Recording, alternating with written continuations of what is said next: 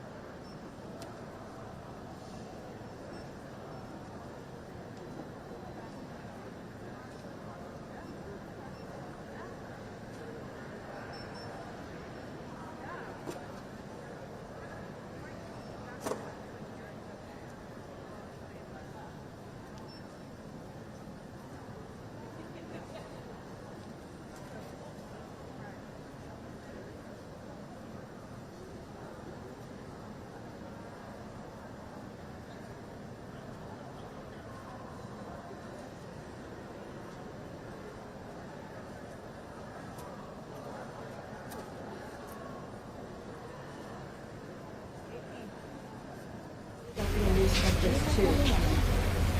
I don't want to miss it again. You got it?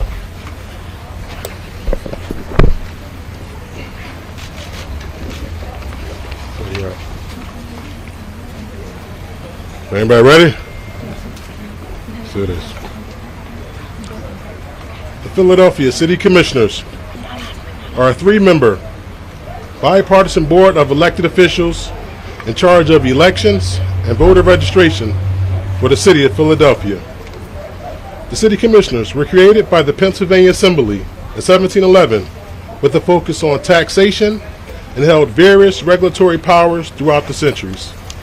The commissioners started maintaining voter lists in 1799 and took on more election-related responsibilities, but didn't emerge into its current form until the adoption of Philadelphia's Home Rule Charter in 1951. Good evening. I am Chairman Omar Sabir of the Philadelphia City Commissioners. We the people, life, liberty, and the pursuit of happiness were principles that founded this great nation. And at the core of it is open, free, and fair elections. I'm proud to stand beside our colleagues. Philadelphia, we showed the world how beautiful Philadelphia is. We had over 701 polling locations open that covered 1,700 precincts. We had 11 satellite locations that were open before Election Day. We had historic investment from City Council, our mayor, and we also had funds from the state. I would like to thank the Republicans, Independents, Democrats, everyone who stood up for democracy today. Just think about the sacrifices. Chris McZadix, Octavius Catto, Medgar Evers, Dr. King, the 4 little girls in Birmingham, Bloody Sunday. Think about it. Every block, every voice from Philadelphia was heard from today. We mailed out 240,000 mail ballots. As of today, we returned 189,000 ballots. We posted 115,000 mail results, and our next update will be by 11:55 p.m. at vote.phila.gov/results.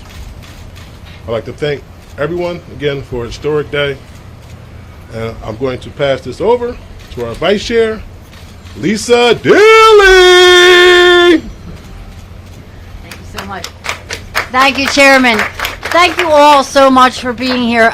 You know, it is really unbelievable to see again the resilience of Philadelphia voters and how they are so determined to have their voice heard. And how fitting is that? In the city where our nation was built, to see democracy flourish today was beautiful. In every neighborhood, on every block around the city, we saw people engaging and voting and having their voice heard. We can't say enough about all the poll workers, our neighbors and our friends, our family members who worked the polls for us today for that in-person voting, 14 plus hours, many of them like working non-stop, no break today because the lines were long and people were voting. It was wonderful. It was a wonderful day for democracy in Philadelphia. And as I always say, there's nothing quite like in-person elections in Philadelphia. They're just about as Philadelphian as Rocky and Tasty Cake. Thank you, Philadelphia. You did us proud. I will now turn the mic over to Commissioner Seth Bluestein. Thank you. I'm City Commissioner Seth Bluestein. Just want to echo my colleagues in thanking all of Philadelphia for coming out and participating in this election, for law enforcement for keeping everyone safe, and all of our election workers and poll workers who are working hard to count the votes. We did our first mail ballot release right after the polls closed at 8 o'clock. We are continuing to receive in-person votes, and those are going to be updated periodically over the next few hours, the first batch of which has already been posted to our website. And then, as the chairman said, our next batch of mail ballot results will be posted before midnight. At that point, we will continue to count the ballots throughout the night because we are going to be here 24/7 until the job is done. Every Philadelphian who cast a vote today deserves to have that vote counted. They will be counted accurately, and we're going to continue doing so until the election is certified. Thank you. Can you say how turnout was, either by numbers or anecdotally? So we can't say by numbers yet. As the results are coming in, we'll see what turnout looks like. But anecdotally, we heard that it was a good turnout in Philadelphia today. How many mail ballots have you guys processed so far? Our first release was at 115,000 mail ballots. Behind us in the building right now, they are continuing to process mail ballots as we speak. So that number will go up, and that next batch will be released before midnight. Commissioner, on Truth Social, former President Trump has accused Philadelphia of having cheating going on. What's your response to that? The allegations about massive cheating in Philadelphia are absolutely false. There's no evidence whatsoever of massive cheating. We worked closely with the RNC and everyone across Philadelphia anytime that they had a complaint about anything. We handled it in real time. And if anybody has evidence of widespread cheating, please send it in because we'd like to see it. And I guarantee you there won't be any. There were a number of bomb threats called in. There was a number of bomb threats called in some polling locations. How many, and how did it affect voting today? So we're working closely with our law enforcement officers, and we'll publicize that as because again it's an ongoing investigation, so you don't want to upset the investigation. Can you say how it affected voting? Did you keep the polls open? How many locations? Can you talk about that a little bit? Well, polling locations were extended, and we know that every Philadelphian was eligible, was able to vote. Can you tell us what law enforcement agencies you're working with? The FBI, Philadelphia Police? Can you talk about? We said them all. Philadelphia, State, all our law enforcement agencies, yes.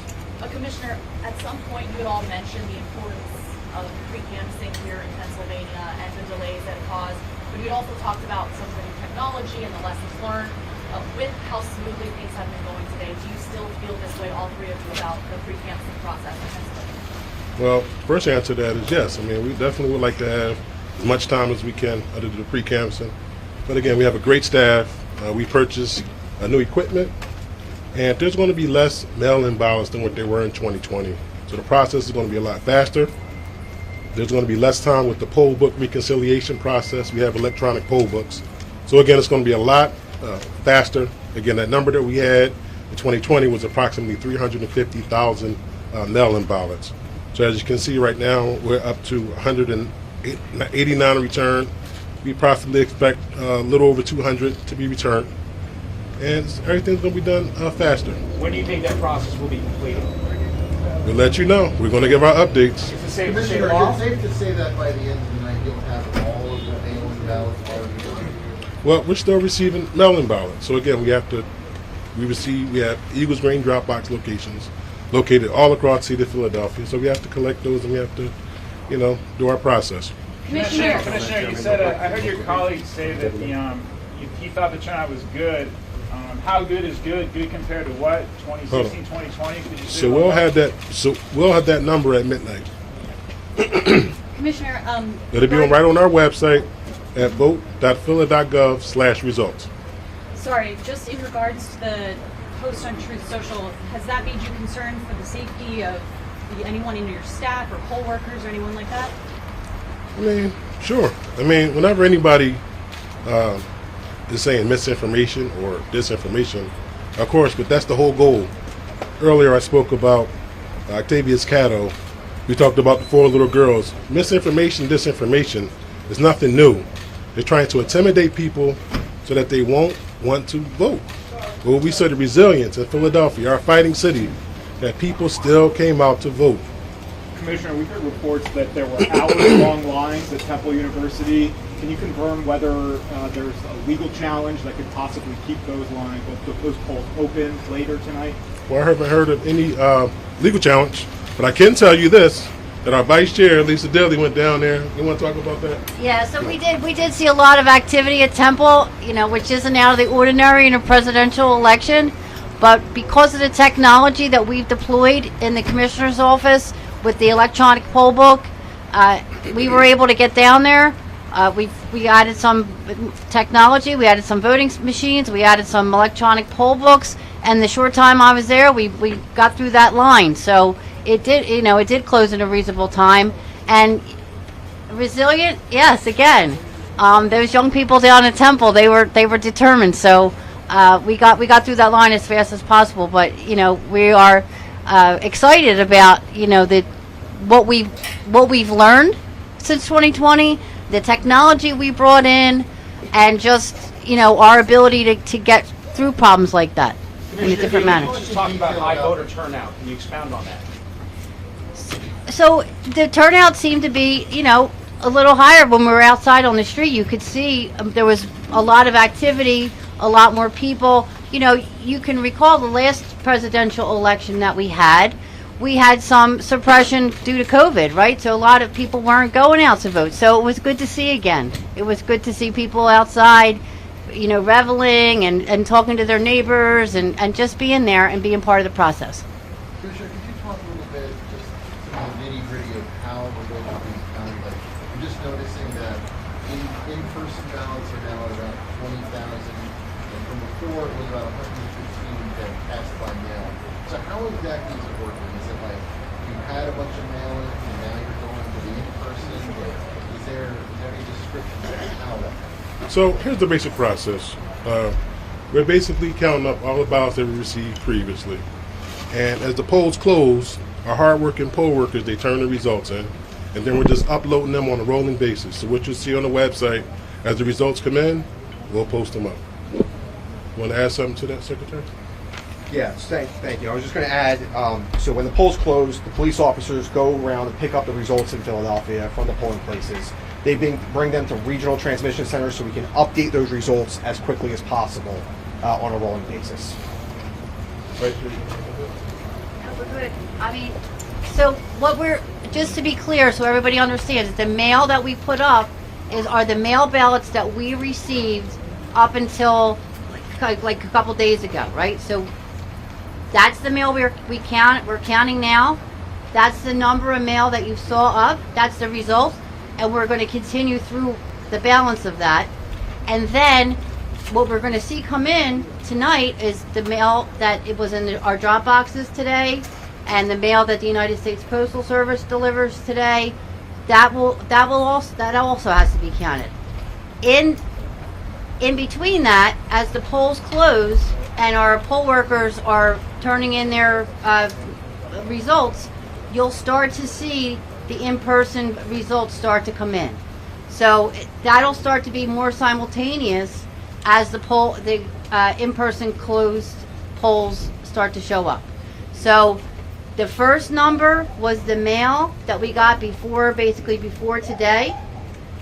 That's the mail number. Now you're going to start to see the trickling in of the in-person vote, and then, as was stated by the chairman, we're going to post again around midnight, 11:55. That'll be the balance of the mail that we had, and then we still have to get through the mail that we're getting.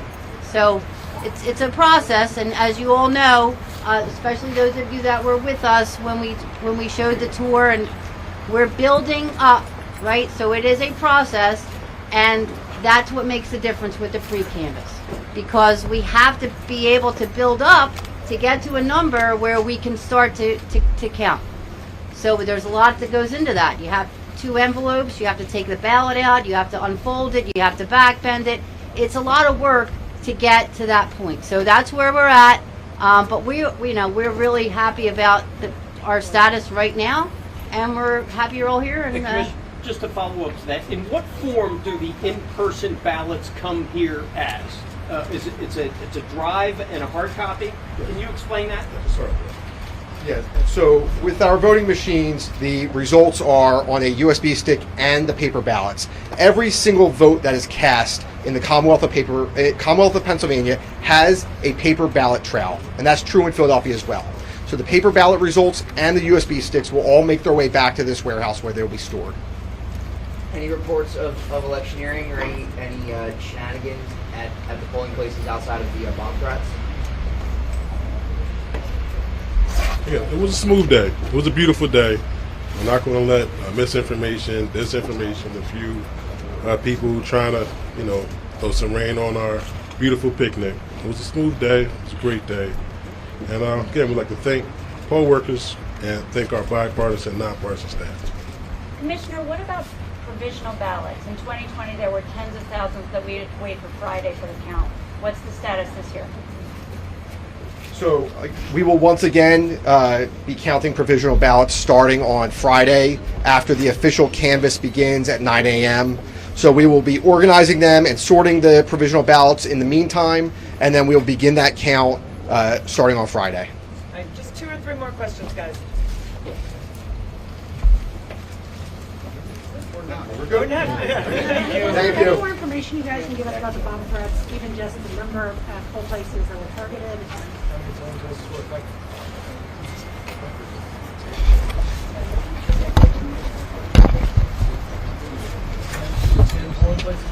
There were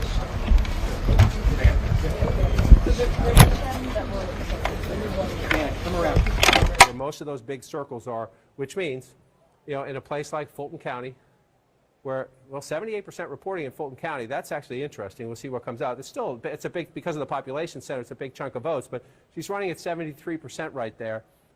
Look at that. Look at that. 72.6. 72.6. That's funny. It's a mirror image right there. So I always look at the ones a little bit farther out. 80% now in Cobb County, it's 57.4. You go back here, it's 50. It's just, she's running.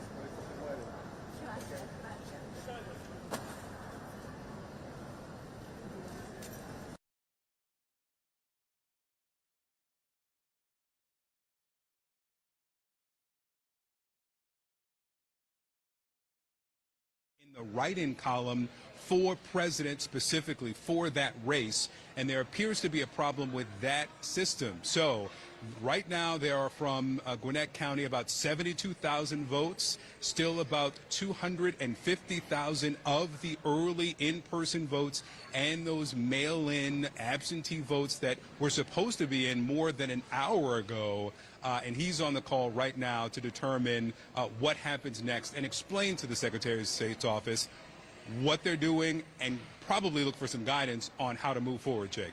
All right, Victor Blackwell in Gwinnett County. And John King, as happens every election, human beings are fallible, machines all the more so. Right, which is why you want trusted officials to deal with the problem when it arises. And we know from 2020, Georgia happens to be a Republican Secretary of State, and these local county officials, they know what they're doing. And they have a problem, then they make a plan, right? They have a problem, you try to find it a solution. So where is Victor Blackwell?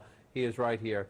He's in Gwinnett County, one of the most important suburbs in the Atlanta area, to the northeast of Atlanta. And as we noted, only 16% of the vote reported in this county right now. And so a long way to go in the count, Jake. And this is a place where, again, with Donald Trump with a pretty healthy lead statewide right now. I can find some good news for her by a point here, a point there.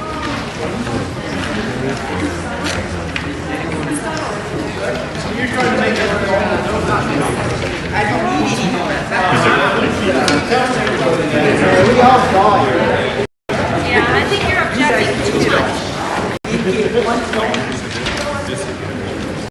Okay, what's up? Here we go. Not yet.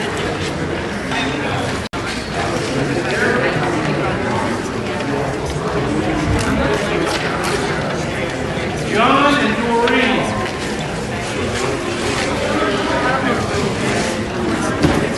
They left.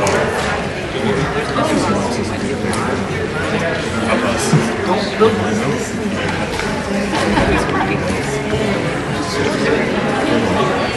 Fran and Emily. That's you guys, right? I need 2237. Right over there. Pretty, please. All right, thank you. I'll let Shelby know. She's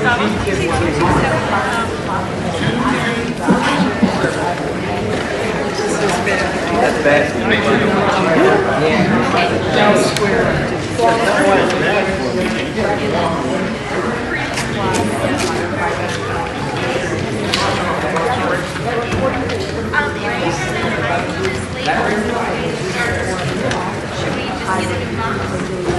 How many do you have right now? In here, there's 7.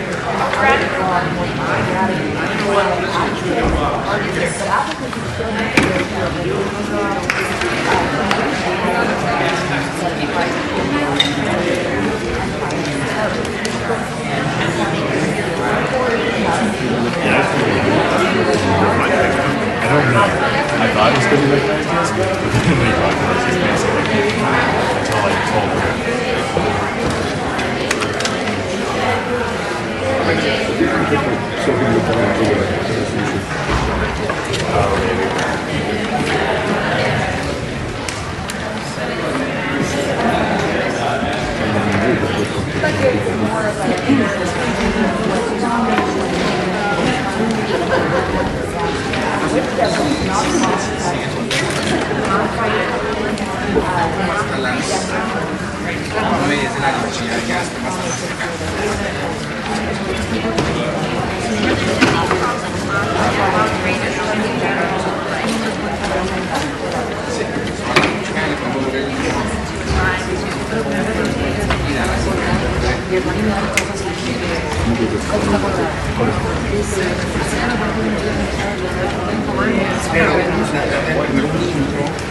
Porque eso ya es para la para que les entiendan.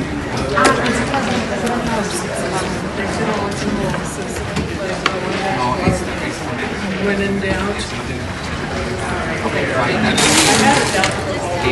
Sobre eso, si quieres hacer copy paste a la de abajo.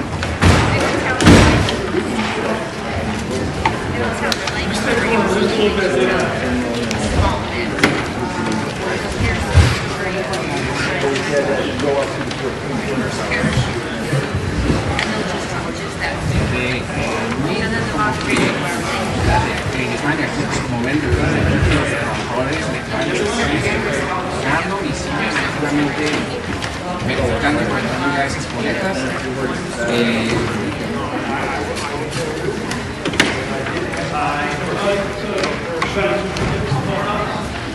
Robert and Martha. Robert and Martha.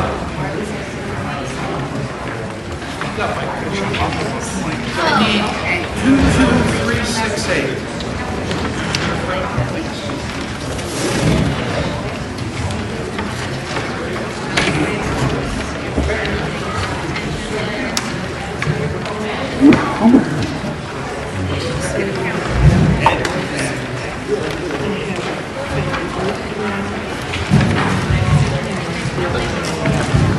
Make sure you cross it off the bottom. Thank you. I like it.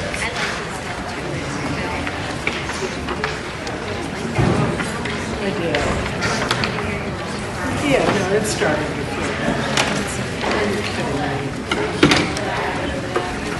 Carmen. Oliver. Carmen.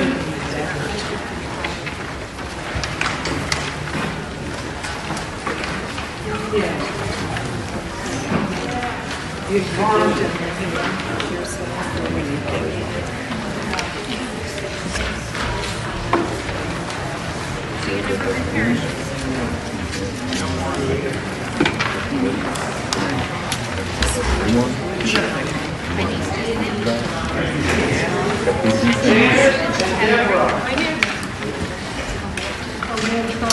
No.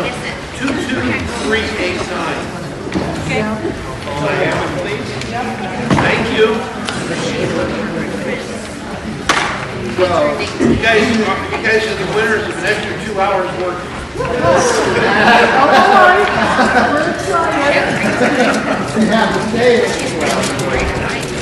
Do me a favor and cross that off the box, please.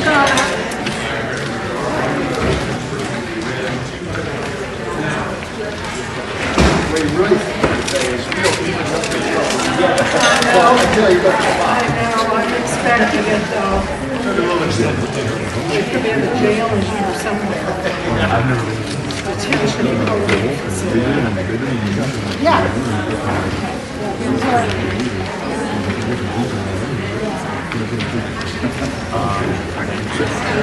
was texting with somebody in Milwaukee earlier, by the way, who said they thought turnout was actually going pretty good for the Democrats. We'll see if that turns out. At the moment, 25% of the vote in, 66% if you round up, 32% for Donald Trump. So let's just go back in time. We have a long way to go. And Milwaukee sometimes reports late. If you go back in time, Joe Biden again, 69%, Trump at 29%. So 69% is what jumps out. Trump is a little above. Right now, Trump's a little above where he was 4 years ago. He's a little behind where the president was 4 years ago. It's only 25% of the vote. We're not pouring cement on any of this. That's what you say, okay. You have to keep an eye on that as we go forward. Then you move over here, you look at the Wow counties, Waukesha, the biggest among them. This is a Republican suburb. Long has been a Republican suburb. The challenge for Democrats, I've been saying this about Trump. In the battleground states, depending on blue, where's Trump's number in the suburbs? He can compete. He's not going to win, but he can compete. That's the challenge for the vice president here. Waukesha County tends to be a Republican suburb. So there she is at 40%, Trump at 59%. Again, you go back in time, 59% to 39% 4 years ago. Rockland too with another 20,000 vote race probably in the end in Wisconsin based on that. 66% of the vote in there is essentially matching where we were in 2020. And again, just so you remember our history here in the blue wall, Harris is leading right now. We got a lot of vote counts up here, laughing a little bit, just at the 22,000 number. Because if you look at that right there, Joe Biden won this state in 2020, got 20,000 votes. 4 years before that, when he cracked the blue wall and became president, Donald Trump won Wisconsin by 22,000 votes. That, welcome to Wisconsin. It's a state that tends to hang around the margins of 20,000 votes. That's why I wanted to read it for me earlier. I should just put up 34,000 to shut me up. There we go.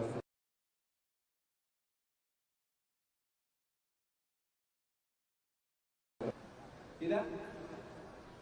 If they stay that way, and it's early, don't call your bookie, don't make any bets, don't pop the champagne. You see Pennsylvania, Michigan, Wisconsin, right? Especially if you're looking at a map where North Carolina and Georgia are red at the moment. They're not done either. They're not done either. But if you're a Democrat, you're kind of you'll be nervous about this, then you should be loud. You should be optimistic about that. So let's take it away and see what I mean by that. Number one, let's just start to the east and go west. Up to 32% in Pennsylvania, long way to go. Long way to go. Just want to check on where we are in Philadelphia, still at 26%. You get Philadelphia over 50%, and we can start to understand what the math is elsewhere as you go. But again, you see most of the rural areas filling in for Trump. That's his strength. That is his strength, and Pennsylvania is one of his best states. Let's come up here into Michigan. We're still only at 14% in Michigan. And we have our first votes out of Wayne County, and it shows Donald Trump will be in Wayne County. Wayne County ran the other night, Donald Trump winning the presidency in the last fight. Or 1%. So that's unlikely to happen. The question is, where does it end up? This one's more interesting. Macomb County, again, 500 votes. 506 votes. Trump wants to keep it somewhere around there. Go back in time, see he's at 53%. If Donald Trump could win Macomb County, it keeps him competitive. Keeps him competitive in the state, no matter about 50 against it matters. This is one of the signature key counties for Vice President Harris and her Michigan chances. Oakland County, birthplace of Mitt Romney, used to be a Republican county when I started doing this. He's at 55% right now. They're just past half the vote. So look at the 55%. A little behind Joe Biden. That can matter. That can matter. We're not done yet. He's only 55%. A little bit behind. Biden had 434,000 votes when he won the county. And you're just checking on turnout. He's at 234,000. It's about 54%. So you're in the ballpark of similar turnout. Let's see what happens if that comes in. And you're going to watch that number or that number. Tiny changes in margins can affect the battleground states. So Trump's at 43. Let's do it that way. Trump was at 42. Again, it's tiny. In the coast states, tiny can matter. Keep an eye on that as we go through the count in Michigan. And then one more. I was already over there earlier. Let's come back up and see. So the blue wall at the moment is blue. And the Sun Belt states, which used to be reliably red, are now battleground states at the moment are red. So we'll just check in, see if anything else came in. Georgia's at 79%. President's lead is 204,000. It was 240,000 a little while ago. President's lead has come down a little bit. I just want to remind everybody, in this hour, 4 years ago, Donald Trump was leading Georgia by about 244,000 votes. Joe Biden won Georgia in the votes for all county. Doesn't mean that's what's going to happen this time. It just means you'd rather be ahead than behind, but we're not done yet. Let's come back up to North Carolina. We're at 63% in North Carolina. This count's coming up now. This count's coming up a little bit. And you're at 177,000 voting. That would be a blowout. Anything in triple digits in North Carolina, again, go back 4 years ago, the closest of the battleground states Trump carried, 74,000 votes then. You see how close it was, 50 to 49. And so let's come back now and take a look. The blue then is where the blue is now, except for this one up here. This one, Hingham County, we're only at 4%. If you go back in time, that was a Republican county. I look out there because if anyone's out there watching, we hope you're doing all right. This is an area of the state that was hit hardest by Hurricane Helene, and the state and the county officials and the local officials, God bless them. They did amazing things just so people could vote. I know there are more important things. There are people live, people get housing, people get food, people get water, and things like that. But the fact that people are voting out here in good numbers is a testament to the state and to the county officials. And people have heard a lot of misinformation out there. You see what's happening. Democracy is unfolding in western North Carolina. This is where it matters most if you are the Democrats. And only 14% of the voters. So you see Donald Trump leading in North Carolina, but you see only 14% of the vote in Battleground County, which tells you, let's just take this for a while. Let's just go through and see what happens as we go. It's 11% of the statewide population. The vice president is 60% right now. So you go back in time. Again, this is, if you're the vice president's camp, he lost. Joe Biden lost North Carolina, getting 67% of the vote in Battleground County. She, at the moment, is getting 60% of the vote. Is that meaningful? We don't know yet. We don't know yet. It would be meaningful if we end up there. but it's only 14% of the vote right now. So then you come back out here, and again, that would be Donald Trump do better in the suburbs. If he gets that turnover down, so Joe Biden, that would be Donald Trump do better for the black voters and in the suburbs. But we watched that. We saw a long time ago. Wake County and Raleigh, number 2. Ecuador, number 1 population-wise. Wake County is number 2. He's at 64% right there. Trump's at 35. You go back in time. Trump's at 36. She's at 62. Roughly the same. Roughly the same. I don't make a big deal about that now. Sometimes, roughly, you have to start looking into the margins of roughly if we get to 80, 90% of the vote. Move over here. Durham, the 6th largest county now, right? So Raleigh, Durham, the Research Triangle, young voters, the black voters, the college-educated suburban voters in the healthcare industry, the other industries in the Research Triangle there. 81% of the vote right now, with 85% in. So this is where you can be. With 85% of the vote, you say, okay, where are we? Where was Joe Biden? 80%. So she's matching Joe Biden here in a key place. Trump's at 18% in 2020. You see him at 18% now, a little bit below that. So this is the vice president, the matching the president. The question is that good enough, right? He lost the state by 74,000 votes. When you come back up, where else do you want to look? You look for the other Democratic caucus, right? Cumberland County, Fayetteville, we're just started. That we're just started. This is the 5th largest county in the state. So that's, if you're the vice president, you think there's some room for growth there, because we're not there yet. So again, I just want to show you. You see the blue in the urban area. North Carolina, right here, the belt here, these are black voters here, for the most part, these Democratic counties. Absolutely essential to the vice president's mass. And then you come down to Georgia, again, in these states, you just see all that red. Not a lot of people live in those, but county after county after county after county, you run it up, and they cost back one more check, and Fulton County is still at 80%. But the Georgia map, we still have the biggest population center where we're waiting to see some huge votes. All right, John, as we stand by for the next poll closings to the top of the hour, here's an update on the race to 2-7. Donald Trump has 154 electoral votes. Kamala Harris has 81 electoral votes. Obviously, 270 electoral votes are needed to win. Now, another key race alert. Let's go to the states where we have not called. Kamala Harris in the lead in Pennsylvania, 51.4% of the vote. Donald Trump has 47.7% of the vote. Kamala Harris has 88,000 plus votes of the lead, but it's about 35% of the vote that's been counted in Pennsylvania, about a third. Still a lot of vote to count in Pennsylvania. Michigan, Kamala Harris has 52% of the vote. Donald Trump has 46.1% of the vote.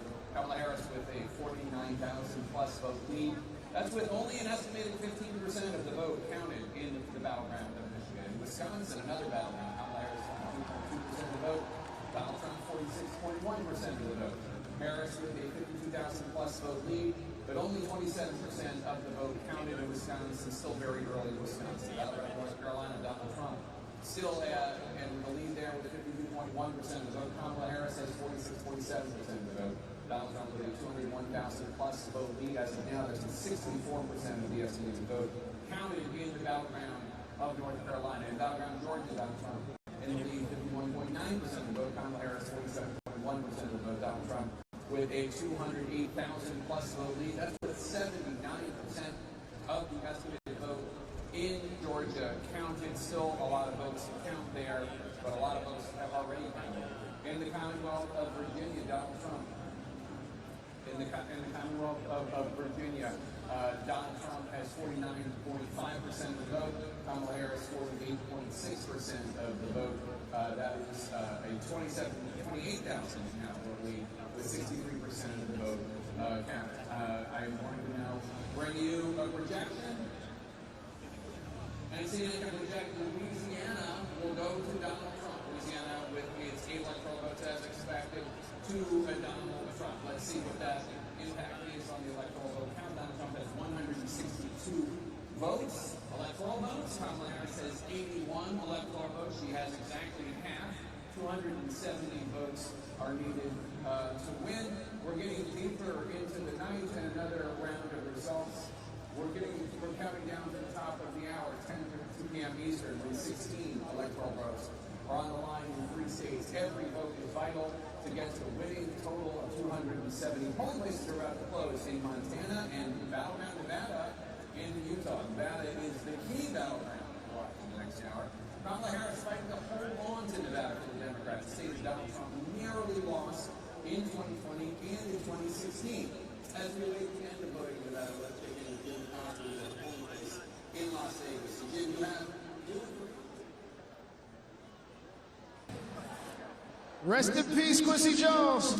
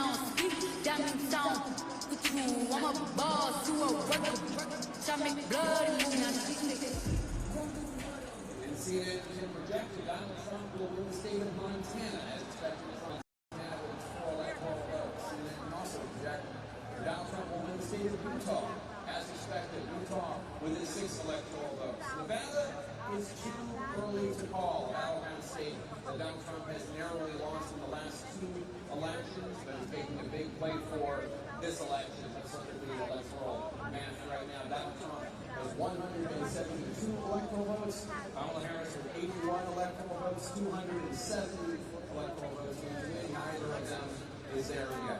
Let's look at the 3 races now. Pennsylvania, Kamala Harris, 49.9% of the vote. Donald Trump has narrowed her 20,000 plus vote lead. He's at 49.2% of the vote. More votes have come in from the Commonwealth of Pennsylvania. 43% of the estimated vote from Pennsylvania is in. Kamala Harris right now is 18,000 plus vote lead there.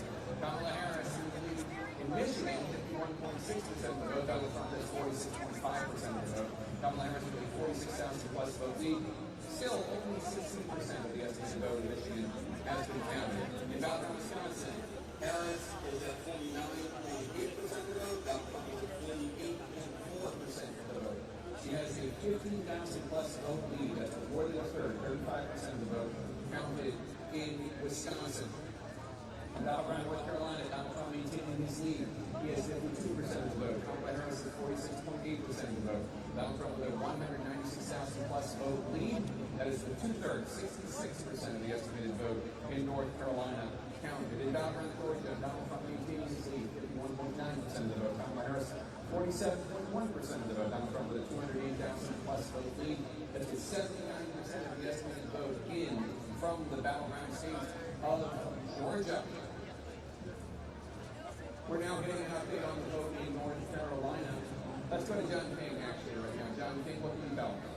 Jay, I see the map again later tonight. This is when you start to see things change, especially if the candidate pulls out ahead in the state without normally is in their lane, if you will. And by that, I mean, refer to Iowa. Just a moment ago, I was showing you Iowa with the vice president ahead. Still competitive. You see Iowa is now red. There was that late Iowa poll that showed the possibility of the vice president maybe being a little bit ahead of Donald Trump. No clear leader. It was a competitive poll. And this is a competitive race at the moment, 36%. This would be a surprise, right? We said Virginia was surprised how close it is. We see that is close. But it's a surprise at the moment. This is a surprise as well. Donald Trump is 3,800 votes ahead in Battleground, Iowa, a state he carried quite comfortably 9 points, 8 points 4 years ago. So you keep an eye on it and watch. You see what happens there, but it's interesting on this side. Now let's move over to the Battleground for matter at the moment. The Blue Wall states still being held by the vice president. Sun Belt states that you start to move west. Leaders to law enforcement and our Attorney General, all of whom share with us a belief that our democracy is at its strongest when every voice is heard and when every vote is counted. Finally, I want to thank the millions of voters who participated in our democracy this election. Just like our lions, you have made winners of all of us. Thank you. I'm happy to take any questions. Go ahead. Darylyn Horn with WWJ. Were there any instances of any issues or any misinformation spread today? And if so, how was that addressed? Yeah, one of the candidates, the former president, said there was a strong law enforcement present in Philadelphia and Detroit. That was not true. We quickly debunked it. To the extent that other people were upset, it was usually just because they couldn't get one of these stickers. We saw some of them sold on eBay, which I don't recommend. But at the same time, we also made these stickers available at our Secretary of State branch offices for the rest of this week. But no, in all seriousness, we didn't see many serious or credible issues throughout the day. There were, as we talked about earlier, some threats that had been called in, bomb threats that had been called in for locations, as well as our office in Lansing. Those were investigated and found to be not credible and sourced to Russia, as the incidents in Georgia were as well. But none of these issues led to anyone not being able to vote, which was our focus throughout the day. And I'm really glad that election workers made sure we weren't distracted by misinformation, and the voters weren't either. Kara Berg with the Detroit News. There were some issues of voter intimidation brought up by the ACLU in Oakland County. Is this something that you're aware of, and are you doing anything to address that? We've been working with partners throughout the state to investigate any claims of intimidation or even intentional confusion of voters, and we'll be there to help assist any partners who want to further an investigation. But we've seen no credible reports of anyone being stopped from voting or in other ways blocked from participating in the process.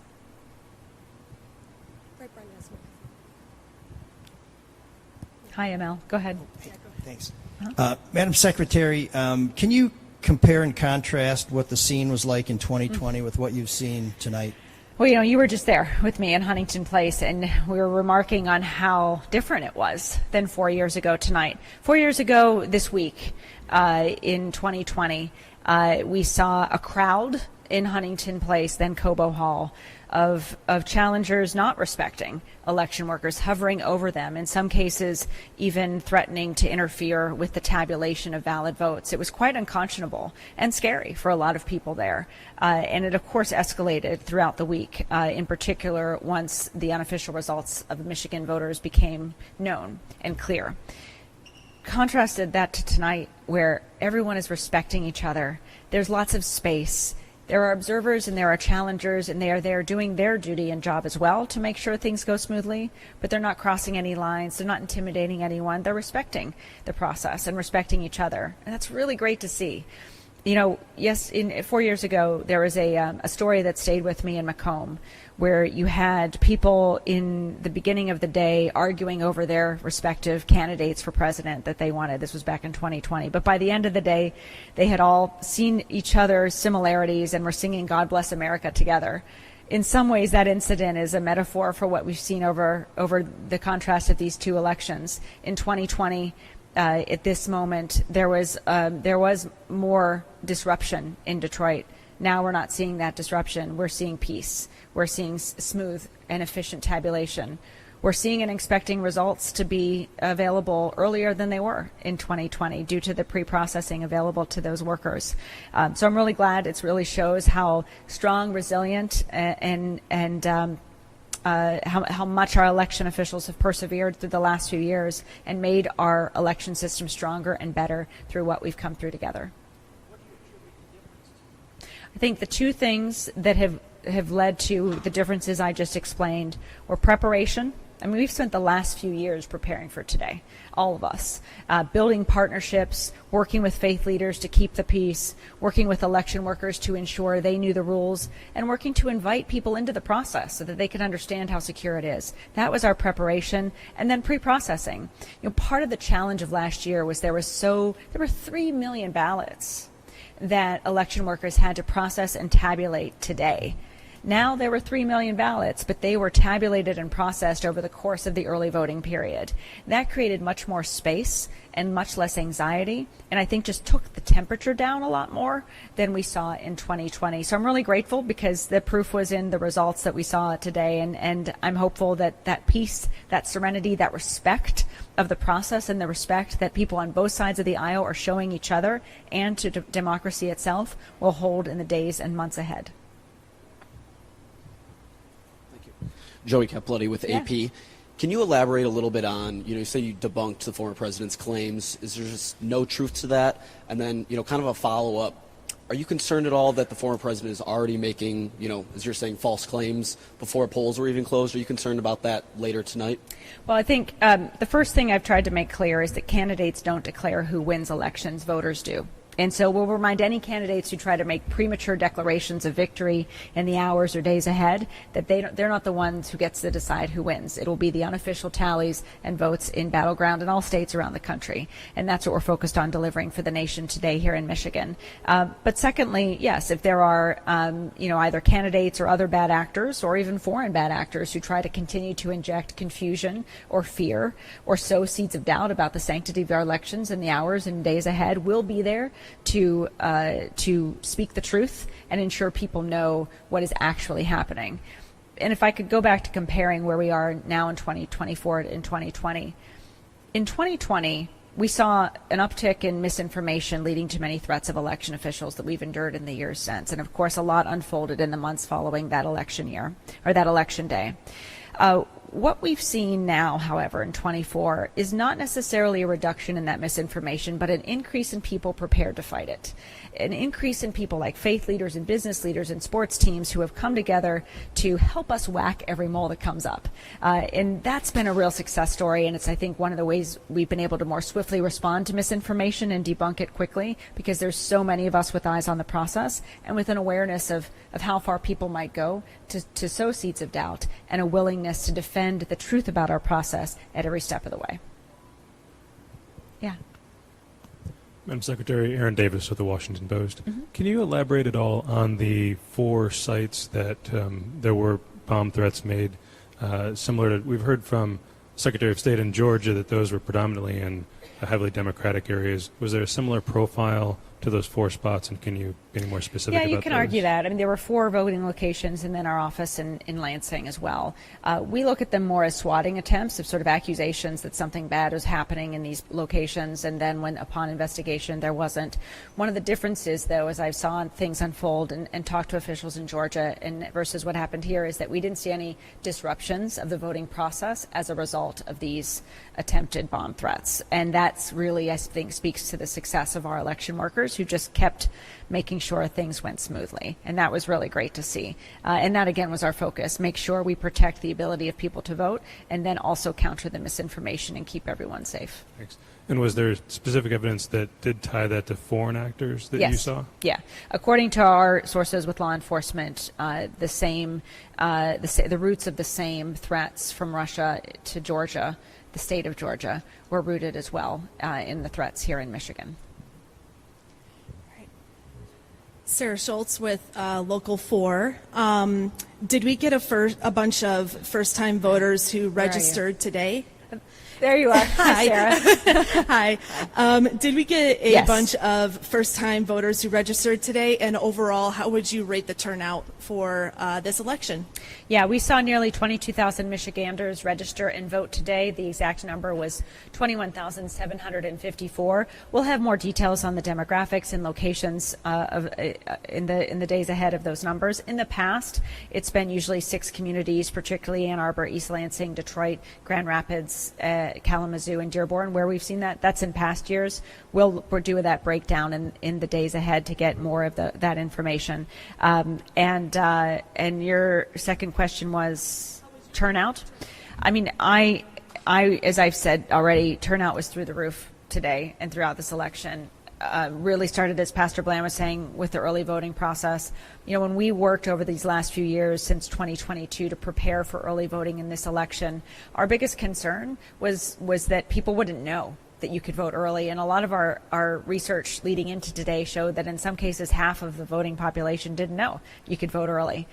And now we're facing a scenario where 1.2 million Michiganders actually did vote early in person in this election, which speaks to our success in educating voters about this option, and I think really changes the culture of voting in our state and will change the culture of voting in our state for years to come. I think given that we're now in the third of 3 back-to-back high turnout elections in our state, and we're potentially looking at the highest turnout election in state's history once all is said and done. Given all of that, with the early voting process and period, it has undoubtedly made voting more convenient in our state, and I think that's why we're also seeing a lot of new voters show up this year. We announced earlier that about 15% or so, maybe more, of the people who voted early were new voters, were first-time voters, and we saw a lot of people showing up today who were new voters or first-time voters as well. That's our goal every year, to get more people voting, to get more first-time voters in the process, and early voting was a big reason why we were able to, I think, do that so well this year. Secretary Benson, Orlando Brand Williams, excuse my voice, with the New York Times. Just a clarification, 2.3 million mail-in ballots, and 94% of them came back. No, 2.3 is the 94% that have been returned. Yes. Been returned. So there were 3.2. Sorry, let me get those exact numbers for you. I'm looking for, and we can get those specific numbers for you. There were 2.3 million ballots sent to voters, and of that, 2.12 have been returned. The total number of ballots sent to voters was 2.3 million. Of that, 94% have been returned. Yeah. Thank you. Uh-huh.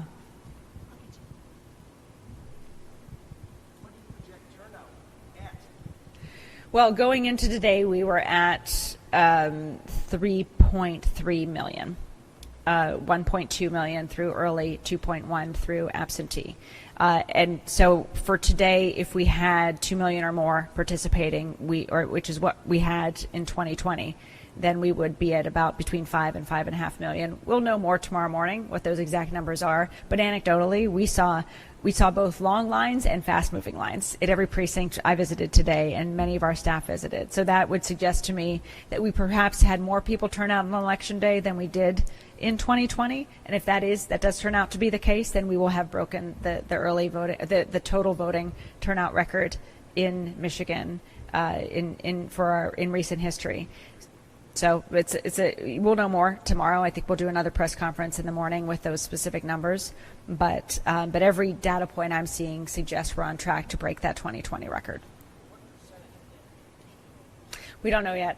We'll get that as soon as we know those numbers. We'll be able to run them for you. But the way I'm looking at it now is Going into Election Day in 2020, 3.3 million citizens had already voted. Similarly, going into this election day, 3.3 had already voted. And so the question is, did the same number of people vote today that voted on Election Day in 2020?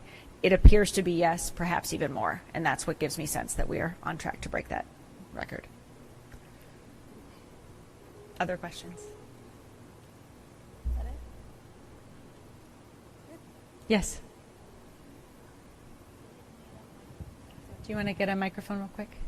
Hi, Sumire Kuneda, Mainichi newspaper of Japan. I have a quick question. Like I've read some of the attorney in the social media. He said he claimed one person voted 29 times in Detroit, and he said he got this information from the through the FOIA, through the State's Department database. Yeah, that doesn't sound accurate, but we will continue to debunk misinformation as it arises. But there's no evidence that anything like that actually occurred. So there's no data on. Yeah, I mean that's the type of thing that would quickly become apparent, and I would really caution anyone against amplifying misinformation that is posted on social media to that effect. And that particular issue has been debunked, but thank you. And we can get you more information on that specific one. Thanks. Yeah. Hey there. You mentioned that you're hopeful to be the first of the 7 battleground states. I'm a little competitive. Yeah. I'm at Ford Field, for crying out loud. Yeah. Do you know of any places across Michigan that had to stay open beyond the polling close times? No, we checked on that, and there were a few lines right as we were approaching 8 o'clock, but most of them had been completed by 8 o'clock, and there were no reports of long lines on campuses or anywhere else around the state after 8 o'clock. Hi, Anna Liz Nichols from Michigan Advance. I was wondering if you happen to know where the last vote was cast in Michigan. Oh, I wish I had data that granular, but I do not. I'm sorry. That sounds like a great thing to be able to throw. You know what? If I had that information, I definitely would have included it in my remarks. We do know some of the places going into today that had particularly high turnout, like Ann Arbor. I was at 60% turnout going into today. We've also seen reports that some communities, like Traverse City or even higher, will know a lot more data in the days ahead on that front. And those types of questions also would be good to ask our local clerks too. Thank you, everybody. We will be having another report tomorrow, not here, but at our office in Cadillac Place. And I'm also going to be around here for a while in case you have more questions. Thank you. And we have stickers if anyone wants them. Thank you again for being here.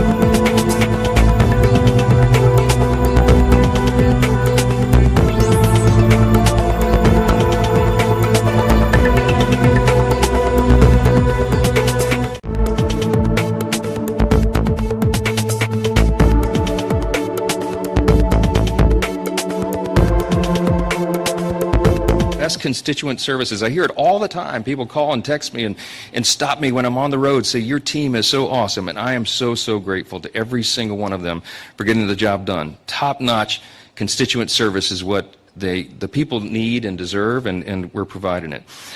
We are trying to transport Louisiana's values to the swamp, the real swamp in D.C. And you know what those values are. We believe in the founding principles of the country. We believe in the ideas of faith and family and freedom, and we're trying to live that out every day. And it's not always welcomed in the nation's capital, but it's very important for us to do that. I think that what we're trying to preserve ultimately is the American dream. It's only in America that something like this would be possible. And I'm so grateful for all of you for helping us along the way. We got a lot of work to do. And I want to tell you what I believe. We're watching everything very closely tonight. It may be a long night. I think in a little bit we're going to go to Mar-a-Lago, I think, and be down there with President Trump. But I think at the end of the day, at the end of the night, when they tabulate all this, I am very hopeful that we're going to have not only a larger majority in the House to make my job easier, but we retake the Senate and the White House as well. I think that's what's going to happen. Listen, when we win this thing, and I think we will, and not to put the cart before the horse, but we're going to be prepared to lead, because we are facing the greatest collection of challenges that our country has faced probably since World War II, if not the Civil War. We're on the verge of World War III. You have our adversaries that have seen weakness projected on the world stage. Russia, China, Iran, North Korea are actually coordinating together right now. These are very serious times, and we have to take it seriously. And you need serious leaders, and you need a new direction. Now, everywhere I've been around the country, and I told you how many cities and places and events I've done, everybody's fed up and fired up. They're fed up about the cost of living and the rising crime rates and the wide open border and the weakness on the world stage. But we have the solutions to all that. And when Republicans regain control, which we pray tonight that that's what's going to happen, we're going to have the most aggressive first 100 days agenda that anybody's seen in a modern era. And we got to fix everything, everything.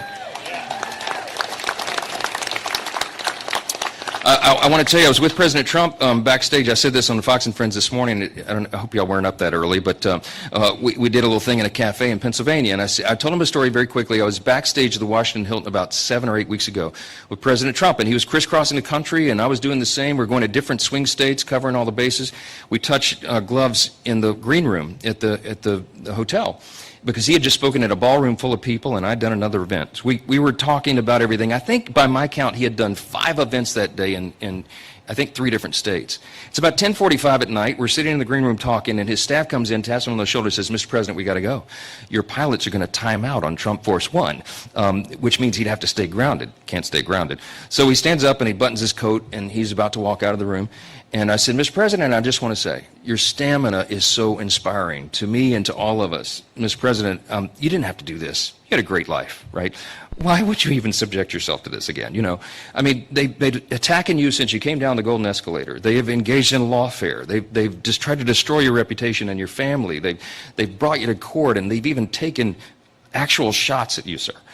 And I just want to say it inspires me." And he unbuttoned his coat, got real serious, sat back down on the edge of the chair, leaned in on his knees, and he said, "Mike," I'm not going to do it in his voice. He said, "Mike, we got to leave it all on the field."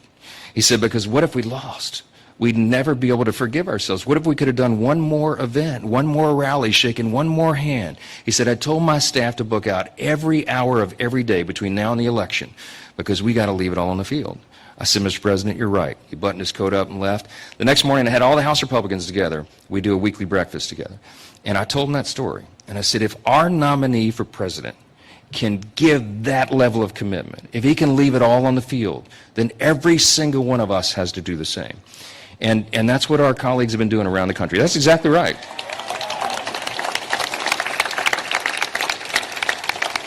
All of us have to do that, because we're fighting for freedom. I want to introduce somebody else, another special guest, and this is a great honor to us. But in the House of Representatives, there's Speaker of the House, and you have Majority Leader. That's Steve Scalise. By the way, first time in history any state has had the top 2 officers at the same time. That's pretty cool. Pretty cool. And then we have the whip, that's Tom Emmer, Minnesota. And then we have the conference chair. So the leader of the House Republican Conference is Elise Stefanik of New York. You probably heard of Elise. Yeah, she's pretty famous. Well, guess what? She's in Shreveport with us tonight. Elise, come up here, will you? Elise Stefanik, everybody.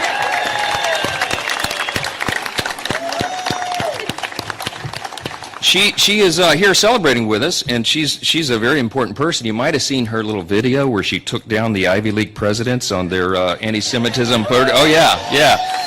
Yeah, it's only been seen by 2.2 billion people. It's the most watched congressional hearing of all time. So you might want to get her autograph before she leaves tonight.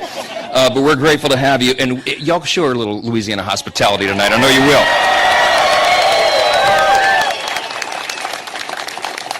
So look, it's too early to call everything, but we're very optimistic. I mean, it looks good. I've been in the war room. I'm calling the candidates as they're calling the races. All of our friends, we're congratulating them. We got some awesome people joining the conference. We got new members coming in, and I think we're going to have many more. So it's going to be a good night, and I think ultimately, I pray, I believe that God's not done with America yet. I think he's going to give us another chance. That's what I believe. That's what I believe.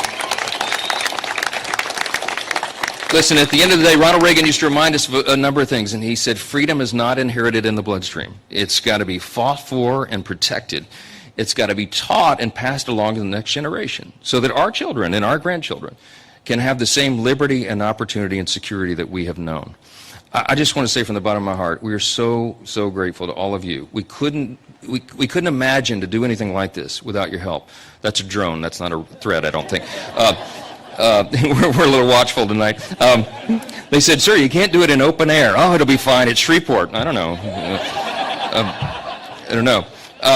Listen, we're bullish about the future. I believe America's best days are ahead of us. And we're going to keep our steady hands at the wheel. We're going to dig in and do the work. And we have a great team to get that done. Will you keep the whole of Congress in your prayers? Will you keep the president, whoever wins, keep them in your prayers? Because I believe we can turn this thing around and we can keep this great nation that God has blessed us with. Thank y'all so much for being a part of this tonight. We appreciate you so much. God bless you. Yeah. Thank you so much. So we got a lot more food and stuff, and we're going to be monitoring the races, and I'll be in and out. But let's see. Let's keep our fingers crossed and keep praying. God bless you. Thank you for being here.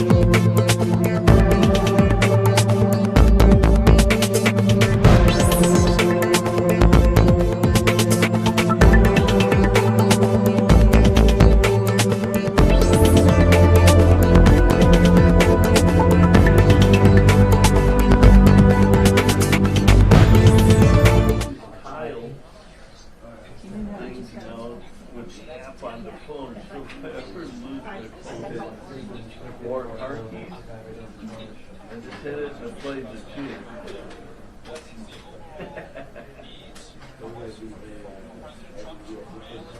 See how the charges Oh, yeah.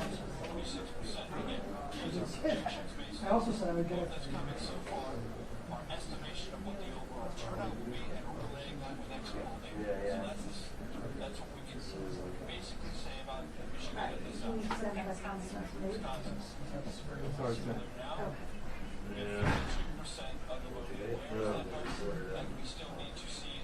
Portugal was the same. Or maybe just. Oh,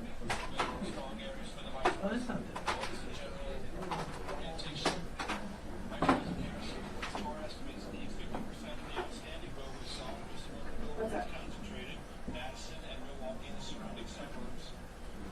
I'm hearing Faith and them talking on set. Yes. Did you tell me to call 3-4? I'm on 3-4. It's not working. Okay.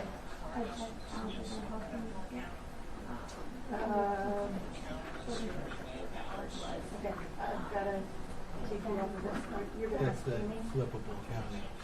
It's the count. Yeah. Door County has gone back and forth and back. It predicts the presidential.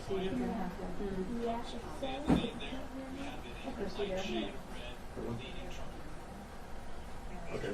Just Yeah, keep me. I'm back to you. It's the swingiest county in the country.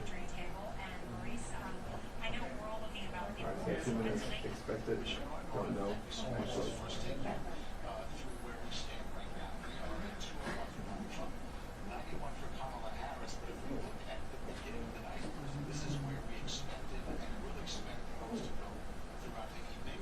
It's a full gas. Oh, it is. Tear gas.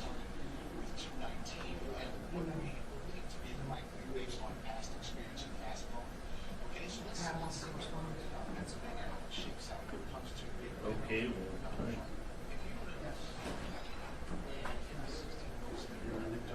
How's it going?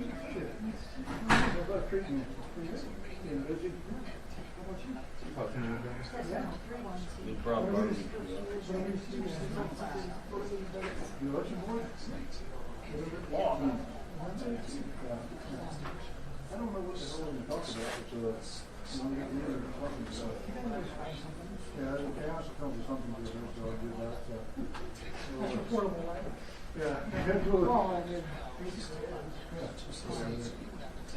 Yeah.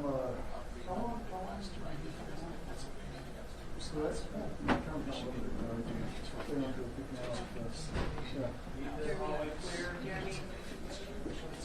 2 minutes. 2 minutes.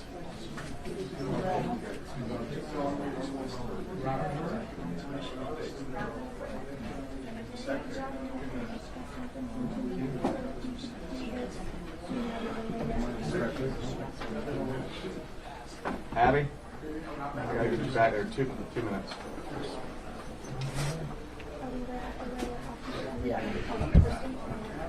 Hey, 2 minutes. Hey, I have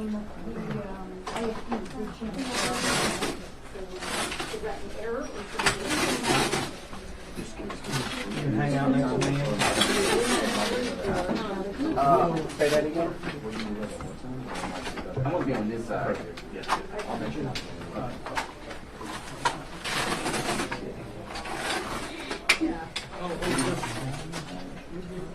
Here's your. Is this yours? I know, it's not one. Okay. Oh, sorry. Where's your? Oh, here.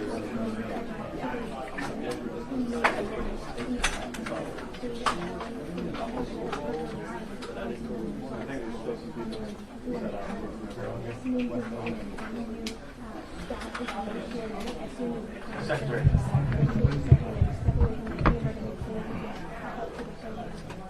All right. 30 seconds. I'm going to have the camera recording right now.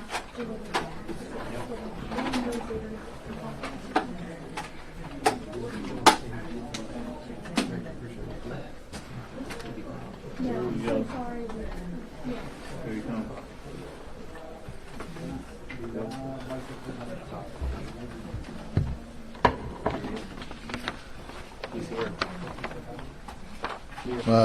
evening, everyone.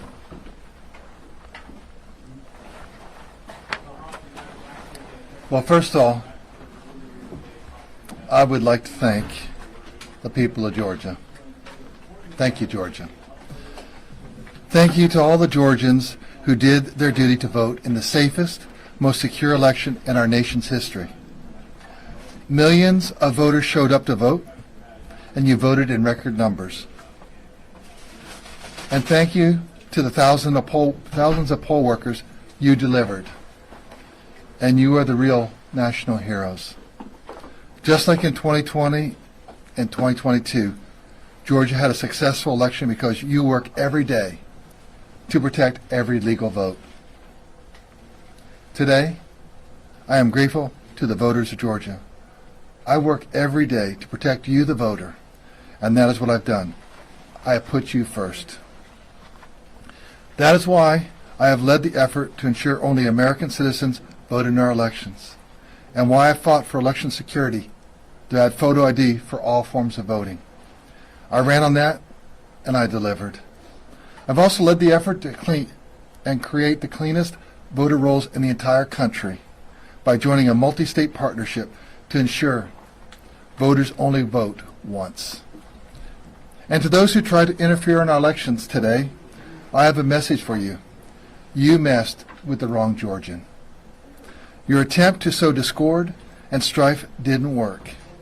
We'll meet you and beat you next time as well. Counties around Georgia received 60 bomb threats, and yet we still had record turnout. That is because I have led the creation of strong partnerships with law enforcement from the national level down to the local level. I stand here today ready to defend every legal vote, regardless of the results, just as I did in 2020, 2022, and now. And that is real integrity. Thank you. I think you probably are following where we are right now, and where we see the numbers, 4.7 of the total votes have already come in. That achievement of being done by 10:30 at night is a first in our history out of the 5.2 million. Also, if you look at who's leading the race right now, Donald J. Trump has an insurmountable lead with the number of votes outstanding. But at the end of the day, if you look at what we did and accomplished in Georgia, I want you to think and ask yourself, what other state in America actually had today an average 3-minute wait time that got as low as 1 minute for many periods of the day?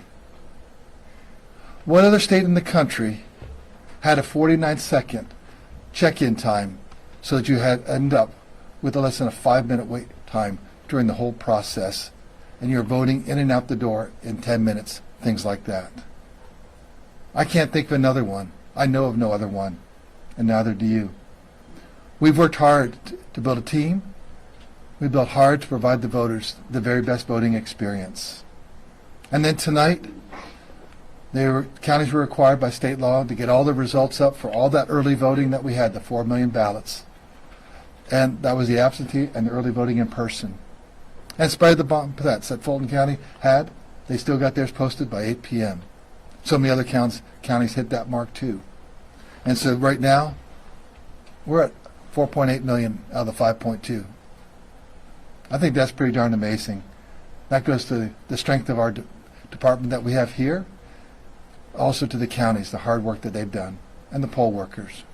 So I'm grateful for every one of them working so hard to bring the voters the very best voting experience in the United States of America.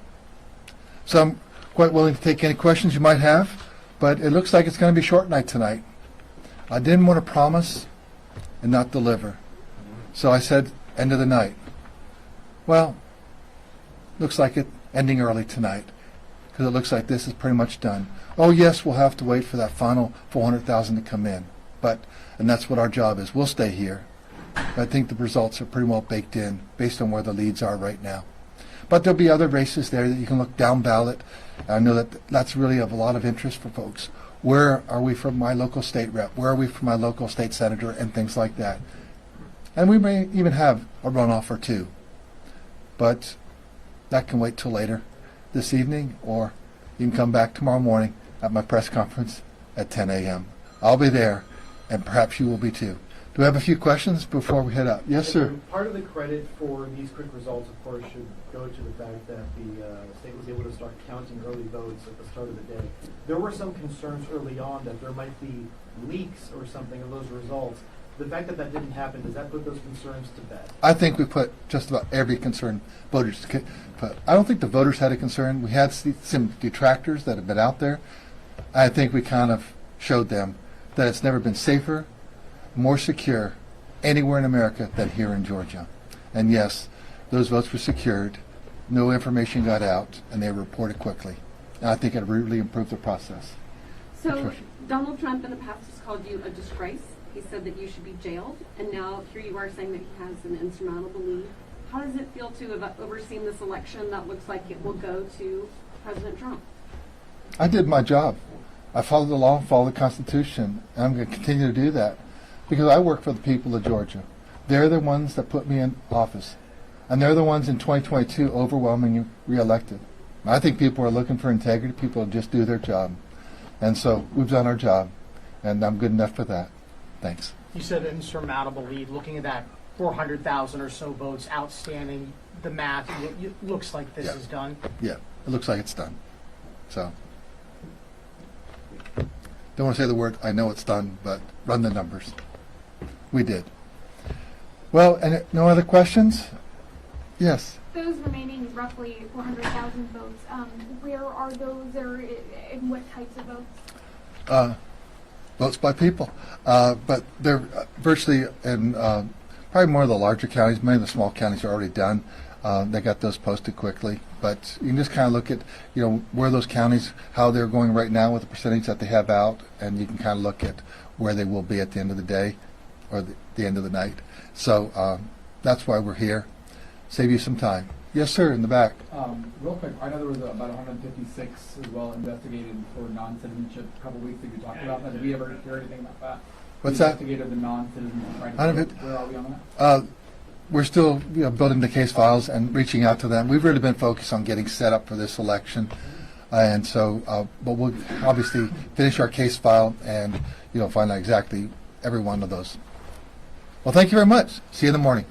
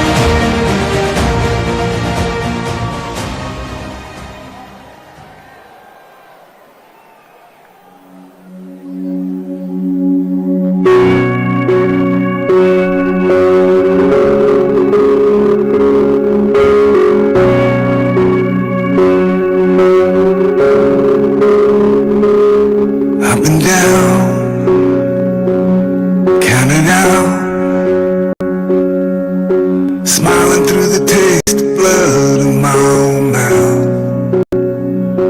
I got bruises and broken bones, but they don't know I ain't in this ring alone. I'm a fighter. No one can say that I'm a running hider. I was born to be a do-or-dyer, a make-it-righter. Don't throw that towel just yet. Don't cash in that last bet, 'cause I hit harder when I'm tired. I'm a fighter. I get back up. That's what I do. I didn't soldier on this far just to lose. So take your shot. Is that all you got? I'm a fighter. No one can say that I'm a running hider. I was born to be a do-or-dyer, a make-it-righter. Don't throw that towel just yet. Don't cash in that last bet, 'cause I hit harder when I'm tired. Yeah, I'm a fighter.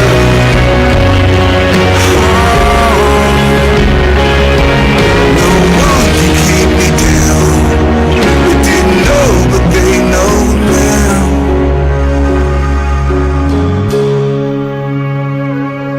That I'm a fighter. No one can say that I'm a running hider. Don't cash in that last bet. Don't throw that towel just yet. I'm a fighter.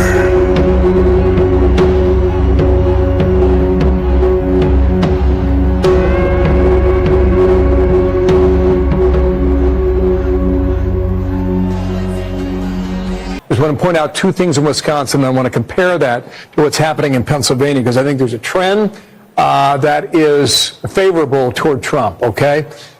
So here we go, Dane County. I'm going to take you back to 2020. I'll just compare the numbers for Biden and Kamala Harris, okay? So this is Madison, University of Wisconsin, et cetera. Ton of Democratic votes in this county. So she is underperforming Biden's mark by about 1.7 points, and that translates to, it could be tens of thousands of votes. Trump, meanwhile, is up about 1.4 going back to 4 years ago. Let me come up here to La Crosse, all right? You get Democratic votes here in La Crosse, right along the border there with Minnesota. So this is Biden 4 years ago. It's not quite 2.5, but it's close to it, where she's underperforming in a county where she should be doing better. And here you go, Trump doing 2.5 points better in that particular county in Wisconsin. So we'll keep an eye on that. Come out a little broader here. Come back to 2024. Hang on one second, guys. And we'll go into Pennsylvania and try and prove a similar theory, all right, in two places. One is Allegheny and Pittsburgh. The other is Philadelphia. So we'll put this map into motion here. Put the slide bar out, okay? She's nearly meeting her number in Allegheny, off a half a point. Trump's doing slightly better, just 0.6 points. The last time I looked at that, she was dead even with the number from Joe Biden from 4 years ago in a percentage-wise.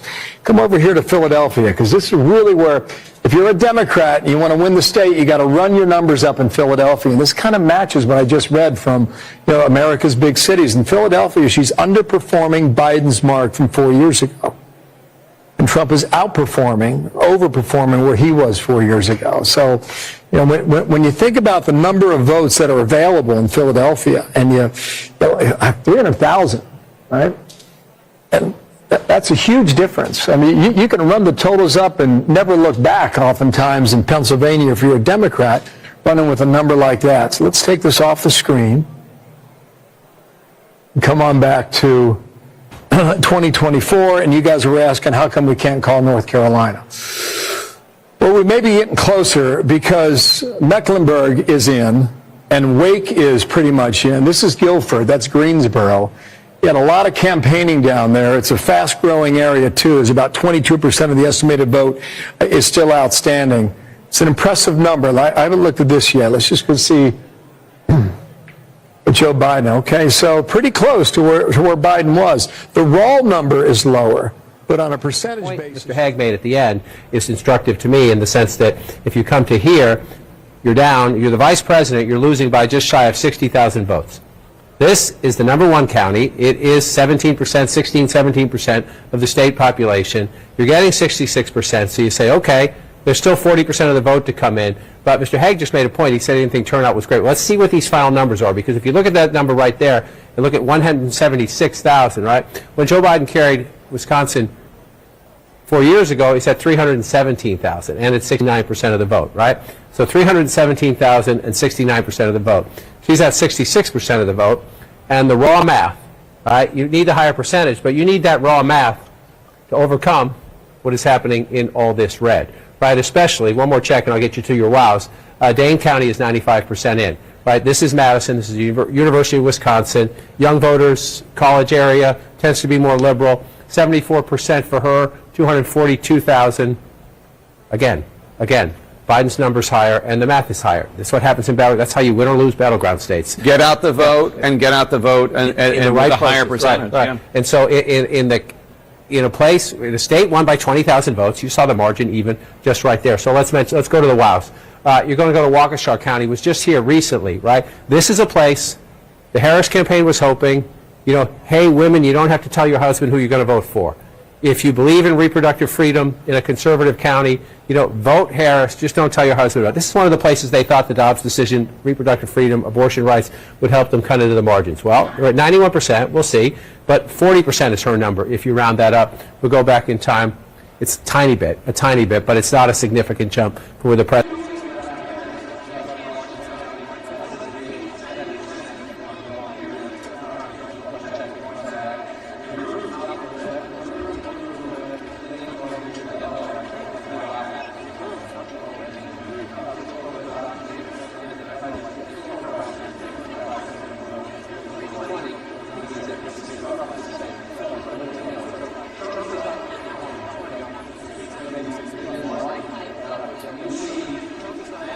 A little bit, so Trump is not underperforming. It's maybe within the margins, but when you see that well behind where President Biden was, and now you're waiting on this. I mean, there are some other small things. Let's take a look and see what else is out there. But as you can see, the biggest thing is here, and some of these votes up in here. If you're in the Trump campaign, we're talking about can she come back? But if you're in the Trump campaign, you're also saying, do we have a cushion? Is there more coming in for us? And the answer is yes. They got all that Green Bay vote. The answer is yes when you look up there. So the next thing we.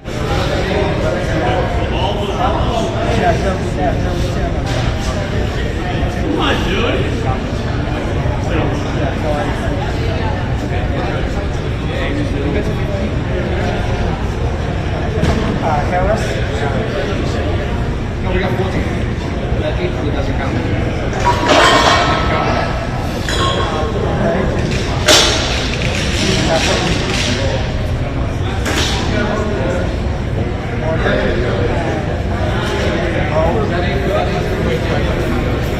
State Representative Ballot.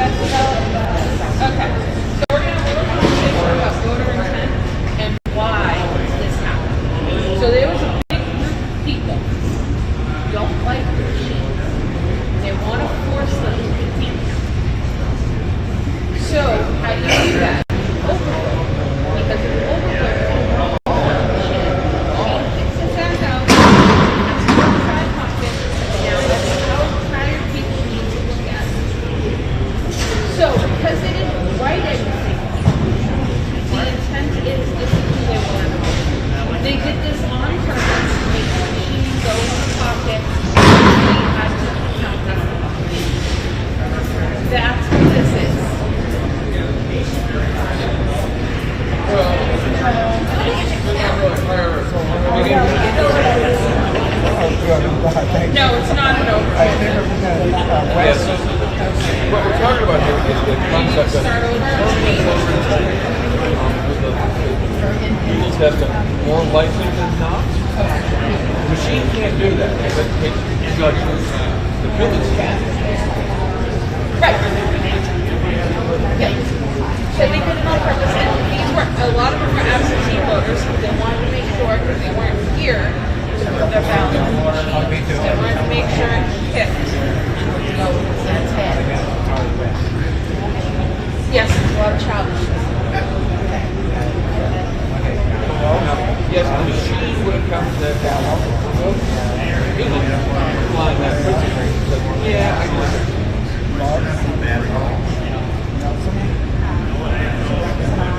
Jay.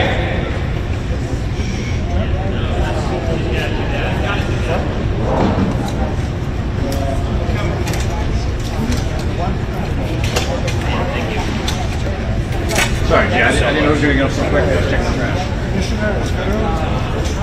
I don't know. Better place.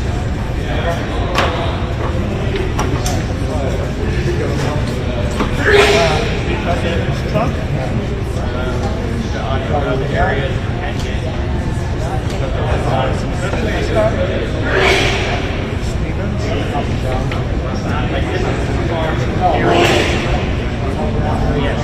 because that just like dirt. You rotate here, you go down, bring it back, and drop it. People everywhere, so just drop it. But try to be respectful.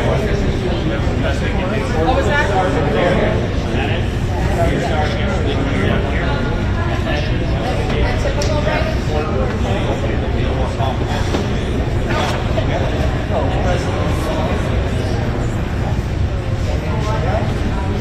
You wanted a fresh sheet?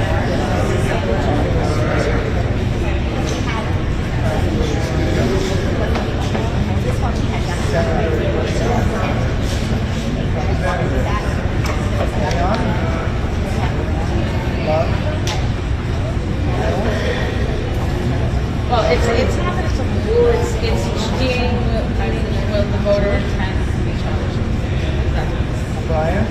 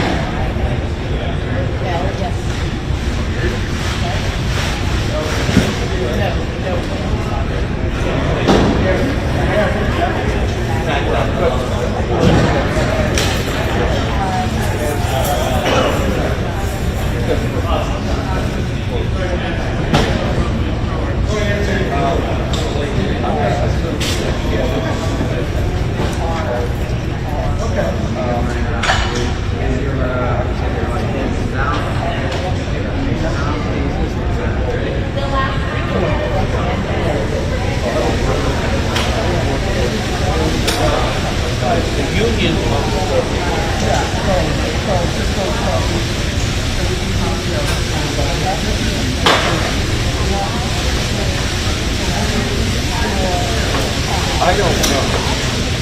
You're going to have to be a judgment on that. Whether that's really what?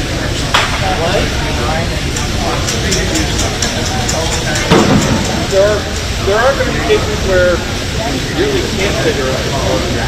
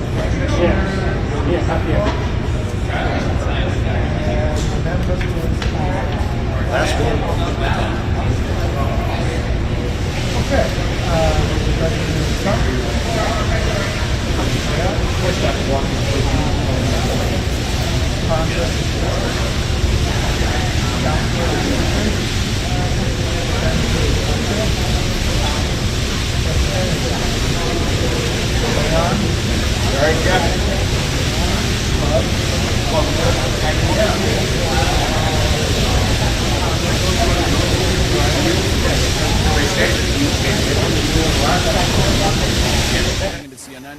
We start with the state of Wisconsin. There, the CEO of California-based SunWest, Eric Hovde, is 29,000 votes ahead of Democratic incumbent Senator Tammy Baldwin, who's seeking her third term in office, 70% of the vote. And we just got an update. The lead pretty much the same in Wisconsin for Hovde. In Pennsylvania, this has been going back and forth all night, but right now, the former CEO of one of the largest hedge funds in the world, Dave McCormick, currently leads incumbent Democratic Senator Bob Casey by about 120,000 votes. Still a very close race. This one also a very expensive one. 81% of the vote in the Commonwealth of Pennsylvania. Now, a key race alert from the state of Michigan. This one has been close all night as well. Former Republican Congressman Mike Rogers currently leading current Democratic Congresswoman Alyssa Slotkin, 48,000 votes. Rogers ahead of Slotkin, 40% of the vote in the Wolverine state. So let's take a look at the balance of power in the U.S. Senate, the raw numbers. What does this mean? Democrats hold 40 seats. Republicans, with those two pickups, hold 49, 11 seats remaining to be determined. Jake, obviously you need 51 for control of the chamber. All right, Boris, thanks so much. And CNN can make a projection. CNN projects that Washington State, as expected, will go to Kamala Harris. Washington State, with its 12 electoral votes, to the Democrat, Vice President Kamala Harris. Let's look at the electoral map right now. Donald Trump has 227 electoral votes. Kamala Harris has 165 electoral votes. 270 are needed to win.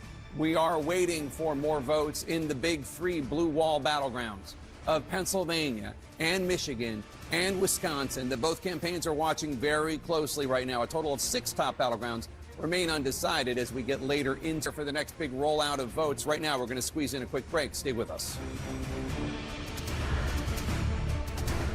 Election night.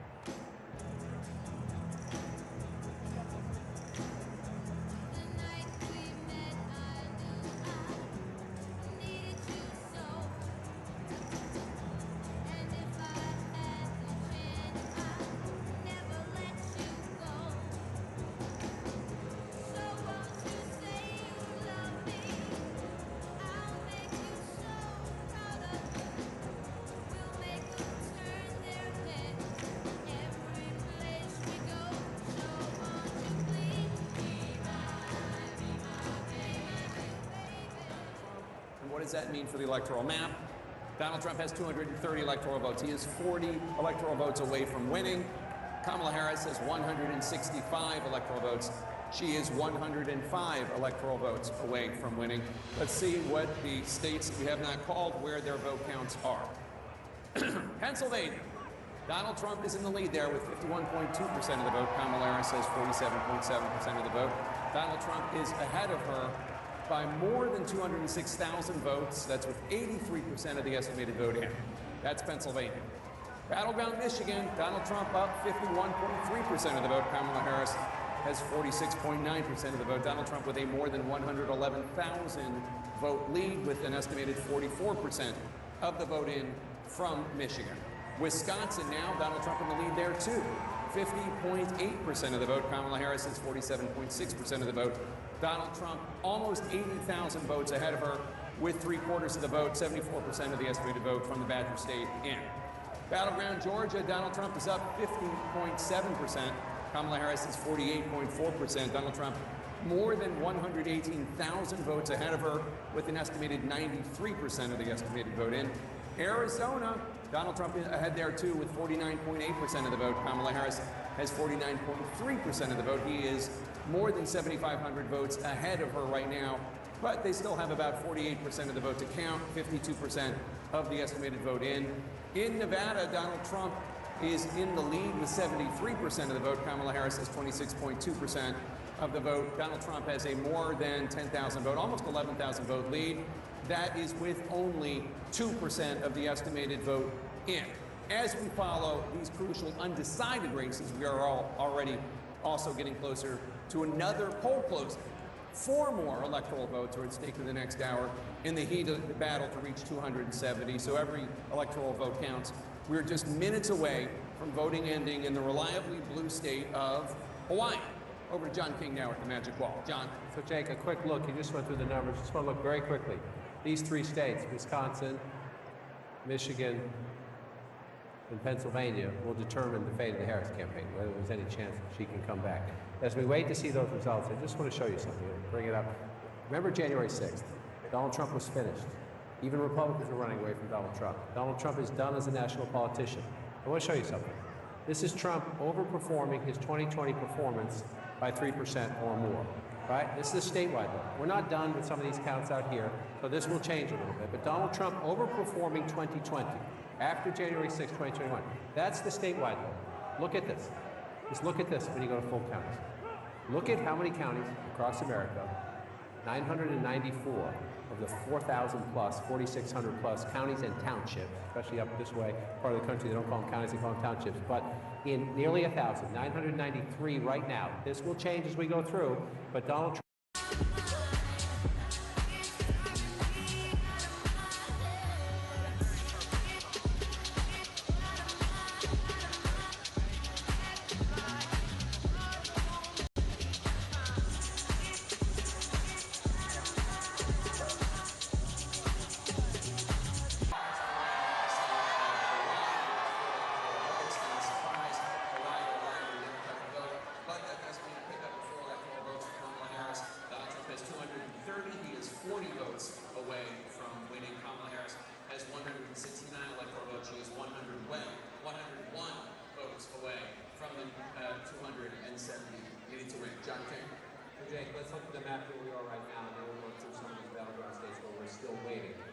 Just look at the map right now.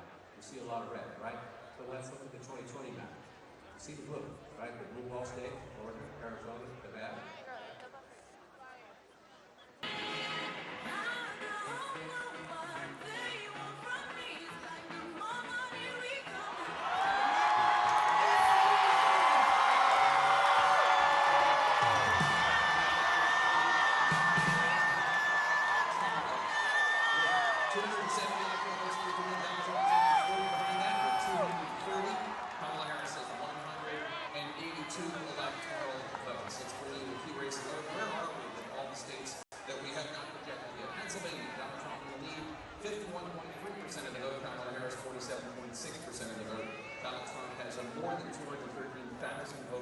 Lead over her with 84% of the estimated vote in from Pennsylvania. In Battleground, Michigan, Donald Trump up there, 51.2% of the vote. Kamala Harris is 47% of the vote. Donald Trump with a 107,290 vote lead over Harris. But there's still about 55% of the vote that has not been counted in Michigan. A lot of votes to count in Michigan. Wisconsin now, Donald Trump 51% of the vote. Kamala Harris 47.4%. Donald Trump with a more than 92,000 vote lead over Harris. That's with more than 3/4 of the votes counted in Wisconsin, 77% of the vote. In Battleground, Georgia, Donald Trump up 50.7% to Harris's 48.4%. Donald Trump with a 118,838 vote lead over Harris, with 93% of the estimated vote in. In Battleground, Arizona, Donald Trump up 49.8% to Harris's 49.3%. Donald Trump with a 9,600 plus vote lead. That's with slightly more than half of the vote counted in Arizona, 52%. In Nevada, Donald Trump up 73% to Harris's 26.2% of the vote. Donald Trump with an almost 11,000 vote lead. So that is, again, 42% of the estimated vote in Nevada counted. Still a lot of votes to count in Nevada. John? Jacob?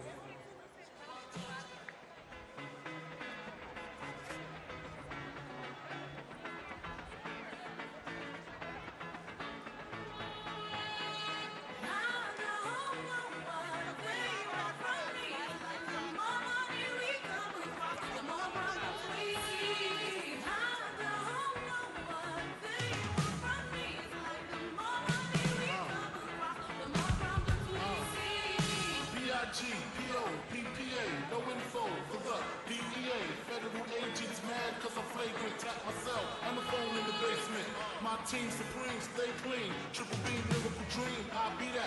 Catch your seat at all events, bet. Dancing posters, girls on shoulders. Playboy, I told ya. Me and Mike to me, lose too much. I lose too much. Step on stage, girls boo too much. I don't expect to know what lame dudes too much. Me lose my touch, never that. If I did, ain't no problem to get the gas with a true player back. Throw your worries in the sky, wait inside the side. Keep your hands high while I give another eye. Play the breeze, lyrically, live the sea. B.I.G.B. flossing, chip on the cover of Fortune. 5 double O. If my phone number your name, I got to know. I gotta know. Got the flow down, pizzazz. Platinum plus, like pizzazz. Dangerous, on Trizak. U.S. pizzazz.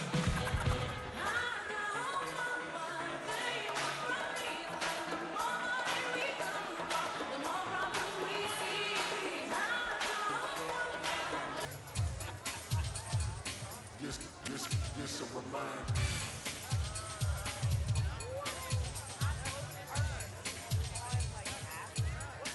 This a reminder.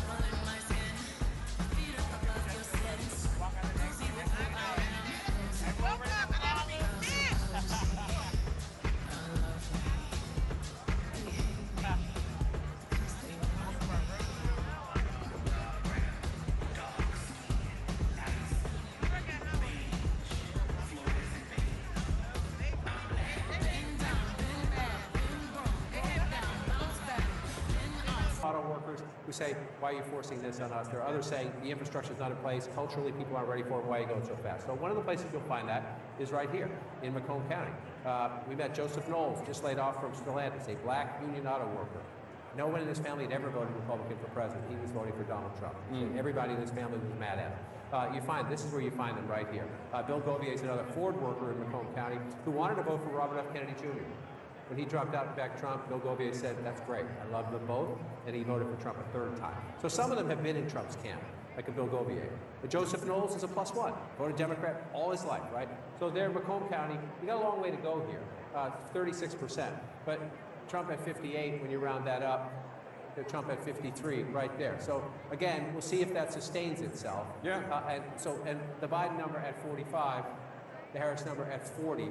If that's the number at the end, then very hard. Well, there you go, and you can see why not all of that change is from that one issue or that one demographic I described, but that is quite significant if it holds. Let's go to Pamela Brown at the voting desk. Let's jump to Wisconsin if we could, because Pamela wants to talk about Milwaukee and what's going on there. Pamela. Yeah, I've been talking to officials there in Milwaukee County as well as the city. Let's look at Milwaukee County right now. A large portion of the vote that remains is from Milwaukee City itself. This is the largest county. This is the largest city in Wisconsin. According to a source in Milwaukee County, 9 out of 19 municipalities are completely reported. And the source also says that the county clerk there expects all results from Milwaukee County to be reported between 2 and 4 a.m. tonight, Central Time. So these results coming in overnight there from Milwaukee County. That is the expectation. Now, let's dive in here to the Milwaukee City. I just spoke to an official there. Milwaukee City has 27,724 mail-in ballots left to be counted so far. In addition, officials are still waiting for results from 4 wards still, and those would be the day of votes, so from election day. So there's still quite a bit to go to count tonight there in Milwaukee City. For context, 69% went for Biden in 2020. And as I mentioned, this is the largest county in Wisconsin. So we're keeping a close eye on this. All right, Pamela, thanks so much. Let's take a look at Wisconsin as long as Pamela drove us here. So a critical point she makes, 4 wards in the city of Milwaukee still have not reported their election day votes. And again, anecdotally, just texting people out in the state, they said turnout was good. You know, they weren't saying great or gangbusters, they were saying good. So we wait, you wait. But again, so we're waiting for the city. This is Milwaukee plus the suburbs around it. The county is what you see here. But she's at 66% and Joe Biden's at 69%. So when those city of Milwaukee votes come in, that not only does that percentage need to move, but that math needs to change quite significantly if you're trying to make up that. Now, 96,000, you know, that's better than 150,000, right? Simple math, people. You know, we always say politics can be very complicated. Sometimes it comes down to basic arithmetic. Are there enough votes still out there to overcome a 96,000 vote lead? And you know, so if Pam says 4 big wards are still out in Milwaukee City, there's a little bit more in Milwaukee County, the answer is maybe. Right? Again, you're getting to the point where you're drawing to an inside straight flush, but maybe. So then you look around in other Democratic areas, and again, Eau Claire is getting 55% of the vote. I just want to compare that. Same that, thing. that's okay, a little better maybe, but it's not a ton of. It's just not a ton of people there. And you come down to La Crosse, you're looking at the blue areas, and you're saying, is there anything? Not much left, right? It's not a huge swing anyway. So even if you pick up some votes, you're not picking up a ton there. So if you're looking at this map now, just want to check what was our percentage here? 95% in Dane County, and these other blue counties around it. I'll hit them for you. You just see they're pretty small population-wise. I mean, not tiny, but again, you're at 95% Rock County, 95% Greene County. 92% Lafayette County, that one is a little bit smaller. So again, the math's getting really hard if you're trying to figure out can Harris get back in Wisconsin. And I would say simply that it comes down to that, and those Milwaukee precincts that are out better be gangbusters. May I do a personal prerogative? May I see the Commonwealth of Pennsylvania? We haven't checked in there in a while, and that's obviously a place near and dear to my heart. And I have questions about it. One of them is Allentown, which is blue right now. Allentown, the city of Allentown is 54% Latino, 54%, and Pennsylvania, as we've discussed, has the 3rd largest Puerto Rican population on the mainland, behind only New York and New York and Florida. So my question is, how is she doing in this Latino area compared to Joe Biden 4 years ago? Again, cannot go granular just into the city of Allentown. Right. You can look at Lehigh County here, right? And I can already tell you, 51 to 48, if you're the Trump campaign, sure, you'd like to win it. But you're looking at 48% in Lehigh County, and you're feeling pretty good because you were 46 last time. Right? And again, within a battleground state, you think margins within the margins, the battlegrounds within the battleground. So, Joe Biden at 53% with 98,000 votes. The vice president at 50% with 93,000 votes. Now, we're not completely done there, but that 5,000 votes makes a big difference. It just does, right? So, and that's there, right? So then you come out here, and you come up, let's just move on up, right? Carbon County, look at this, Trump getting 73% of the vote. He's improved. That's one of the places he's overperformed himself. And then you move up here, this is Lackawanna County, Scranton, Pennsylvania, Joe Biden's hometown. It's a tough, competitive blue-collar area, but 51 to 48 now, 54 to 45. And if that movement of 4% it can be the whole thing. It's a couple thousand votes here, it's a couple thousand votes there. I want to show you By the something way, else. can I just point out? Erie has now flipped. Erie, which has always voted with the presidential victor in Pennsylvania and nationally, is now with. Has flipped, and let's see where the turnout is there. Again, it's one of the 25, they're at 95%. It's very close, but it's always very close. So you see Erie County, very close there, and I just want to come across the state, Northampton County. So you're on the, your Buffalo, New York border, and here's New Jersey here. You've got, 52 to 47 there. Not done yet, but the 2 multi-pivot counties. Twice for Obama, then for Trump, then for Biden. At the moment, they're going back to Trump. I just want to show one more thing we haven't shown tonight. I just want to bring this up and bring this out. It's not here. It is here. No, it is here. Sorry. I will figure this out eventually. I promise you. I just have too many gizmos. Just want to come in here. Come on. I'll show you this. So let's go out nationally first. Everyone's been talking all night long about the headwinds. There'll be a lot of questions asked about this afternoon.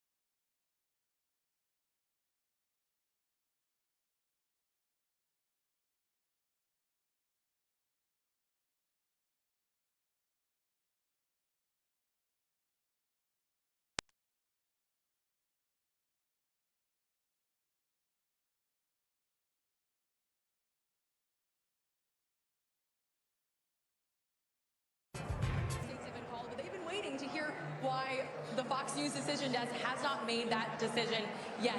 A lot of things that they're looking at that make them excited. There's certain counties like Baldwin, which is an area that has usually votes pretty Democratic. That's an area that actually is now favoring Trump. It's also predominantly black, and it has 2 universities there. So the fact that that area is going for the former president probably says something about the young black vote and the young vote in general. You probably heard some cheering. That's because they have us up on the screen behind. They heard us on because the people here, guys, they're waiting for you to make the decision because, like I said, at 10:30, they called it for Trump, but obviously still waiting on Fox News to make that official decision. Brett, Martha? Yeah, Madison, that area is really come around in recent years because they thought, the Harris campaign thought that they had a real shot in Georgia. We haven't called it yet, and there's a reason for that. They're just waiting for other vote to come in. But there's an excitement there that they're finally going to get over the top. Oh, absolutely. There is an excitement here. And we've been talking to folks on the ground. The fact that Georgia will most likely flip for former President Trump again. They've said things like, enjoy this moment. We worked hard for this. Enjoy the fact that we're bringing safety back to America. They're very happy that their candidate is probably going to take home the win here. And, I've been talking to voters on the ground for days now, and I got a lot of people that said they waited and they took time to make their decision, and ultimately it came out to Trump for them. So a very dedicated voting base here. And in this room, we're at the GOP watch party. Obviously, they're quite excited. Yeah. All right, Madison, thank you so much. By the way, there hasn't been a lot of count in Georgia in the last 45 minutes or so. So we'll see where that stands. We'll get a look at that and see where it's going. But what about Tennessee, which we called a really long time ago? I know everyone's wondering what is happening in Tennessee, but Pete Hegseth can answer that question for us because he is in Nashville. Did you hear, Pete, that we called Tennessee? A while ago. With 0% of precincts reporting, yes, which I very much appreciate. And so did the crowd here. My kind of state. My kind of state. But I'm... Don't know why I came in this club with you, girl. Don't know why I came in with the diamonds on my chain. Surrounded by bad on my face. Because I handsome and wealthy. Is it because I look like a professor? I don't know how you feel. Can you tell me? I won't know how you feel till you tell me. Is it because I'm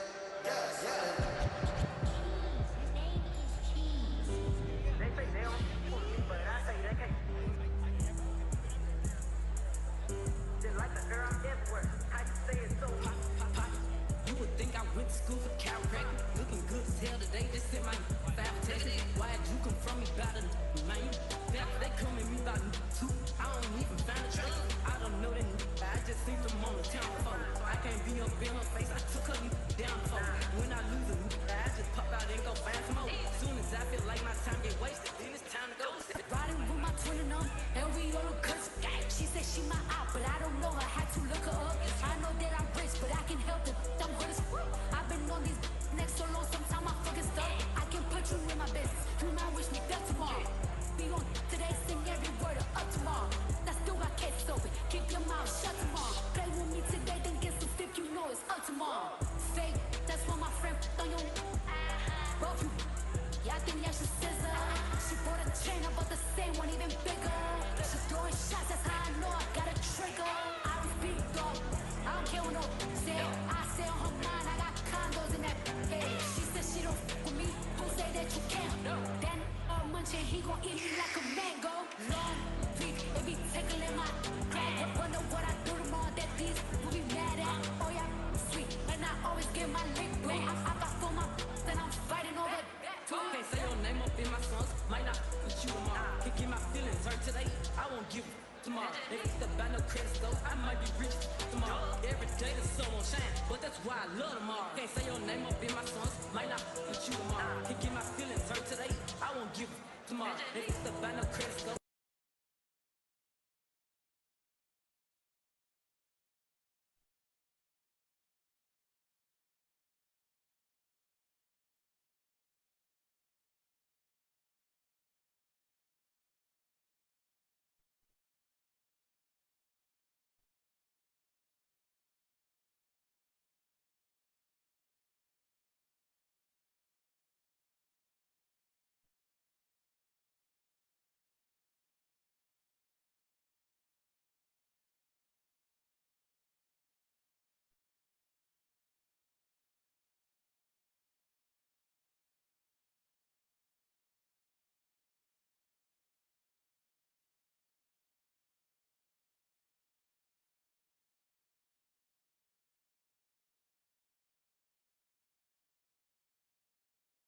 educated women.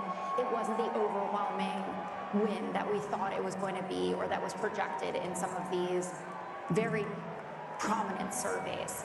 And when you think about the fact that there were some people, I didn't think we were going to win Iowa, but that we had seen surveys where he was only up 5 in Kansas or up 3 in Ohio.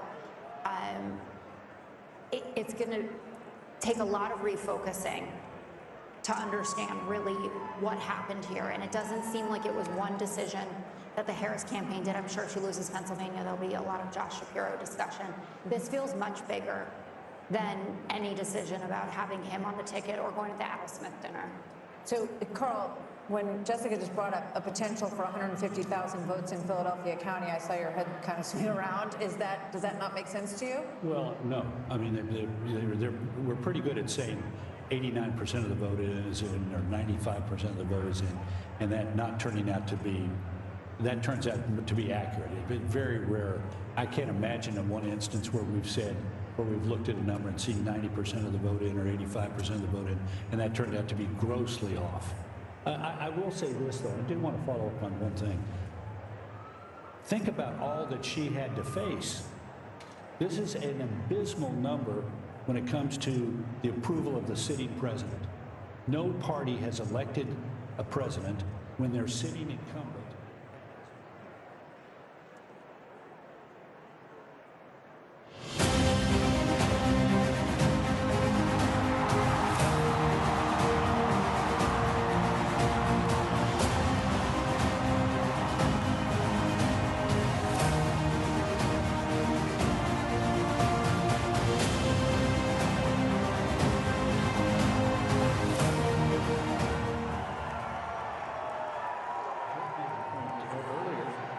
The Electoral College would serve the purpose of translating a relatively small difference between these two people. Look at Pennsylvania, 50.9 to 48.1.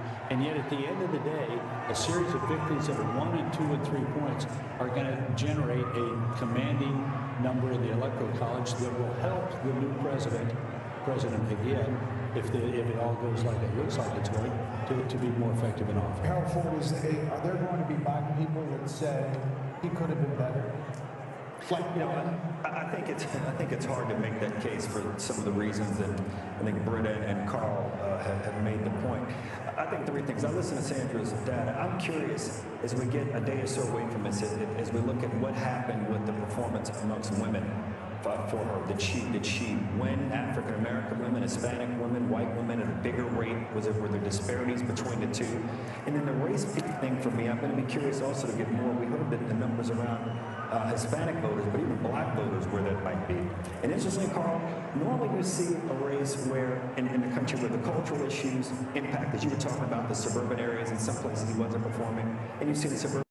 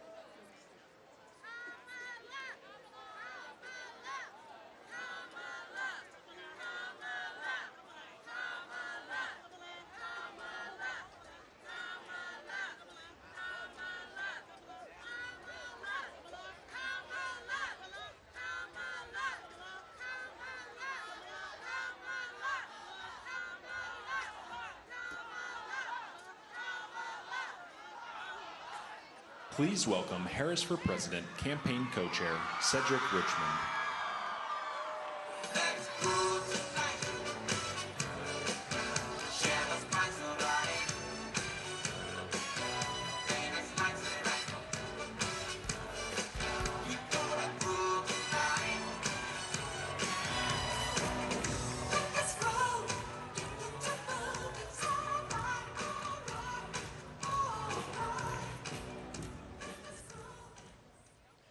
Good evening, Howard. Good evening, HU. I want to say good evening to all of the Harris campaign, the campaign family. Thank you for all that you have done. Thank you for being here. Thank you for believing in the promise of America. We still have votes to count. We still have states that have not been called yet. We will continue overnight to fight to make sure that every vote is counted, that every voice has spoken. So you won't hear from the Vice President tonight, but you will hear from her tomorrow. She will be back here tomorrow to address not only the HU family, not only to address her supporters, but to address the nation. So thank you. We believe in you. May God bless you. May God keep you. And go HU and go Harris. Thank you all.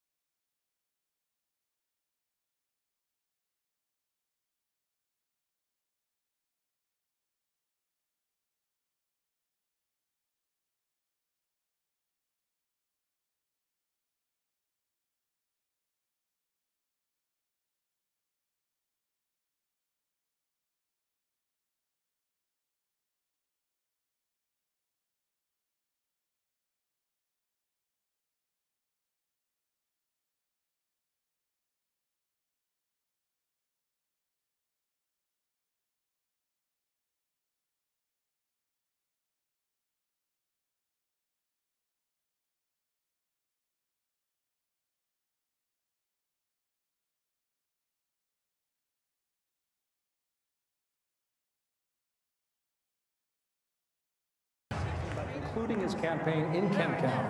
Grand Rapids morning, wasn't it? Right. Because it was Wednesday, right? Okay, you follow me on the calendar?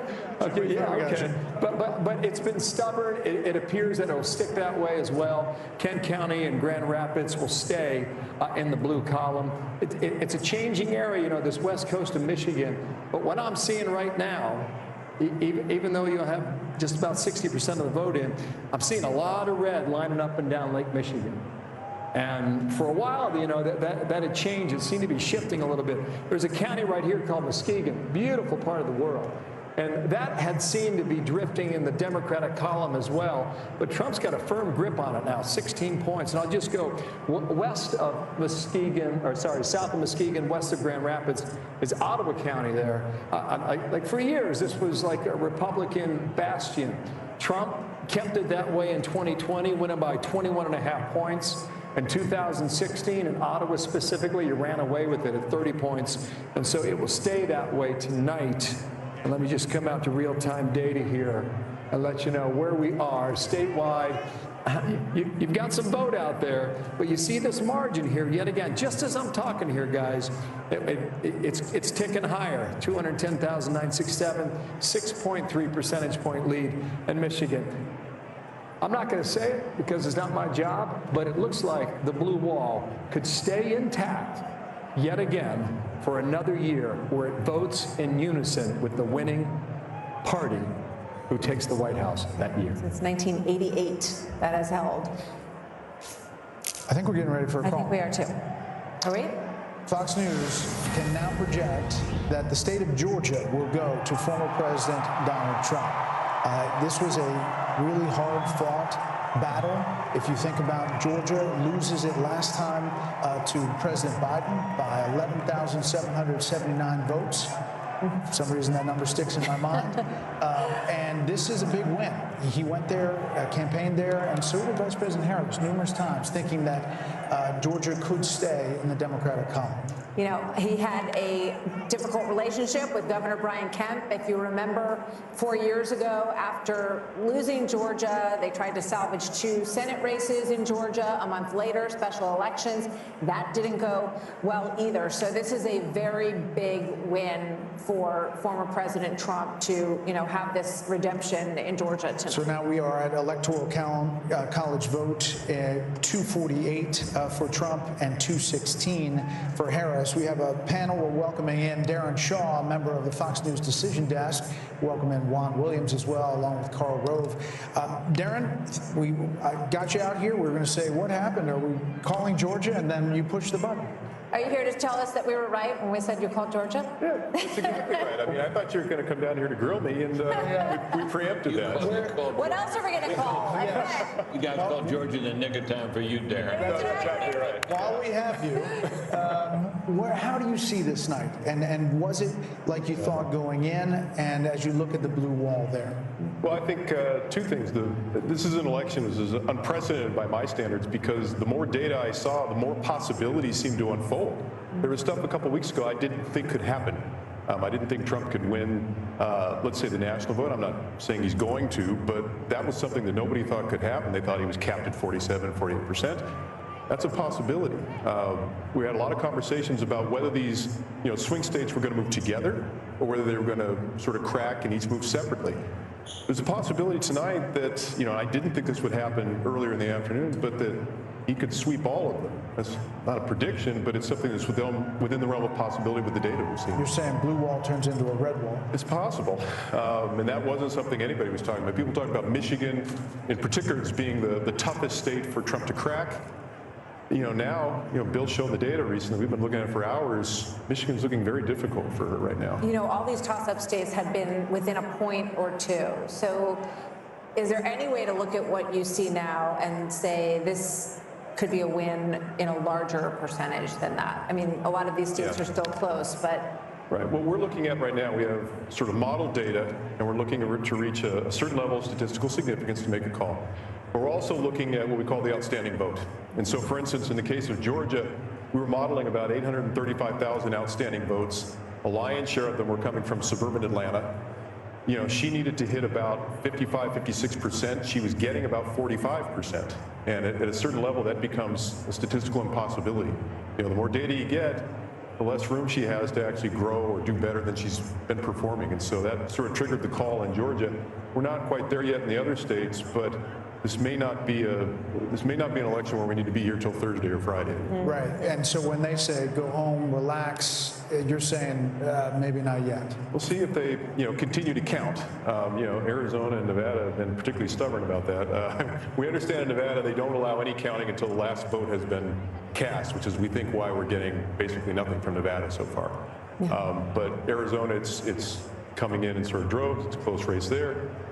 Wisconsin and Michigan seems to be counting there like 54, 55%. Wisconsin at 2 a.m. in 2020 had counted 99% of the votes. So we think there's a chance we might have enough data in Wisconsin, maybe Michigan. So we may have some resolution more quickly than we thought. So in Pennsylvania, Sean talked about this earlier, the early vote and what that looked like and what she would have to do day of in Philadelphia and those counties right around there. Is it possible that that's still out there and it's possible to do? Well, it seems to be a probability diminishing by the hour.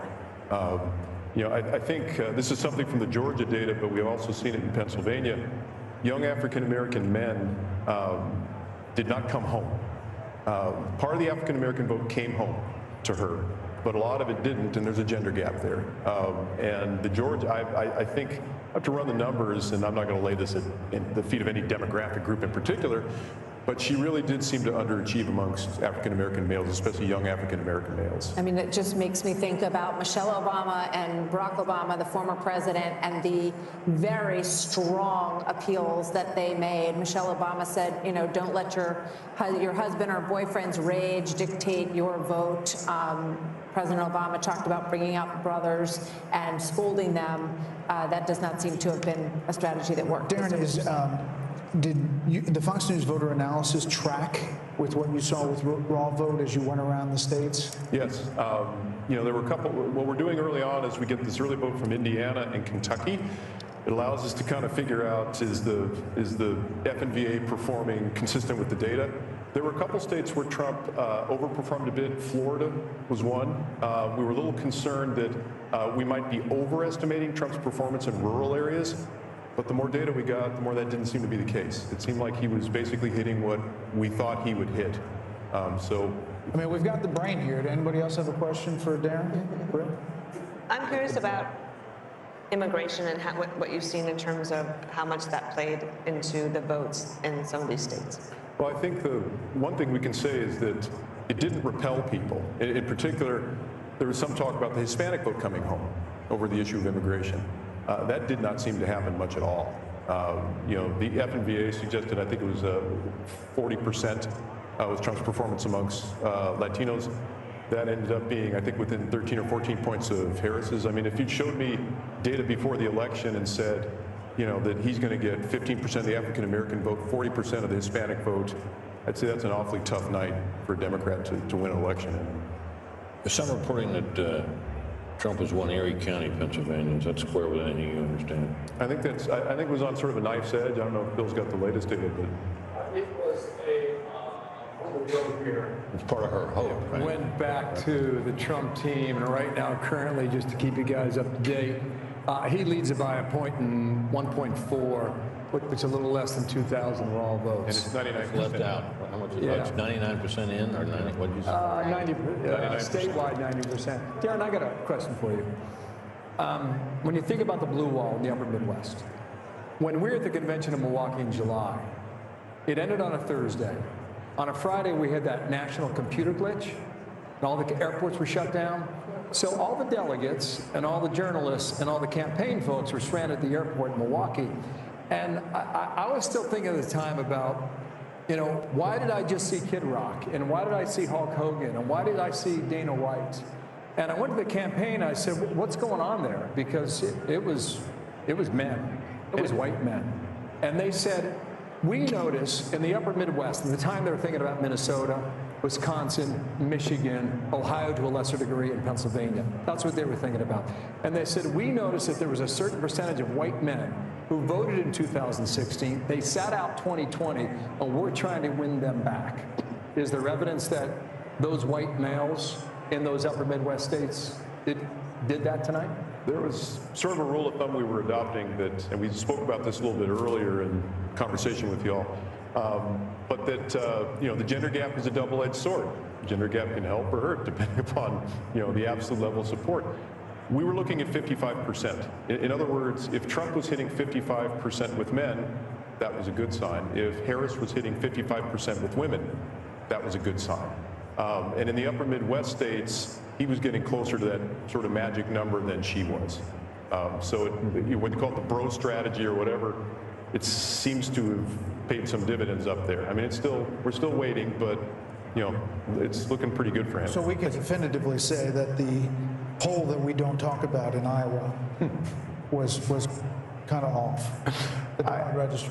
I love Ann Seltzer. She's a giant and a pioneer in our field.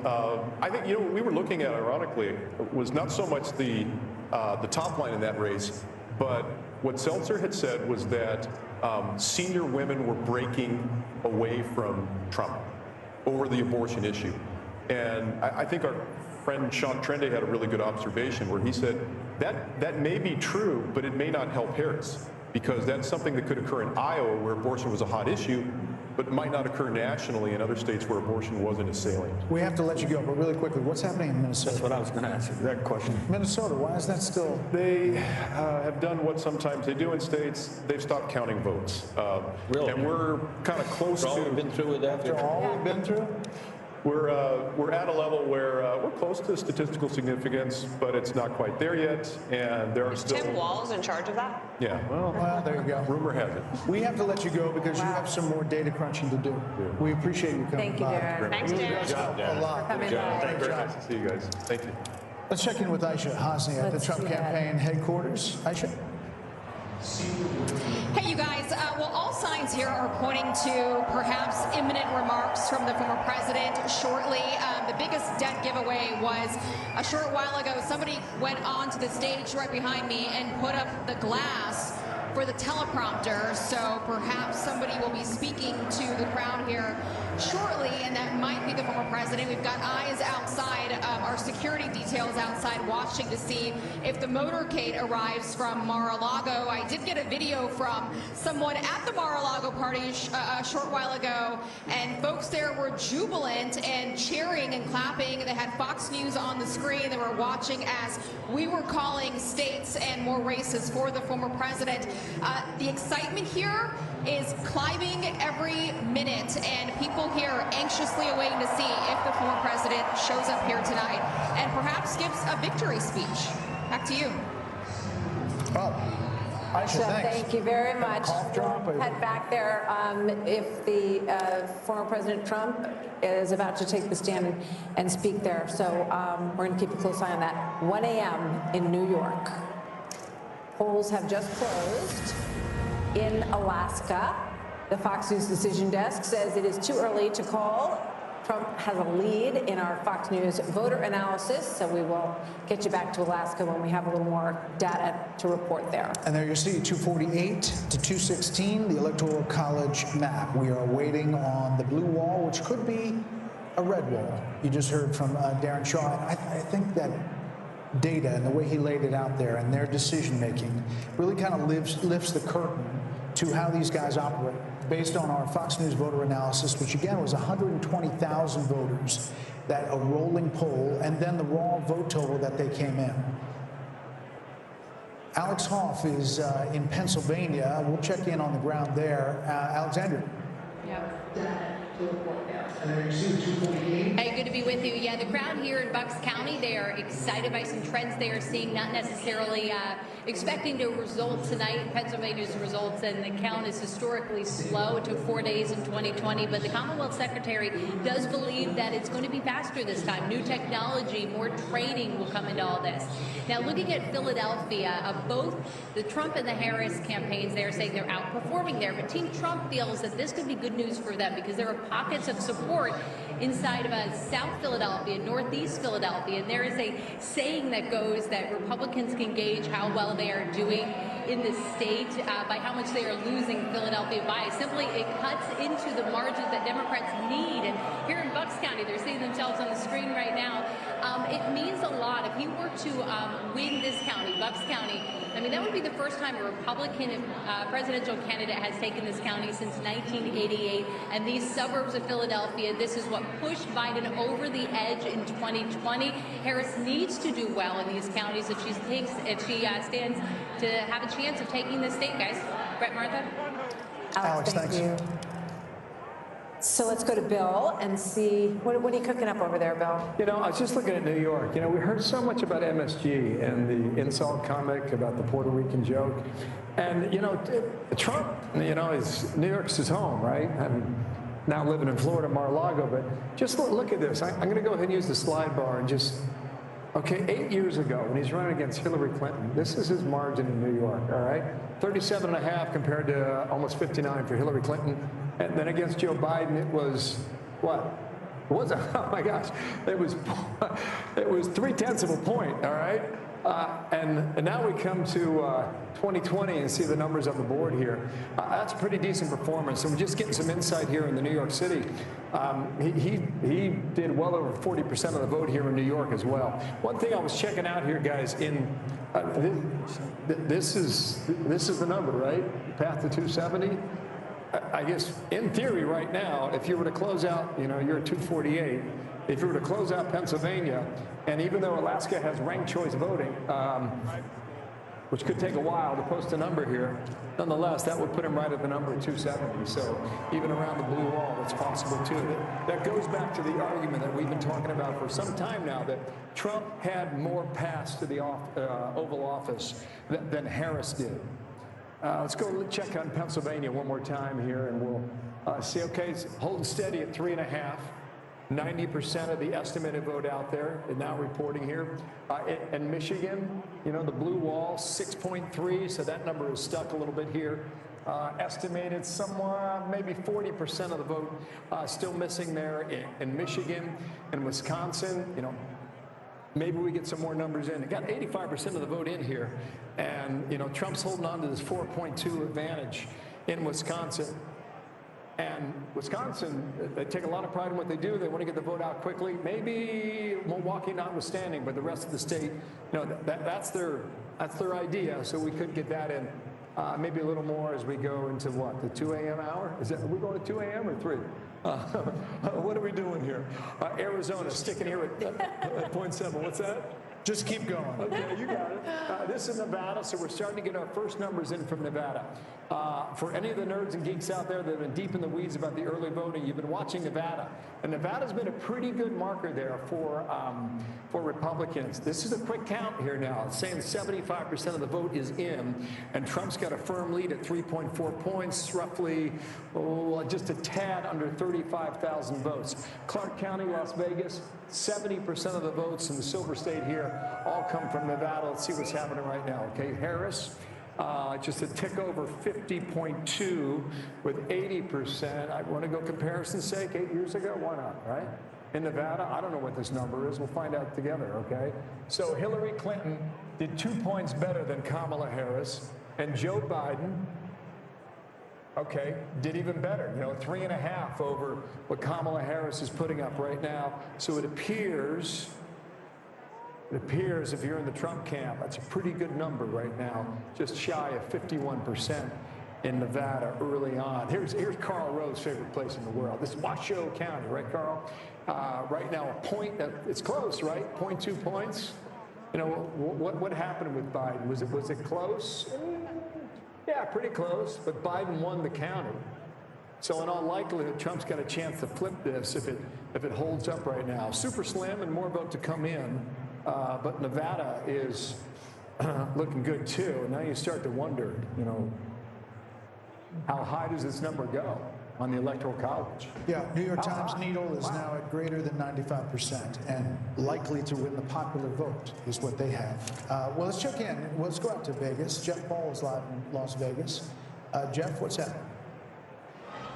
Well, a lot of excitement here and optimism at the Sam Brown watch party. He's, of course, the Republican candidate trying to unseat the Democratic incumbent, Senator Jackie Rosen. And just a few moments ago, when Bill was talking about Nevada, you heard a lot of cheers here from the crowd at the Sam Brown watch party, just knowing some of those initial numbers. It took nearly 3 hours to finally get some of those numbers. We're hoping to get another batch in the coming hours, but Nevada has an interesting law where it's, you can vote right up until the 7 o'clock hour, and if you're in line, they'll let you vote, and in order to release those results, they wait until the very last person in line votes. That person, it took 2 hours and 48 minutes, so still a very long night ahead of us, but for the folks here at the Sam Brown watch party, a lot of optimism in the air.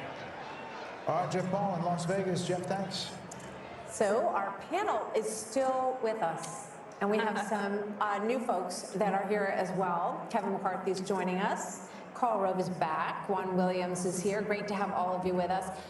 Kevin McCarthy, let me start with you. Give us an update on what your overall take on the night so far, and then maybe drill down on some of what you're seeing in these House situations as well. The Senate Republicans did an extraordinary job. They surpassed all expectations. President Trump is on his way. And I think President Trump is going to help the Republicans hold the House, but it's going to be very narrow, maybe even narrower than we have.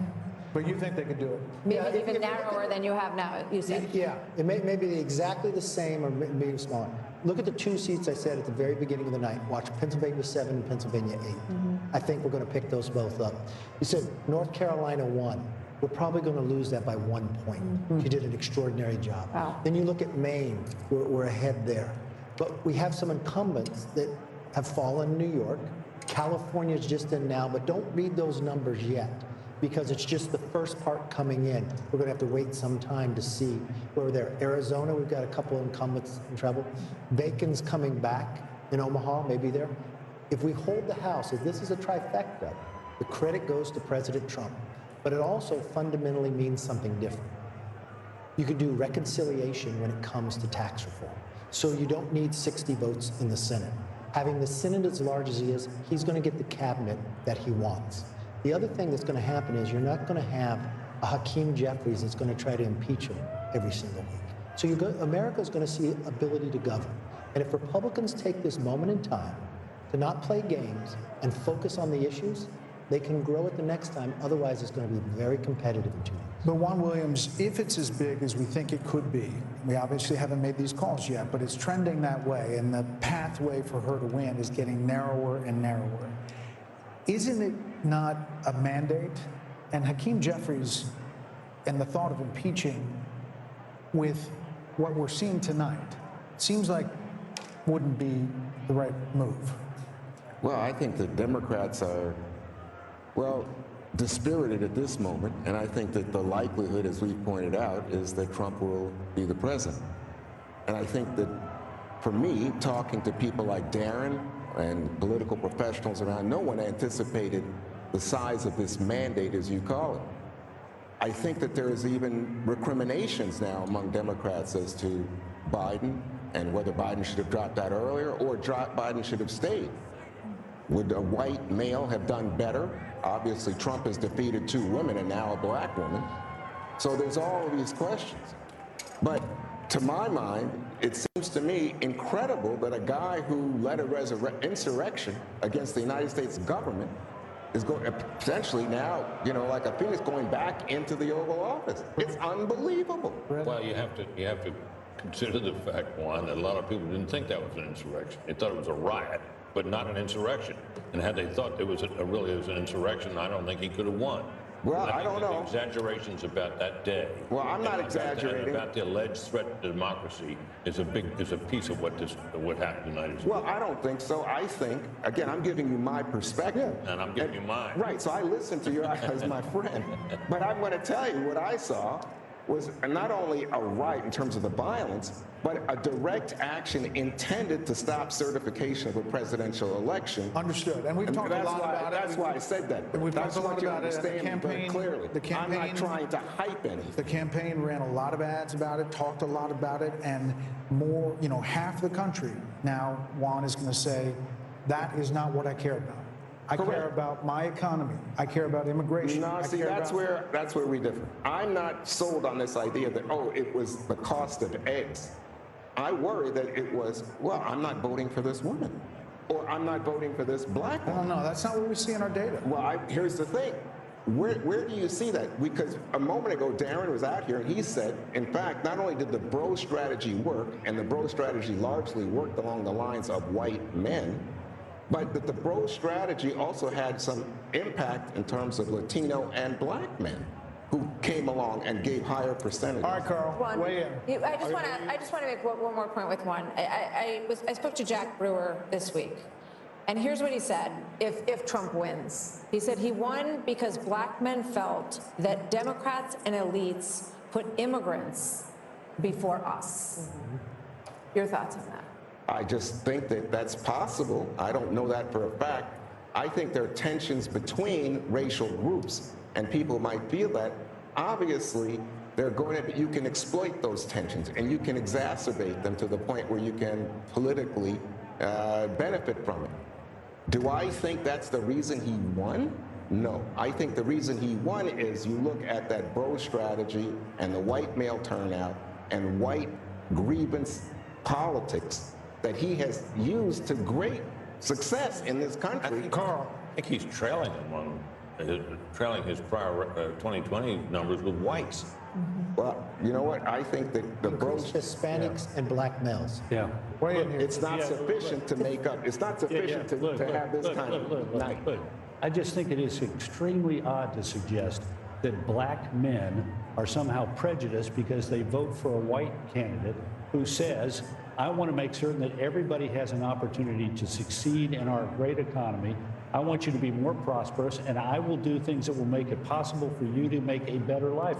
That is an appeal to their best instincts. He did not go out and say, vote for me because I'm not a woman. Don't go vote for me because I'm a white man. That would not have attracted those votes. They got attracted to him because they thought he was a strong, effective leader, and they thought he would do something about the issues they cared the most about, which is an economy in which they think they get the short stick, inflation, which has decimated their purchasing power, and illegal immigration, which has affected their communities deeply. And to suggest that somehow black men are racist because they supported a white man is just too far, Juan.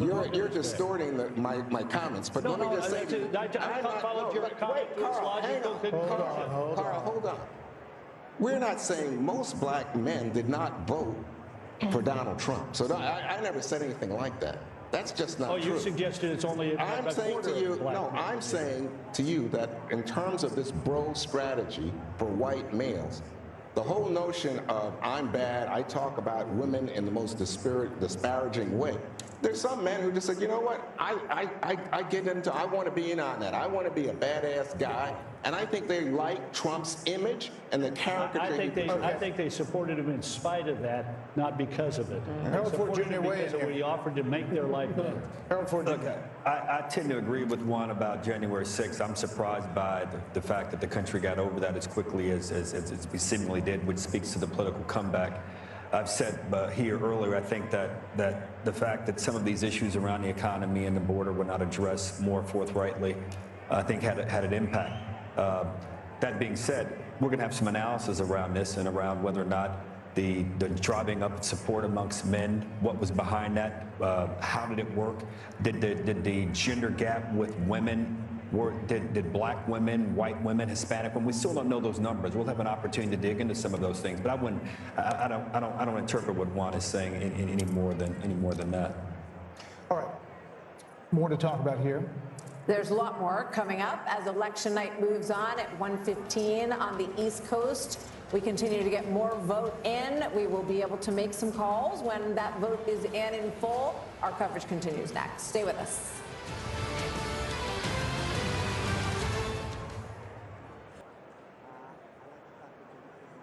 Chicago Trump group, including former President Trump, who is in a very good position to be the next president, this evening as well, is heading over to the Trump headquarters where there are a few thousand people who have gathered for this evening. So we'll keep a close eye on that. Obviously, when he shows up there, we will take you there live. Well, those guys had two Make America Great hats on. I saw someone with a really large one. Yeah. As we look now at what we have, Pennsylvania, Is this a call, ladies and gentlemen? We are now projected that Donald J. Trump will win the state of Pennsylvania. Former President Donald J. Trump.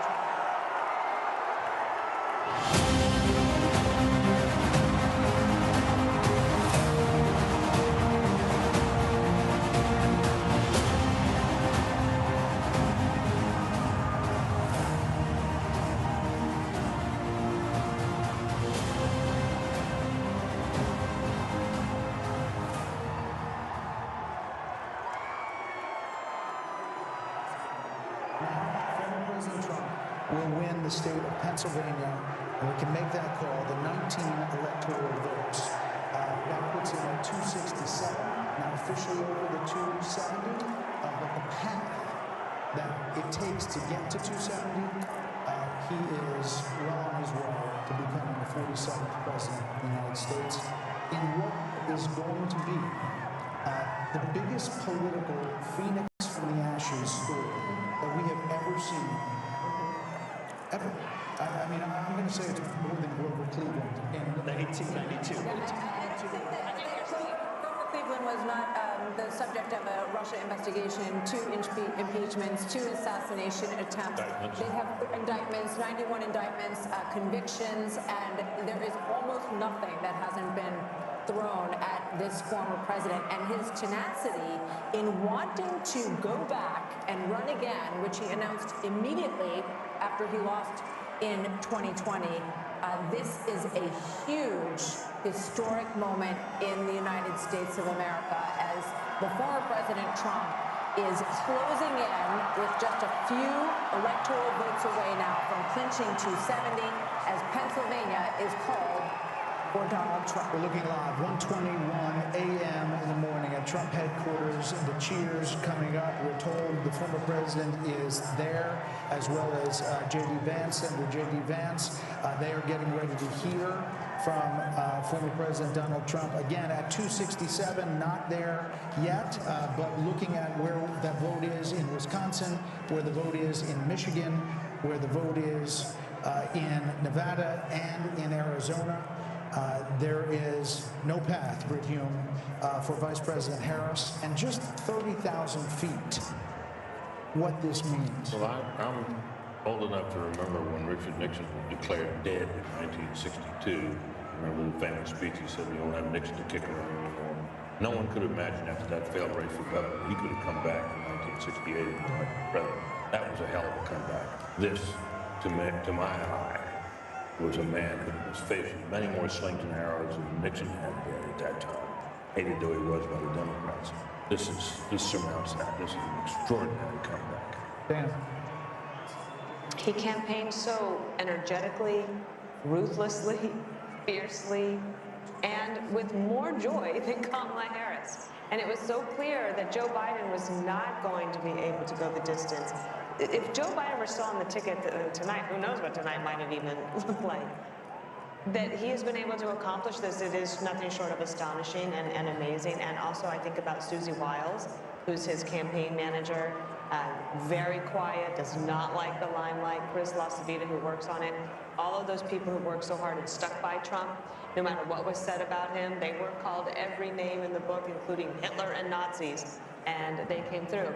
The other thing that's on my mind is, you know, last night at her closing rally, Oprah Winfrey said that if Donald Trump is elected again, basically you can just write America off, like America's just gonna fall apart.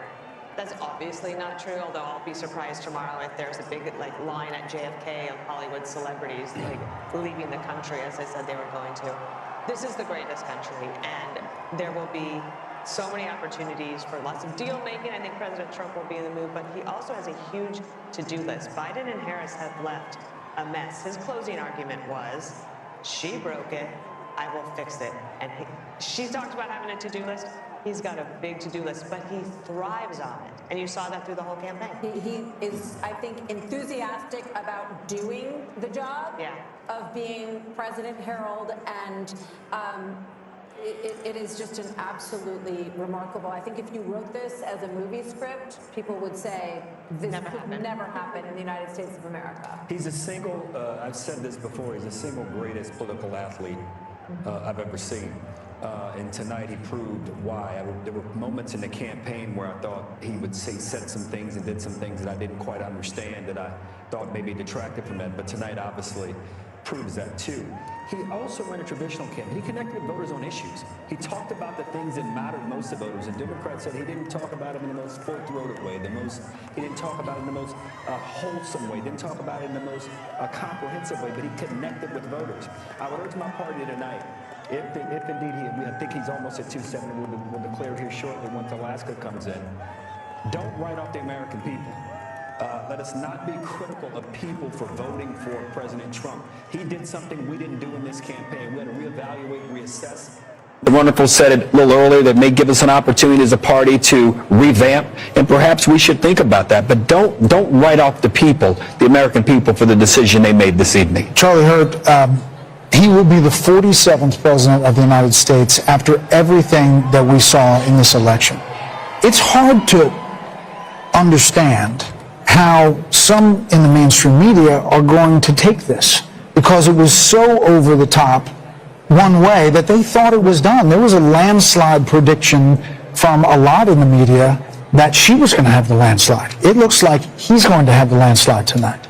Yeah, it's truly remarkable. The revolution rolls on, and this is not just a victory for the White House tonight, but also this is the end of the old Republican Party, which of course Donald Trump took on. That was the first thing that he did. The very first thing that he did in 2015 was take on the old Republican Party. He has completely reshaped the Republican Party. The Republican Party is no longer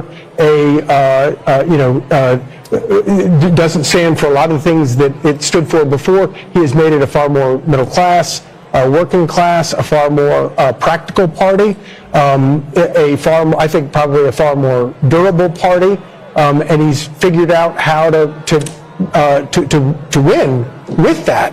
And you can't help but think that with this victory, in 4 years from now, he's going to have the mantle that he can hand to the next Republican. So I don't know how Republicans ever go back to the old party that they were.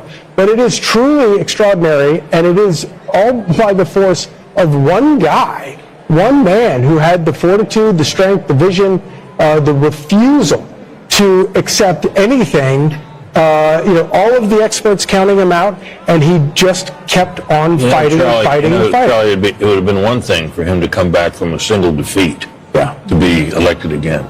But when you think about it, he came back from a series of them. I mean, his party lost in the midterm in his term. 2018. They lost in 2018. They lost the presidential election in 2020, and they had a major disappointment in 2022.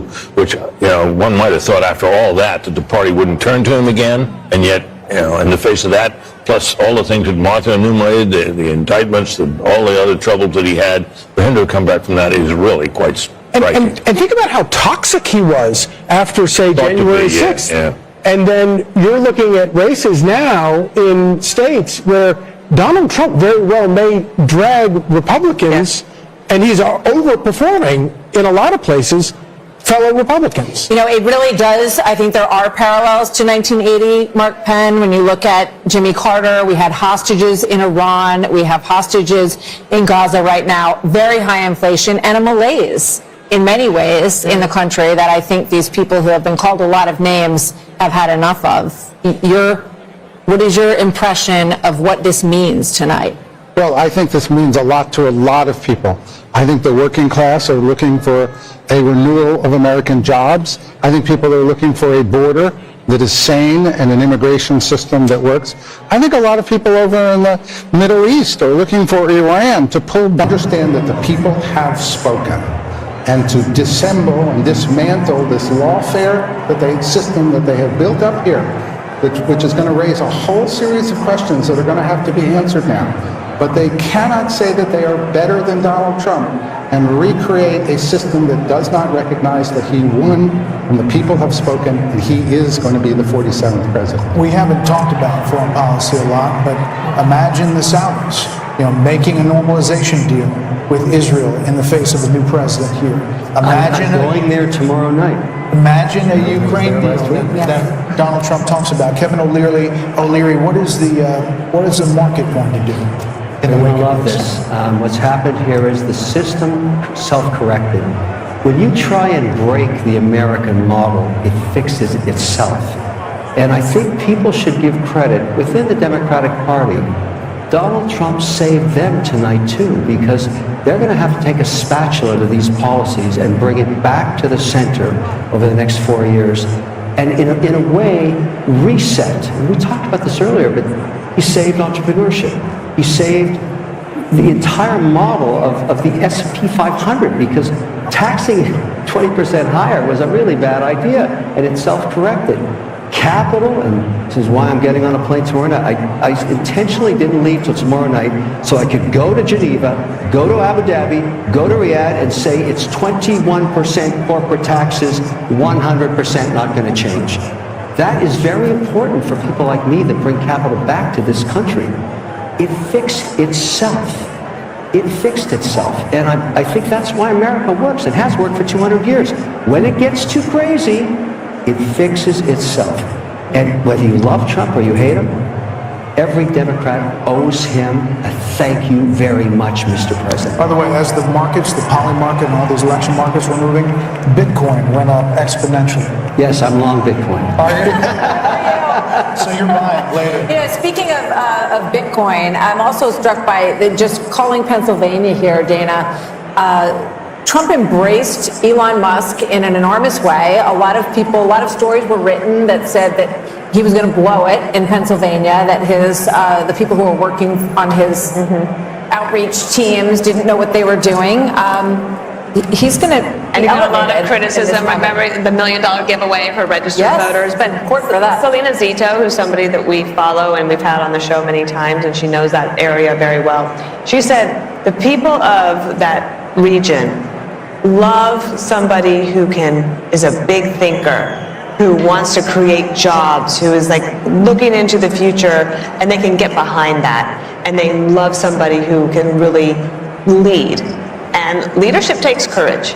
And you have to be willing to make decisions where you are going to be criticized. I think this is one of the problems that Kamala Harris has always had. She doesn't want to take a position on anything. We haven't even talked about how in California, the law to basically make shoplifting illegal again passed overwhelmingly. And Gascon, our friend down, the DA in Los Angeles, lost by 22 votes. I mean, this is in California, so it was everywhere. And 2 days before, 22 points, thank you. She wouldn't even take a position on that. 75% of the people in California wanted it gone, and you can't take a position to be with them? Not only that, you were part of Prop 47, which changed the law the other way when you were in office. So not wanting to take a position and not being willing to be criticized is a problem if you want to be a leader at that level. She had that affliction in 2020. Why didn't your own party say, you're not the right candidate?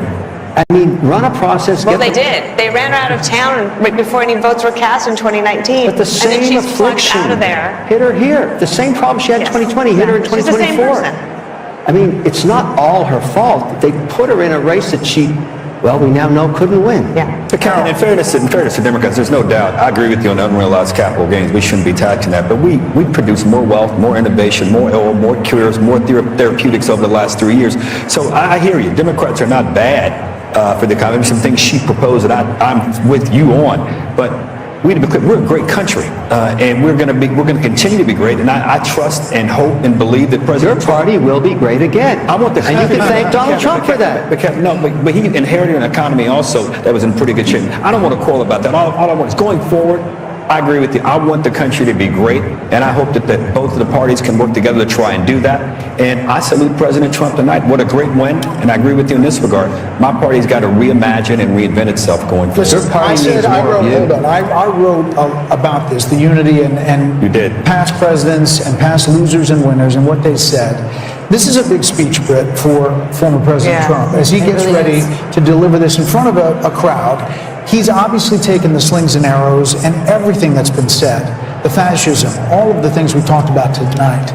But this moment is actually a moment to reach out. It's an opportunity if he chooses to do that, but it's also 1:30 in the morning. So you got to wonder how many people are alive to hear. But they're there. And he's definitely. A lot of people are still up. The question is, how much of the national TV audience is? I bet they're still in. You know, I think back at the moment in Iowa, at the beginning of this process, Brett, when we went to the town hall with him, bless you, Brett, and he, you know, we asked him about all of this revenge stuff and that he was going to want retribution, and this is what everyone heard. And there were times when he had language that was that matched that, but he said that he wanted success to be his revenge, and that he wanted a successful America. And I would imagine that we're going to hear something along those lines tonight, but we'll see. Brett, you wrote in your piece, you quoted one of those great old Republican presidents, H.W. Bush, who said that a campaign is a disagreement and an election is a decision. And decisions clear the way for harmony and peace. You know, maybe listen, there are a lot of Thanksgiving tables that people are still going to have hard feelings after this election, more than any other election. I have one of them. And if you passing the Brussels sprouts is not going to be as easy Thanksgiving Day, but this is a chance to move forward. Brett, go ahead. Well, I was just going to say that one thing that can happen here, and it happened to Biden in my view, Biden was elected, we had every reason to believe that he would be this sort of moderate deal-making guy that he'd been when he was in the Senate. Yes, he's always followed sort of the drift of his party, but he worked across the aisle with many senators, had Republican friends and so on. We thought that would probably be the kind of president he was. And then something happened. Trump went to Georgia and made a mess of that Senate, those two Senate races down there, and the Democrats ended up with control of the Senate, at which point old Biden started getting, these hysterical sugar plums dancing in his head, and went out for a very aggressive agenda. Sure, there were articles about FDR. Oh, yeah, He was going to be the next FDR. FDR. Next FDR, he's going to out-Obama. Remember that? Yep. Well, in my view, that was he would have been, if the Republicans had maintained control of the Senate, first thing that wouldn't have happened was all that wild spending that led to the inflation, or led to a big part of the inflation. And Biden and the country would have been better off because of it. There's always a danger in overreading your mandate. One wonders if Trump will be sober-minded about his. I think that happened to Biden. Early on, remember he said that he's going to be returned to norms, and then the historians came in and said, no, you could be bigger than FDR. Right. So he says, fine, okay, I'll spend all the money. Then they caused inflation, and now they end up with this result.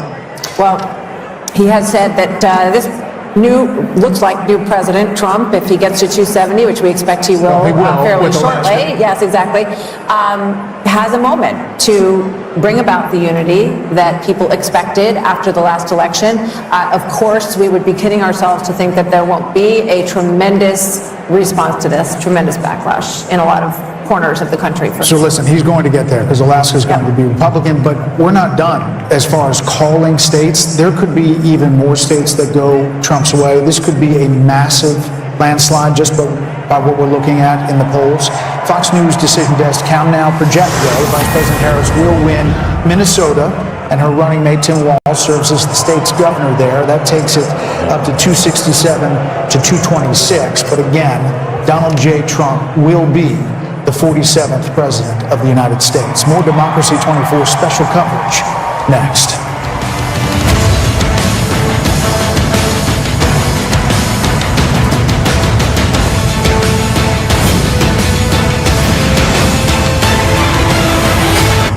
If you have generalized myasthenia gravis, picture what life could look like with Vyvgart Hytrulo, a subcutaneous injection that takes about 30 to 90 Trump headquarters in West Palm Beach.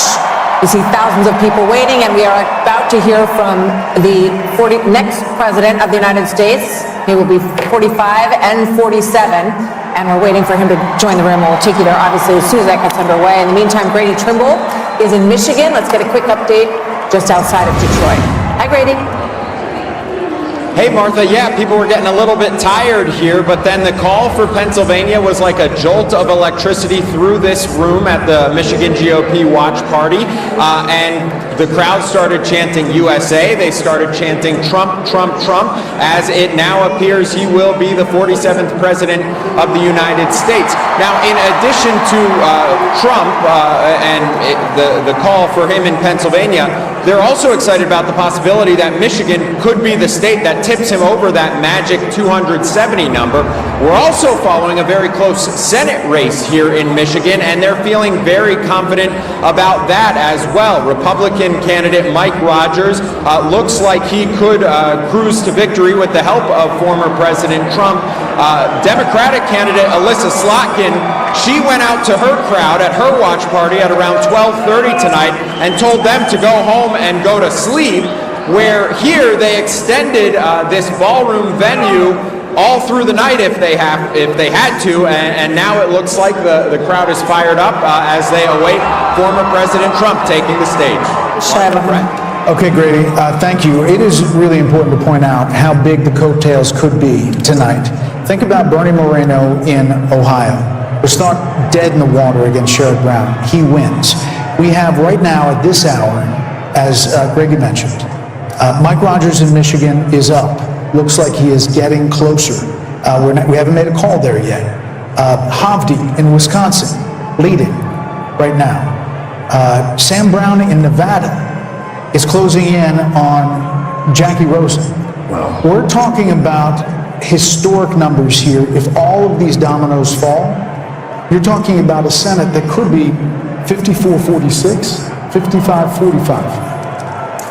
That wasn't in the cards. That wasn't on anybody's bingo card when you came into election night. But these candidates have all fought really strong races, and they have all closed in a very strong way. And in fact, many of them were sort of pulling into +5, +6 in just over the last 3 weeks. So it's a fascinating part of the story. Hopefully we'll be able to call some more of those soon. Former House Speaker Kevin McCarthy says with these coattails, you could see the House going Republican as well, and that would be a part of this story as well. Let's go back out to Trace Gallagher on the West Coast with his panel. Hey, Trace. Brett, thank you. Martha, thank you as well. We've got our panel, Steve Hilton, Jody Armour, Kaylee McGee-White, and Jono Caldwell. You're talking to your panel, Brett and Martha, and we were talking to ours, and Kaylee McGee-White was struck by the whole concept that, again, Trump was undercounted. Kaylee. This is the third consecutive polling miss in a presidential cycle for Donald Trump, and we really need to be asking ourselves, why do they keep getting it wrong? And at this point, it is a choice. Back in 2016, you could argue that you were blindsided. You didn't expect it. You cannot say that anymore. This was predictable from the very start. And I think the reason they keep getting it wrong is because they still don't understand the average Trump voter. They cannot wrap their heads around why so many people support him. And it's because for a long time, actually for the past decade or so, Democrats in power didn't think they needed to. And even worse, they didn't want to. They didn't want to have to stoop down to understand the concerns over immigration, over the economy. And guess what? The American people sent a very clear message tonight that you better start paying attention, and you better start paying attention soon. We heard a lot of words, demographic. I don't know how many times we heard it, Steve Hilton, but Gianna, you talk about black voters, black male voters especially. We heard it again and again tonight, and you think it's worth talking about. I think this is a historic night. Black men will now, those who voted for Trump will be counted as those who helped save America from further decline. I mean, Kamala Harris has tried her best to create these accents like, you better thank a union member, all of these things that she's done to try to appeal to this community, even going on Oprah Winfrey's talk show or whatever that was to say, oh, I'll pull out my gun and shoot someone that tries to come into my house. I mean, this has become nonsensical to the point that I don't know if we're looking at Medea runs for president or not. I mean, this is outstanding what has happened from the black male perspective, and I hope the Republican Party takes note. Yeah, and you talk about young males and younger voters, Jody Armour. You're a law professor at the University of Southern California. You know what young people are geared into. Are you surprised when you see these voter analysis numbers that young voters came out heavy for Donald Trump? Yeah, well, young voters can sniff out a fraud They can sniff out somebody who's chameleon-like. She changes her position according to the prevailing winds. They didn't like that. Many across the country, young students said, for me, a red line also is mass atrocities, is collective punishment, is what I see going on in the Middle East, and I see us as complicit in. So they, were saying, I'm not just that enthusiastic. Yeah, I'm not going to get out. I got 15 seconds for you, Steve. I just think when I see this unfold, Trace, it is just a massive victory. We got it. Donald Trump runs the table with these states and builds on a big landslide electoral win. We don't know where the popular vote is going to finish out, but we do know that he will be going back to the White House, and with him, Brit Hume, will be a lot of changes because he will have been there once and will know what he wants to do. He often counts for the fact that he had so much turnover in his first term, in his term as president, by the fact that he really know Washington, and he was new to this realm that he had come to win the presidency in, and he promises us that now he knows whom he wants to hire, now he knows the kind of people he wants to have around him. A lot of people are saying that means a lot of very experienced people around Washington will be ruled out, and maybe they will. But it's going to be very interesting to see the kind of people he reaches out to and reaches out for in the days and weeks ahead as he builds his administration. We're joined by Kayleigh McEnany, Trey Gowdy, and Katie Pavlich. Kayleigh, you've been a part of the last administration. You've seen you can see the joy in all these people's faces. Think about the angst and all that this campaign has been through. And now there is the prospect of creating what you want to create in a second administration. Your thoughts, 30,000 feet of this win. Indictments, 2 assassination attempts, an unlikely come-from-behind victory, and history is made tonight. This is a huge moment, particularly because this is a tectonic shift of the Republican Party. If all of this exit polling is true, you now have black voters, Latino voters, young voters coming in a way that we haven't seen the party bring in a very long time, and that's due to former President, now soon to be current President Trump. And I just want to say this as we wait for him to come out. I remember having a conversation with Ivanka Trump in 2016 about his remarks. And before he went out to give those remarks, he had speech A and speech B.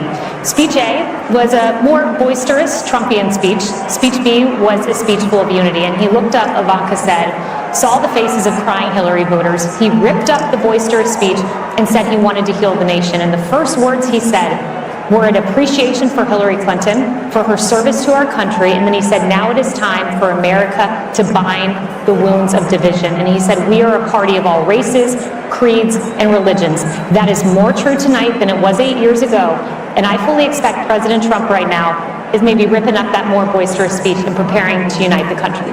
It's an amazing message. I hope Kayleigh's right. I hope you're right. And we're going to get a chance to see here in a minute. Trey Gowdy said something on your show the other day about how one of the things that you hope also is they're a little more prepared this time. They've got a great transition team, and they're going to need it. And I hope that there are a lot of people who want to go in and be helpful. Trey? Yeah, I think his transition team has done a wonderful job vetting potential candidates. And to Kayleigh's point, I think a liberated Donald Trump, he's never going to be on the ballot again. This is his last term. I think, Harold, he will surprise his detractors. I think he will be not anything like what his detractors have described him as being now that he is liberated. If I'm wrong, you can hold me to that. But I think he will, a liberated Donald Trump is going to shock his detractor. He has said that the assassination attempts had an impact on him. We saw him in many ways return to the very rough and tumble style that we've seen in Donald Trump towards the end of this. But now he will take the stage tonight as the next president of the United States, and he will not be able to run again. Yeah. And I think that is another liberating factor potentially for President Trump. Katie. We'll never underestimate the power of unfinished business. This is a president who has caught lightning in a bottle twice, and the second time around he now has a MAGA mandate. He will have a Senate that he can use to push through his cabinet appointees who can work with him on legislation, who could potentially replace a number of justices on the Supreme Court. He could build a wall. He could build a wall. He has a working group in Washington, D.C. We'll see what happens with the House, but he also has been working very hard on his transition, get the right people around him. He talks about the lessons he's learned, but the first time in the White House. So this is a mandate tonight for him, and I think he should get a lot of credit for doing the work on the ground, going to these states to pull these Senate candidates across the line with him. What do you think the analysis is going to be? There's going to be a lot of time to digest all of this. We're focused now on what the incoming president is going to say. What do you think the analysis is going to be on the Democratic Party and what went wrong? I think it's going to be agonizing. I think it's going to take a little while for consensus to form about what the party needs to do next, or what it did wrong this time. It'll be grudging at first.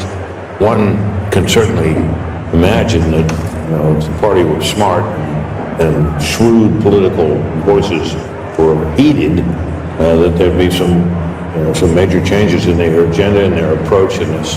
And you think of the issue sets that they've tried to run on against this man that failed.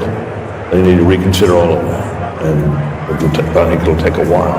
Now, our colleague and friend Mark Halperin, who's been very astute this particular cycle, he thinks there's going to be blood in the streets and people are going to be hysterical. I hope not, but it could happen. I am really looking forward to reading some of the stories, probably with a lot of anonymous sources amongst Democrats with the recriminations, and it's going to be fast and furious, and you will have people saying that Joe Biden should have dropped out the day after, not dropped out, but said he was not running for re-election on the day after that midterm in 2022, and either endorsed her or said, let there be a primary, and Dr. Jill Biden, there will be thoughts about her, and I wonder how chilly that White House is going to be for the next 90 days as they try to figure it out. And let me just say that as Vice President of the United States, Kamala Harris will certify the election results on January 6th. A lot of irony in that moment. Harold, your thoughts? This is how our country is organized, and it's a great education, I think, for people who had very high passions in this race. There are Democrats who were fervently for Joe Biden. He performed poorly during a debate, and the party switched to Kamala Harris, and there was genuine excitement, I think, built over a period of time. And some of that excitement was an aversion and almost a dislike and a disdain for Donald Trump. But I hope it's a moment that we can all grow from, because if we don't, not in a selfish, partisan way, Democrats won't progress. And I don't think you can fly and soar as a great country unless you have both wings working together. And President Trump, tonight, I'm going to be interested in that tone, Kayla. I was reminded of your words, I was reminded of what you said as you shared it. I remembered that story, and I hope and pray for the country tonight that President Trump, who has every right to be joyful, every right to celebrate, will give a speech with that tone tonight that in many ways could help him do all the things that he campaigned on in this campaign. What does this mean for the never-Trumpers, who are Republicans, and the Lincoln Project people, and Bill Kristol, and people like that, who seem to abandon everything they ever previously believed in order to oppose Donald Trump? We'll get to the never-Trumpers soon enough and the hundreds of millions of dollars wasted on them. Look, Donald Trump won this on policy and personality. I don't want to be remiss here. He is talking about energy independence, manufacturing, an economy where everybody is working, no new foreign wars, getting out of the entanglements we currently have, respecting and resourcing law enforcement, border patrol, military. And by the way, friends, we don't get those policies without that personality. What did we hear during the Republican primaries? I want Donald Trump's policies without his personality. Good luck with that. You don't get this strength and this resolve and this toughness. You don't get those policies without that. But I want to say this. It's on this phone that Huma Abedin placed a call 2:30 a.m. on November 9th, 2016. And on the other line was Secretary Clinton to concede the race to Donald Trump on my phone. I handed it to him. And I said to Vice President-elect Mike Pence, make sure Hillary actually concedes. She did. And President Trump was gracious to them too. They came to the luncheon at the Capitol after the inauguration. The Obamas and the Clintons were there. I was there to see it myself. And then something just changed. The Washington Post said, let's impeach him at noon. 2 minutes after he's inaugurated. Melania wrote about this in her book. So, Harold, I hear you. I hope everybody can unify. But I got to tell you, my friend, I think it starts with your party and not mine. Fair enough. They had this guy in a courtroom. He's not an indoor cat. I get it. They had him in the courtroom. They have him impeached. They have him, and whether people think that was justified or not, now is a good time to respect the will of the people. Forget about us, the will of the people. I agree with that. I'm just saying be a gracious winner and let's move the country Yes, forward. but he I agree. And I know you will. That was my only point. I got a gracious winner today when I talked to him. I really did. He's known for a while. I wrote a piece on FoxNews.com October 11th saying he's going to have a narrow landslide. I think he's felt that for a while, but he wanted to go and earn it. And I even think the people around him have to be gracious too. I think I know him as well as you, but I think the people around him can be gracious as well. That's a different question. We can always hope. No, well, that comes from the top. Once more, I just want to say how much money was spent on this election. $15.9 billion worth of bill. Wow. B, if you spend $1,000 a day for 2,740 years, that would be $1 billion. It was 16 times that. What has been spent on every race, presidency, the whole deal. $16 billion. And here we are. What is that, a check you can write to for every American? What did you say? $50. If not $40. About $50. But I just want to say, every presidential race has a medium. You know, you go back to television, cable. This was, in some ways, a podcast experience of a campaign. And those are free to go on podcasts. And you wonder how much of that money really needed to be spent when there's a lot of ways to reach people. But I think it's really interesting and something we'll be talking about a lot in terms of the reach of these endorsements. You know what I was struck by? The final and Musk and the rest of the final ads where they were excellent. They talked about making America great again, but then ending with the assassination attempt and that fist in the air, the iconic image, and the fight, fight, fight. Absolutely. Warrior president. And it worked. Yep. Yeah, toughest son of a gun we ever saw. That was the last note we see in that ad. And I think, for whatever you think of the guy, you got to admire that. Yeah. I mean, the adversity he's faced, everything we've seen in other presidencies and other political figures who've gone through all kinds of trouble, are pale in comparison to what he's been put through. No, maybe it's time for his enemies to stop it. Not only that, but the energy that he has is truly amazing. He's the Energizer Bunny. Let's check in with Aisha Hosny, speaking of the Energizer Bunny, at Trump headquarters in West Palm. Aisha, this has been a big night all night long. I'm sure it's really getting fever pitch now.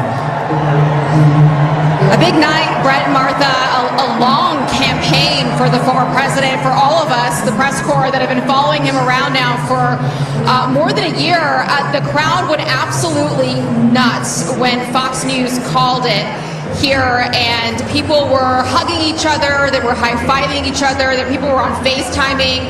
I think they couldn't believe it that this happened tonight and they didn't have to wait days and days and days. We are now awaiting the former president to take the podium. He is here in the building, as is his running mate, now Vice President-elect J.D. Vance. They're backstage. We were told they were going to come out as soon as the election was called, and so now we're just waiting. We asked for a 2-minute warning. I don't know if we're going to get one, but hopefully we will see him soon. And so I just want to add a little bit of perspective, just as a Capitol Hill reporter that's been covering the former president for a while.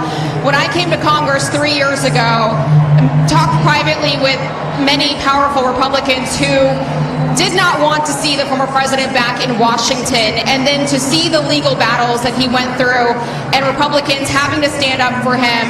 And then he went through the primary process. As Kellyanne Conway just said, he earned it state by state by state, and then came back to Washington in the spring and went to the RNC and claimed the nomination. This is the greatest comeback that I've ever witnessed personally myself.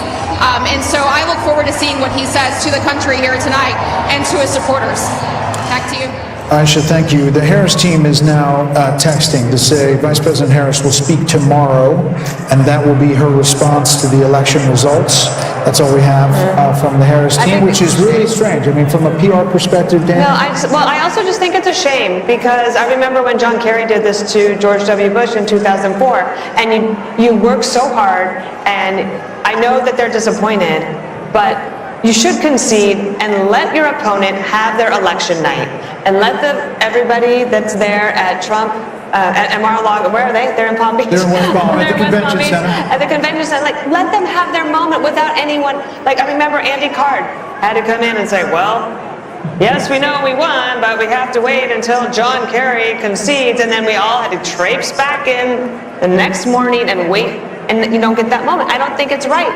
And That's not to say there's not going to be a phone call. There could be a phone call tonight, but she's not going to speak public. if there's a phone call, they have to make it public. And then nobody needs to hear from her.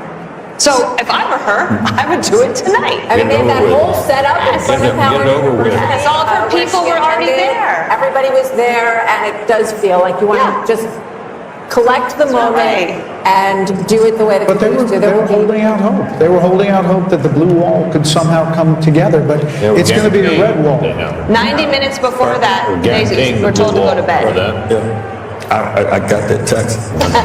90 minutes before all of this, Jen O'Malley Dillon, the Harris campaign person, said everyone can go to bed and come back tomorrow. So she didn't even address her own supporters. We want her to call President Trump. She didn't talk to the people who were assembled there for hours for her.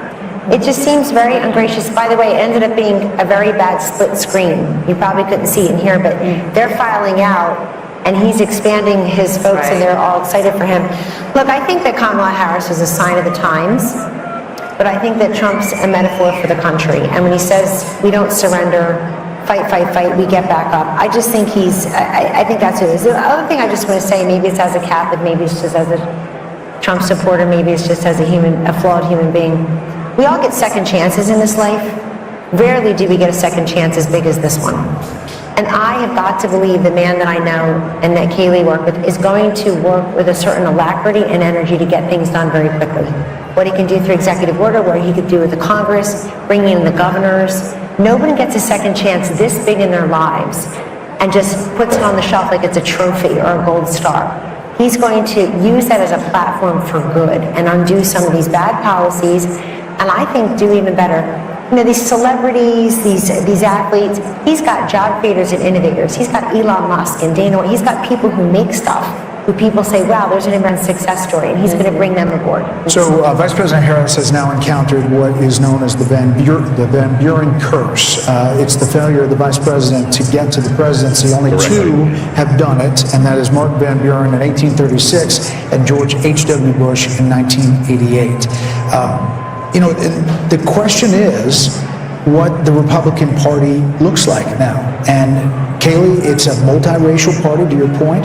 It's working class, and maybe it's the future. I mean, it's Elon Musk. It is Joe Rogan and podcasts. It is, you know, there's an opportunity here on both parties to realign and change. There are going to be a lot of conversations that go on to that end. Who is the next standard bearer for president? Is it J.D. Vance? Is he the one who picks up the torch after a 4-year legacy-defining term with the success that Kellyanne's describing? Is it J.D. Vance that picks it up? There's going to be a conversation about ground game. I mean, Kamala Harris over the weekend, they were saying they were knocking 1,000 doors a minute, and I have no reason to doubt that. It was an extraordinary ground game, but do ground games matter as much as podcasts? As much as real, authentic, viral moments like President Trump on the garbage truck, or President Trump at McDonald's, these viral moments that really captured the attention of the nation. And what does the Republican Party look like going forward? It's a broad coalition. It's an exciting coalition, and I think if President Trump manifests that working man agenda, no tax on tips, no, limit on credit card interest rate, that's a working man's economic agenda. And if he makes that happen in 4 years, this party may look like this for quite some time. I'm struck when you're talking about the authenticity part of this, because when I think about him with the French fries at McDonald's and standing up with blood on his face, fight, fight, fight. You can't fabricate. No, consultant can create those moments, Trey. Those are organic and they are authentic. And I think that is something that Kamala Harris fell really far short on in terms of the authenticity measure. Yeah, if you had told me that a billionaire from New York would be able to connect with middle America, I would have questioned that. To my friend, the gentleman from Tennessee, autopsies are painful, especially when the patient's still alive. I wonder what the Democrat Party is going to go through in the next weeks and months, because this was a loss that I don't think anyone saw coming, not to this magnitude. So what does the autopsy look like if you're a Democrat? It's painful, but you have to have one. How did you lose, and how did you lose this sound? The easiest way to do it for them would be to simply say, if Joe Biden hadn't clung to the job, clung to the nomination, and hidden his condition with a lot of help, they could have had an open nominating process and gotten a more attractive nominee who would have been freer to walk away from Biden policies and would have had a better shot. I mean, I think that's the easiest, simplest solution. But I'm not sure that's where they'll go. But that makes sense. I don't think you can pass over an African American female, which is a very loyal constituency for the Democrat Party. I don't see how they could have passed over. But if he left the office and she'd run, she would have been put through a different process and would have had competition, and the whole thing would have been different. But I mean, but Harold, you have a Democratic Party that's pretty old. I mean, you have Nancy Pelosi and Chuck Schumer and Joe Biden. You got Andy Beshear, you got Josh Shapiro, you got Gretchen Whitmer. That's a different kind of Democrat, and that is not the progressive Democrat that wins in a primary. So is it going to be a change in your party? Well, we nominated a Bill Clinton and a Barack Obama who were not from the old days. Party. So I think we'll do that. Look, tonight, what happened this evening and what's happened over the last year has been described. There were those on this panel who didn't believe that this resurrection could have occurred. So if this can happen, things are possible in politics if you're willing to change and willing to have courage and determination. And whatever Democrats or anybody want to say about this guy who's been elected our president, he personifies that courage and determination and persistence. So I think, Trey, you were asking a serious question, and Britt gave a very serious answer. I think that's going to be part of the answer. And we've got to look long and hard about whether or not the way we campaign sometimes with identity politics, then at the end, is that the right way to do it? But before you get there, you got to get a purpose and a message. And we'll get there. And we've got a long history of figuring these things out as a nation, as a party, and we'll figure it out this time. So the carnage speech got a lot of attention at the inauguration. Do we think that this speech, I was going way back. we're actually told that the teleprompters have been removed from the stage, so we could be in for a long haul here. We don't know. But what do you think? He's coming, but there may not be. I'd say he goes off the teleprompter anyway. But he, the other night at the Al Smith dinner, he was upset that there were teleprompters, because he doesn't want to use them. Right. So Dana, what does this speech look like? This one right now? Yeah. I think look, I don't know. He's one of the most unpredictable people, too. So I think that's why we're all here, and I'm wide awake, and I've been awake for almost 24 hours now. And I am curious to see. I think I wasn't just thinking about this speech. I'm thinking about the inauguration speech, which would be 8 years since Carnage speech. He has a wide range of the types of speeches that he can give. If you think even within a speech, there's range. If you think about the RNC convention, it started off with oh wow, yeah, and then after a while it was wow, he's still talking. It was so long, and it kind of got off script, and people thought, oh, he kind of lost opportunity.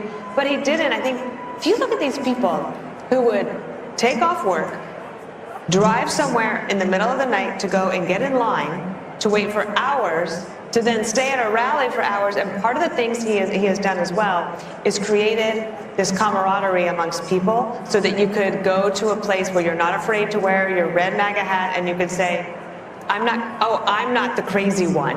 I'm not the only one who thinks the way that I do. I can actually have friends, and that doesn't mean that there shouldn't be outreach to the other side. I believe in love thy neighbor. I love all of that. But he has created something special here, so I kind of want him to take a victory lap tonight. I don't think this is necessarily the moment for unity, especially when she won't even concede and give him the night to celebrate.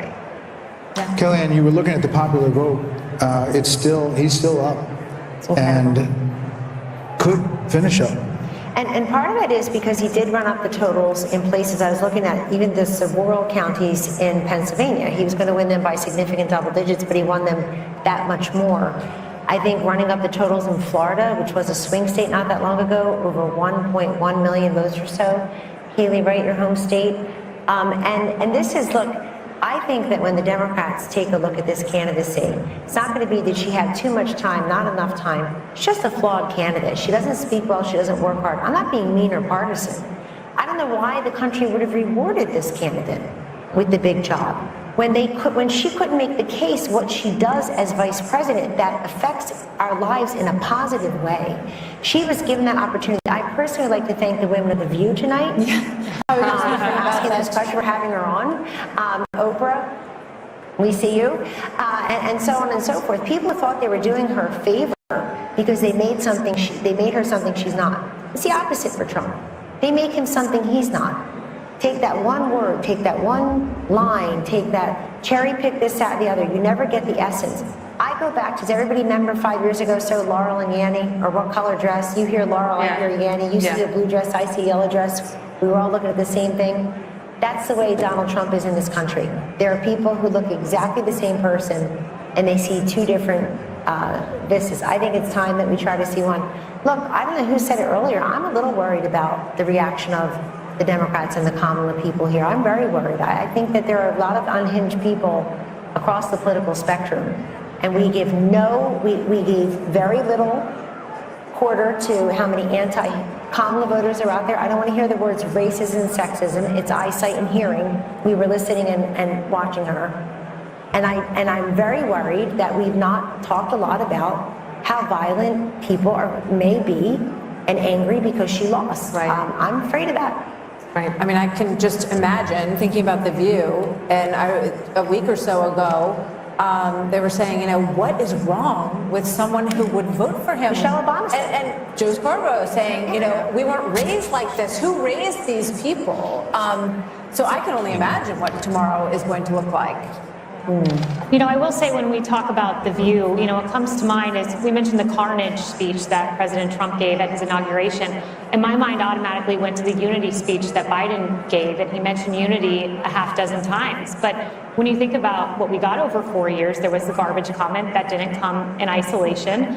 There were all kinds of comments. Neanderthal was one of the first words he used to describe those who opposed his COVID edicts. The Mark Cuban comment, he was an official surrogate of the Kamala campaign. And for, you know, as mean as some of President Donald Trump's tweets have been, and people have problems with it, one thing I've challenged Democrats to find is one example of him disparaging the country, half of the country, and that's something he has not done. And so I expect you'll hear a unifying tone, and I expect you're going to see a very successful presidency, and one untethered maybe from some of the things that were holding him back. What comes to mind is an Oval Office meeting that we had where Dr. Fauci was urging him not to open the country. And I watched President Trump fight vociferously, saying people are losing their jobs. We must open the country. He wanted to do it sooner than he did. I think that Donald Trump, who goes with his instincts, is going to be a Trump that ultimately leads a very successful country in second term. You know, Martha, Joe Biden mentioned the word unity more in his inaugural address than any president, I think, except one. If he's serious about that, he'll pardon Donald Trump. He'll also pardon his son. And then he'll put pressure on Georgia and New York to end this lawfare. If there is any silver lining tonight, it is that lawfare actually helps the person that you are trying to go after. We need a justice system. The lady needs to wear a blindfold for a reason. We got to stop this prosecution of our political enemies. I mean, literally, his polls went will up. be the Attorney General. Absolutely. We need a really solid Attorney General. John Radcliffe. Can do it. Sorry, John. Sorry, John. I apologize. Sorry. There will Mike be Johnson. a lot of talk about cabinet members, Treasury Secretary, Secretary of State, Secretary of Defense. You've got Tom Cotton, Mike Pompeo. You have. Well, you also have a Republican bench. And sometimes, like you were saying, that the Democratic Party is quite old right now. There's not a great bench, although there are some, and especially, but when you take governors out of states, then you leave a hole, and then you have to build up that bench back up. But the Republican bench is pretty strong right now. There you see Doug Burgum and Vivek Ramaswamy, Steve Wynn, his lovely wife Andrea. So people are there waiting for the former president. Britt would like to know where he is. He's watching us. Can we say tonight, though, Harold, that the melting pot still works?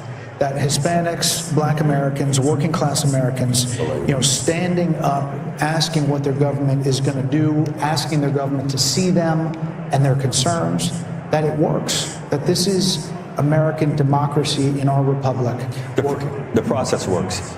I think as we get a final account of the numbers and the coalition that President Trump won with this time, I think it'll be one that will be for the history books.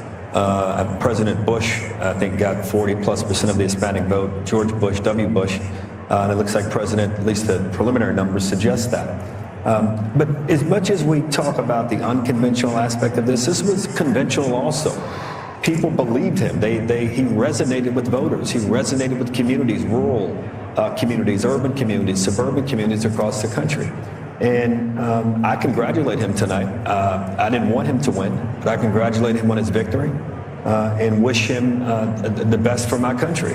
And I can only hope that the concerns that are articulated by my dear friend Kellyanne, that they're not realized. I hope that my party and my friends, and for that matter, Republicans alike, that we're all able, once we get past the moment here, the 24 hours of excitement and joy and celebration, to understand that what we're really celebrating is the greatest experiment to have ever come to existence. It'll celebrate 250 years of its own existence in 2026. So those are my thoughts, Brett.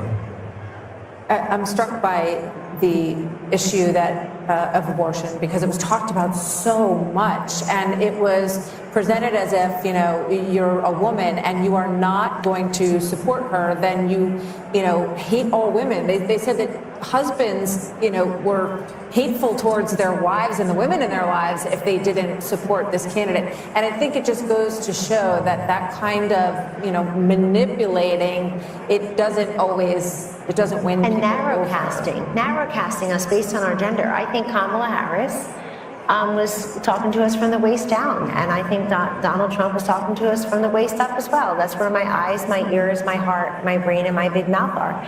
So, you got to talk to the woman in full. It's as if she doesn't know anything about the economy, or she doesn't care about what's going on in Ukraine or Israel or with Iran, or can't do the math on her grocery bill.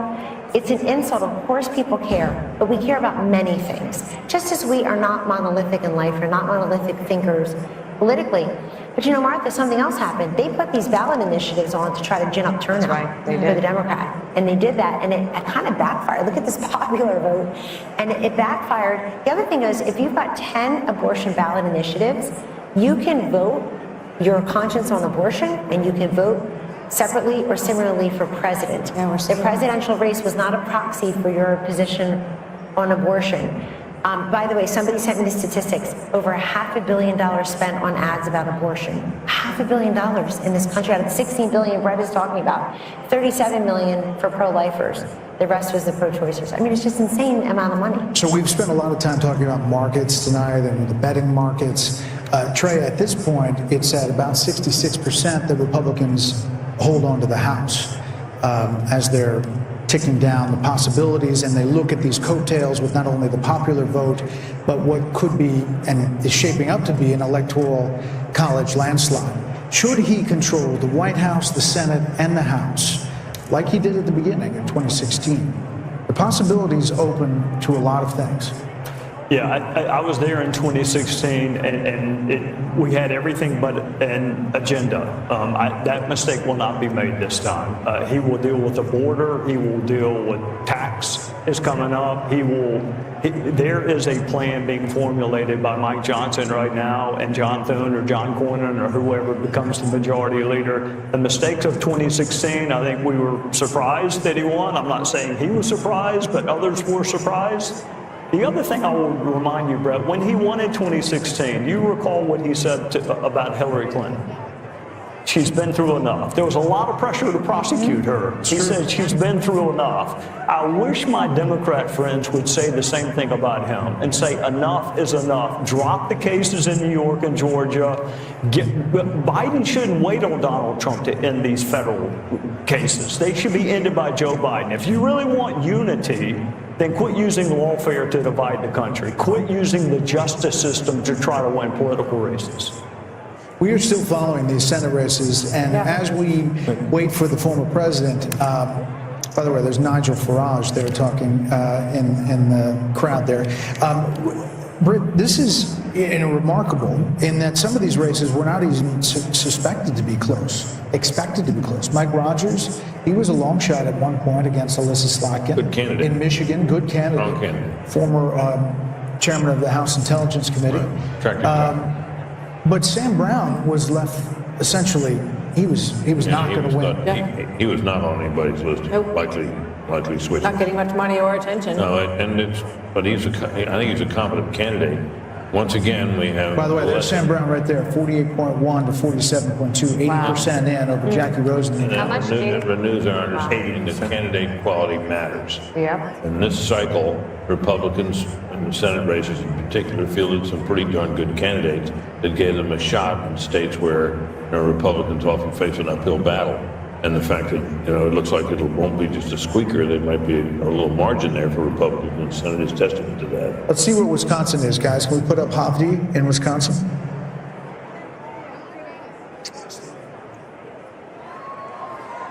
Ladies and gentlemen, please welcome President-elect Donald J. Trump, First Lady Melania Trump, and the Trump family, accompanied by Vice President-elect J.D. Vance, Second Lady Usha Vance, along with friends and campaign staff.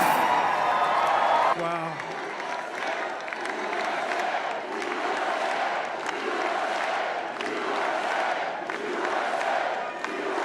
Well, I want to thank you all very much. This is great. These are our friends. We have thousands of friends on this incredible movement.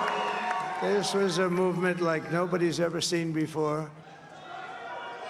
And frankly, this was, I believe, the greatest political movement of all time. There's never been anything like this in this country, and maybe beyond. And now it's going to reach a new level of importance because we're going to help our country heal. We're going to help our country heal. We have a country that needs help, and it needs help very badly. We're going to fix our borders. We're going to fix everything about our country. And we made history for a reason tonight, and the reason is going to be just that. We overcame obstacles that nobody thought possible, and it is now clear that we've achieved the most incredible political thing. Look what happened. Is this crazy?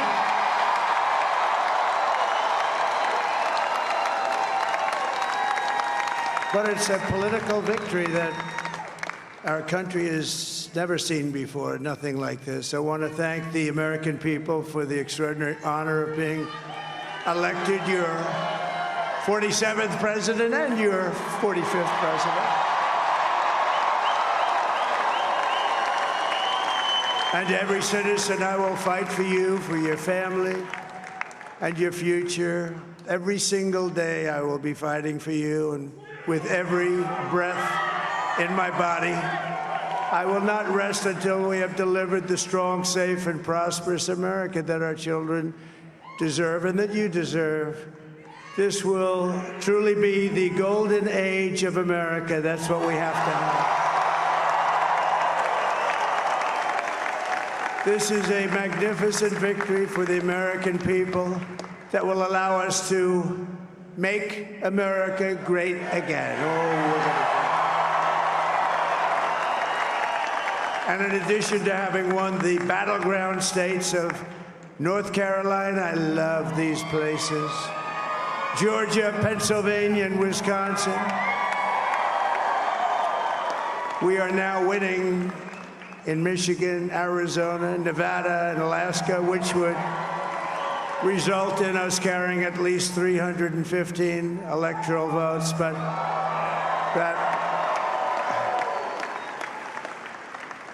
it's much easier doing what the networks did or whoever called it, because there was no other path. There was no other path to victory. We also have won the popular vote. That was great. Very proud of that.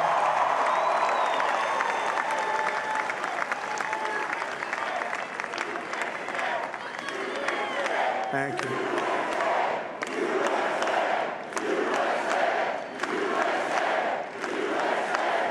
Thank you very much. Thank you. And, winning the popular vote was very nice, I will tell you. It's a great feeling of love. We have a great feeling of love in this very large room with unbelievable people standing by my side. These people have been incredible. They've made the journey with me, and we're going to make you very happy. We're going to make you very proud of your vote. I hope that you're going to be looking back someday and say that was one of the truly important moments of my life when I voted for this group of people beyond the president, this group of great people. America has given us an unprecedented and powerful mandate. We have taken back control of the Senate. Wow, that's good.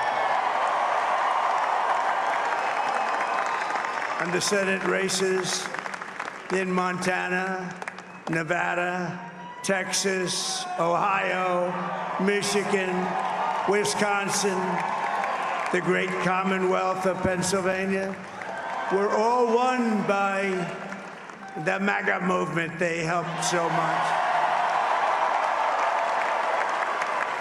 And in those cases, every one of them, we worked with the senators. They were tough races, and I mean, the number of victories in the Senate was absolutely incredible. And we did tele-rallies. We did tele-rallies with each one of them. And sometimes we did 2 or 3 and it was amazing to look at all of those victories. Nobody expected that, nobody. So I just wanted to thank you very much for that. And you have some great senators and some great new senators. And it also looks like we'll be keeping control of the House of Representatives.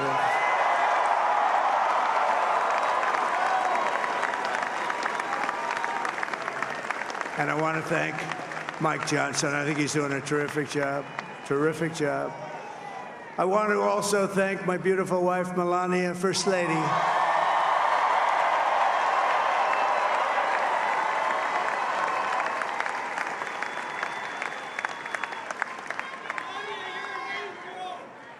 Who has the #1 best-selling book in the country. Can you believe that?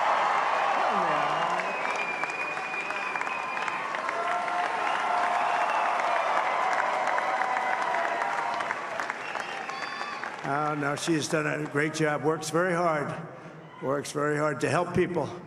So I just want to thank her. But I want to thank my whole family, my amazing children, and they are amazing children.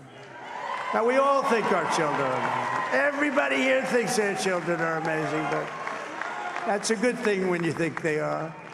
But Don, Eric, Ivanka, Tiffany, Barron, Laura, Jared, Kimberly, Michael, thank you all. What a help. What a great.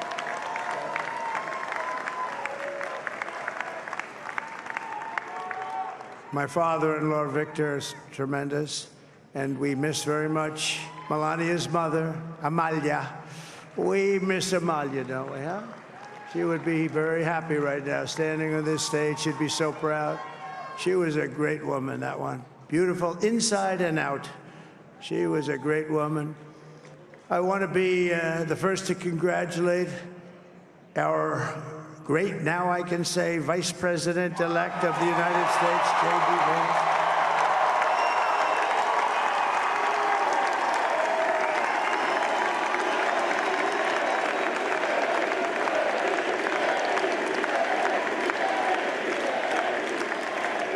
And his absolutely remarkable and beautiful wife, Usha Vance.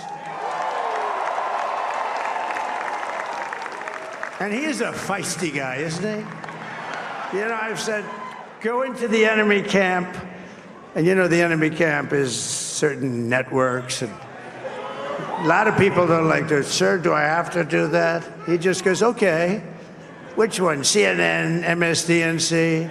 He'll say, all right, thank you very much. He actually looks fun. He's still like the only guy I've ever seen. He really looks forward to it, and then he just goes in and absolutely obliterates them. Say a couple of words.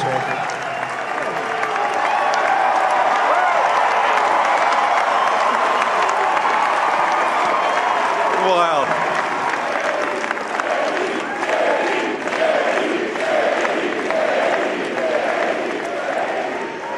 Well, Mr. President, I appreciate you allowing me to join you on this incredible journey. I thank you for the trust that you placed in me. And I think that we just witnessed the greatest political comeback in the history of the United States of America.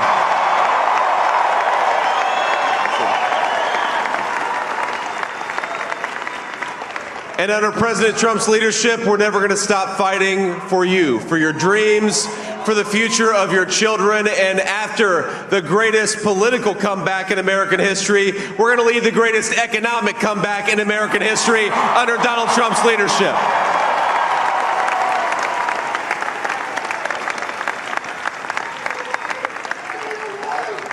Thank you very much. He's turned out to be a good choice. I took a little heat at the beginning, but he was, I knew the brain was a good one, about as good as it gets.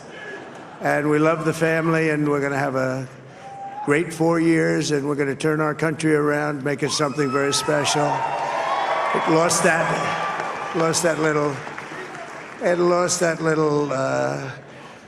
little thing called special. We have to make it so. We're going to make this so great. It's the greatest country and potentially the greatest country in the world by far. And right now we're going to just work very hard to get all of that back.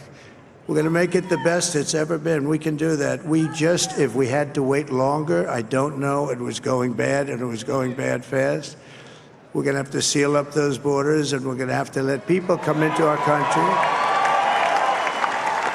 We want people to come back in, but we have to let them come back in, but they have to come in legally. They have to come in legally.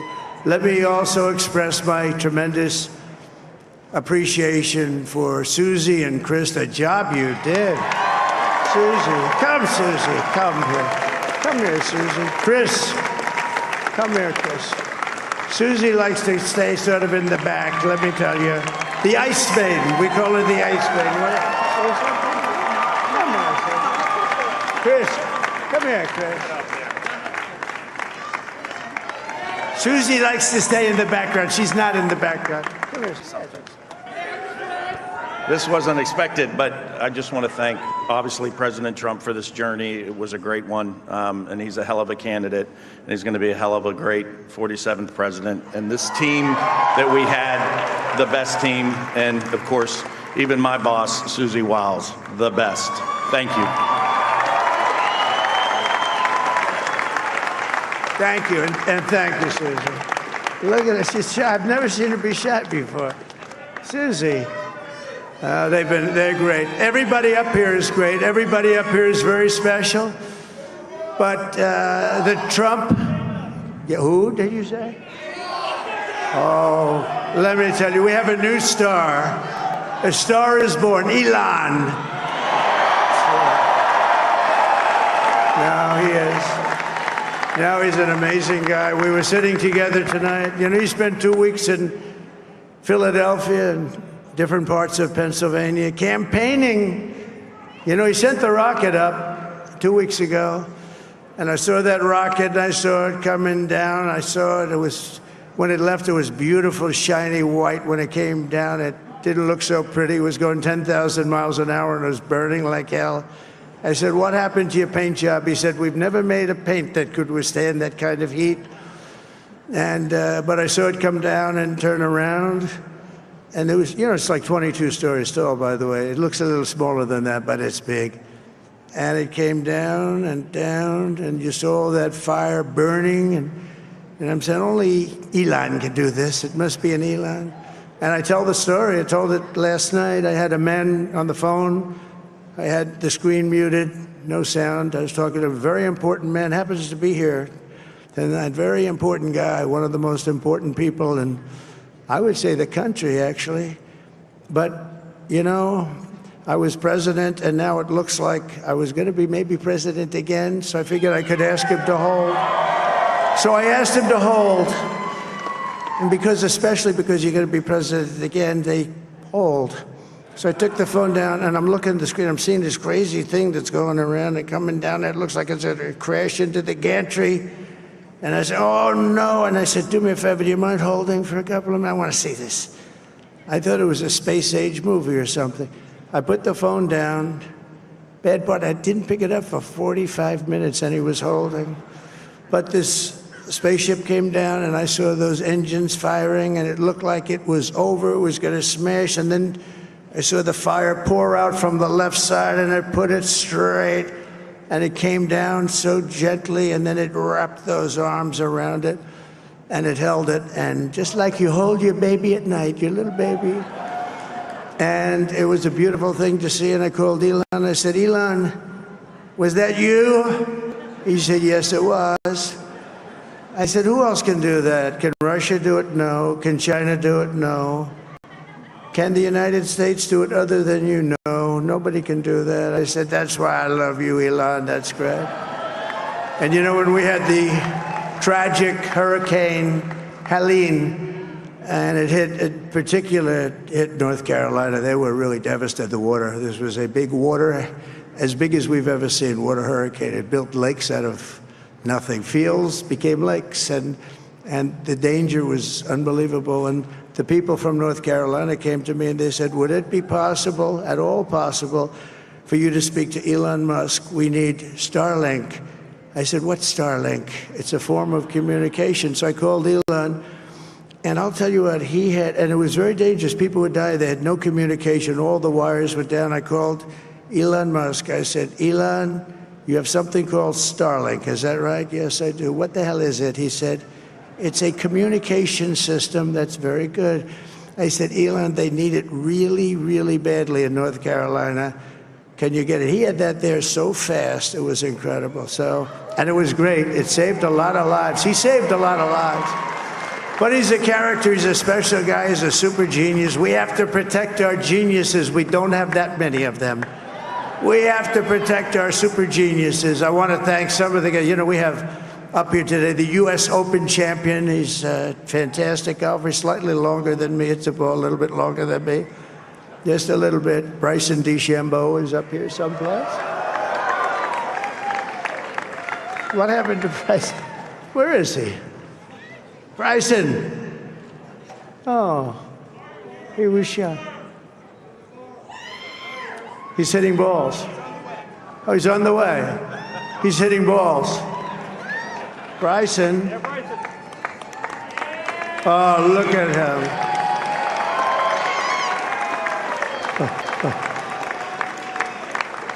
He's got a great career going.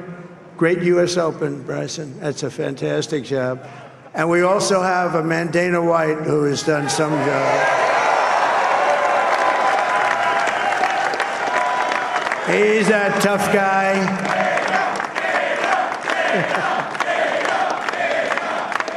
So Dana started UFC and came to me, do you mind if I use your, nobody wanted to give him a rinse because they said it's a rough sport, a little rough.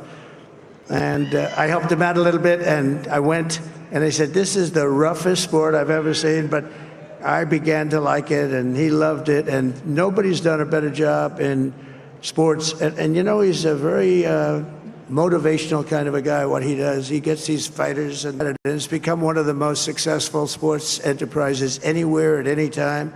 It's doing so well. I'd like to ask Dana just to say a couple of words, because people love to hear from him. Dana, please.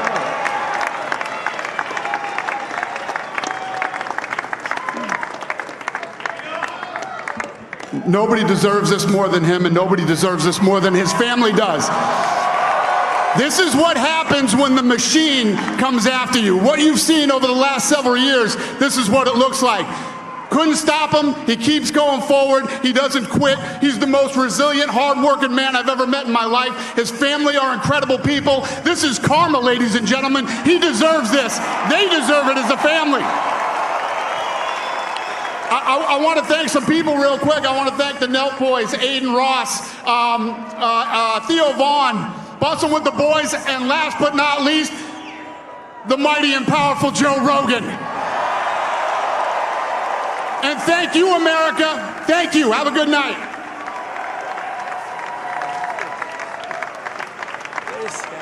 That is a piece of work. No, he's really an amazing guy. But most of all, I want to thank the millions of hardworking Americans across the nation who have always been the heart and soul of this really great movement.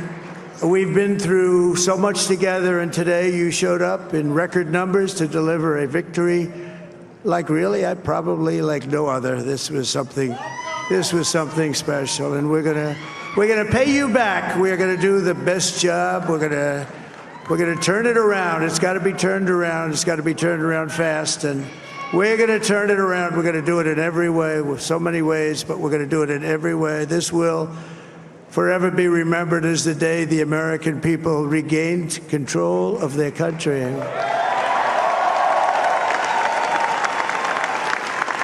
So I just want to say that on behalf of this great group of people, these are hard-working people, these are fantastic people, and we can add a few names like Robert F. Kennedy Jr. He came in. And he's going to help make America healthy again.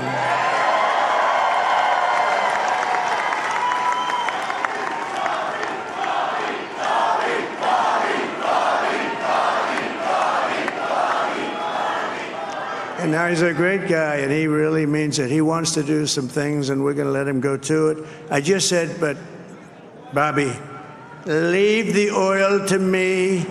We have more liquid gold, oil and gas. We have more liquid gold than any country in the world, more than Saudi Arabia. We have more than Russia. Bobby, stay away from the liquid gold. Other than that, go have a good time, Bobby. We're going to be paying down debt. We're going to be reducing taxes. We can do things that nobody else can do. Nobody else is going to be able to do it. China doesn't have what we have. Nobody has what we have. But we have the greatest people also. Maybe that's the most important thing. This campaign has been so historic in so many ways. We've built the biggest, the broadest, the most unified coalition. They've never seen anything like it in all of American history. They've never seen it. Young and old, men and women, rural and urban. And we had them all helping us tonight. When you think, I mean, I was looking at it, I was watching it. They had some great analysis of the people that voted for us. Nobody's ever seen anything like that. They came from all corners, union, non-union, African American, Hispanic American, Asian American, Arab American, Muslim American. We had everybody, and it was beautiful. It was a historic realignment, uniting citizens of all backgrounds around a common core of common sense. You know, we're the party of common sense. We want to have borders. We want to have security. We want to have things be good, safe. We want great education. We want a strong and powerful military, and ideally we don't have to use it. You know, we had no wars. 4 years we had no wars, except we defeated ISIS. We defeated ISIS in record time. But we had no wars. They said, he will start a war. I'm not going to start a war. I'm going to stop wars. But this is also a massive victory for democracy and for freedom. Together, we're going to unlock America's glorious destiny. We're going to achieve the most incredible future for our people. Yesterday, as I stood at my last stop on the campaign trail, I'll never be doing a rally again. Can you believe it? I think we've done 900 rallies approximately from them. Can you imagine? 901, something, a lot of rallies. And it was sad. Everybody was sad. Many people, I said, this is our last rally.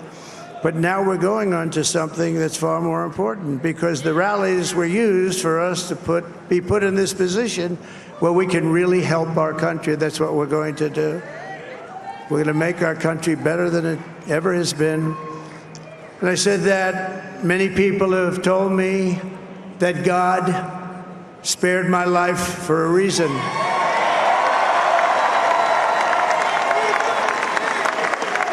And that reason was to save our country and to restore America to greatness. And now we are going to fulfill that mission together. We're going to fulfill that mission. The task before us will not be easy, but I will bring every ounce of energy, spirit, and fight that I have in my soul to the job that you've entrusted to me. This is a great job. There's no job like this. This is the most important job in the world. Just as I did in my first term, we had a great first term, a great first term. I will govern by a simple motto: promises made, promises kept. We're going to keep our promises. Nothing will stop me from keeping my word to you, the people. We will make America safe, strong, prosperous, powerful, and free again. And I'm asking every citizen all across our land to join me in this noble and righteous endeavor. That's what it is. It's time to put the divisions of the past 4 years behind us. It's time to unite. And we're going to try. We have to try. And it's going to happen. Success will bring us together. I've seen that. I saw that in the first term when we became more and more successful. People started coming together. Success is going to bring us together, and we are going to start by all putting America first. We have to put our country first for at least a period of time. We have to fix it. Because together we can truly make America great again for all Americans. So I want to just tell you what a great honor this is. I want to thank you. I will not let you down. America's future will be bigger, better, bolder, richer, safer, and stronger than it has ever been before. God bless you, and God bless America. Thank you very much. Thank you.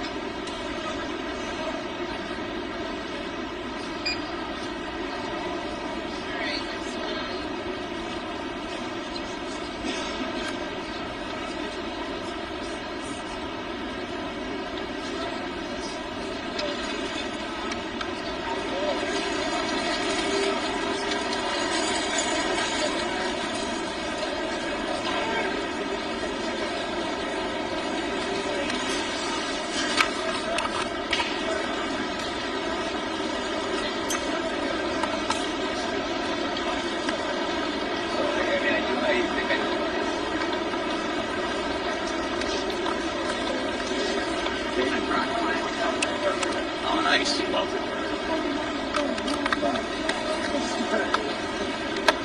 Oh, that's funny. That was you're really the right. advocate. That's crazy.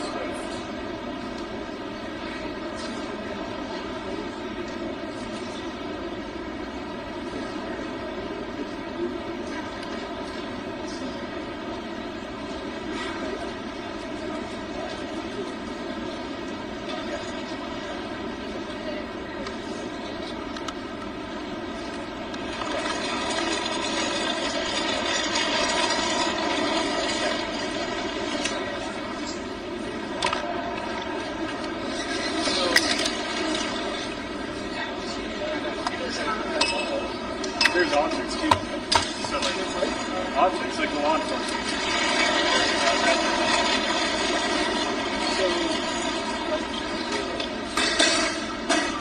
You need someone to be particular.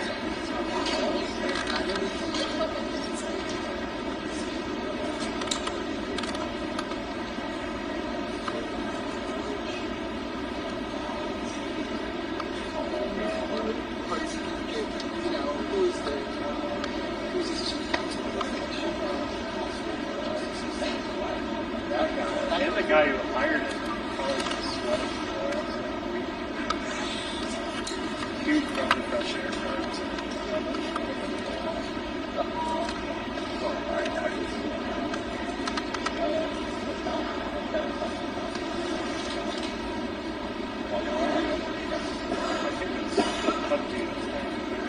Baldwin is saying they're going to.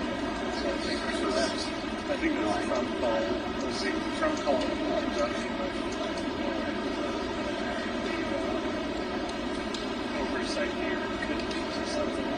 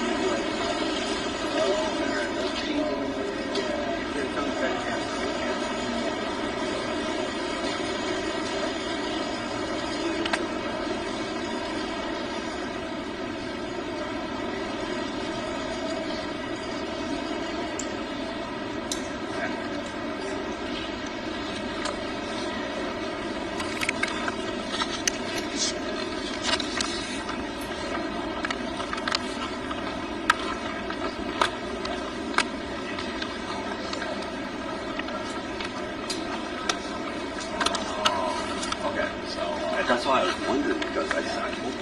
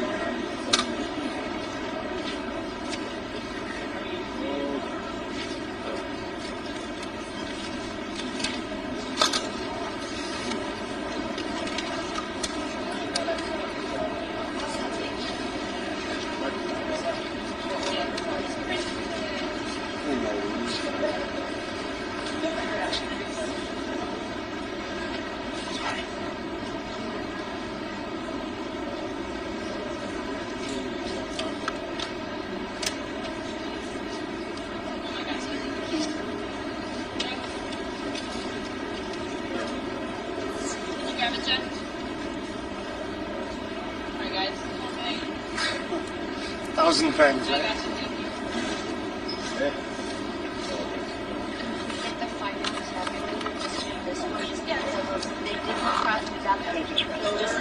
It's on the side. I took notification. All right. Thank you so much. No. Jeff, it's on the side door. Other side, other side, other side. Other side, right there. There you go.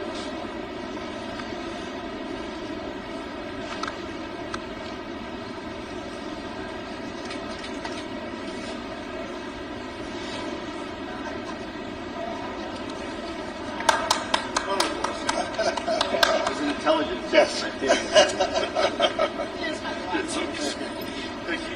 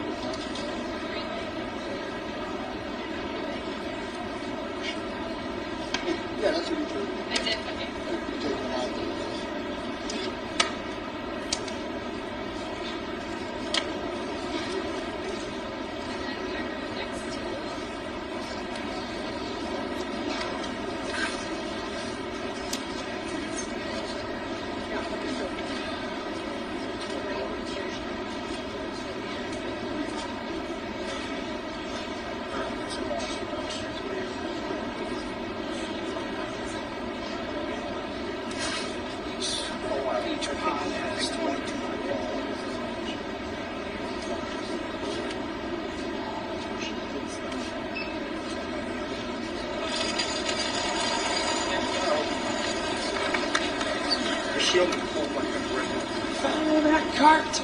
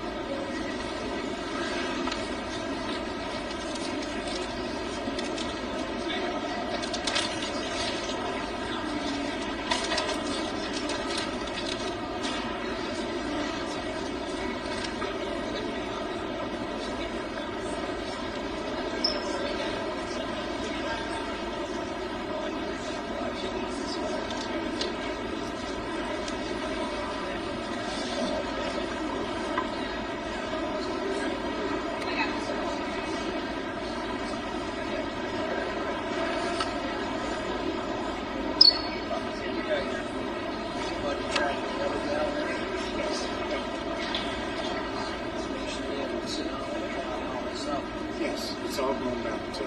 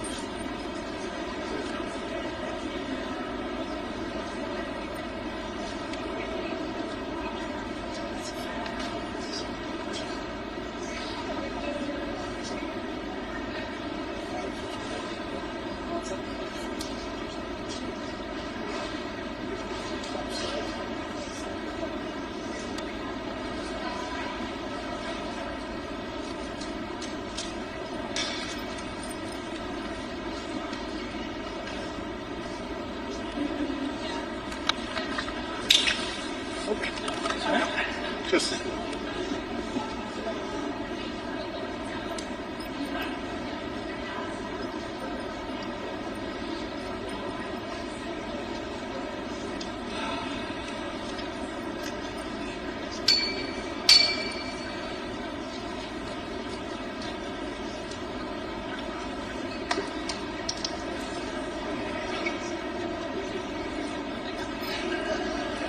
I have to go that far back.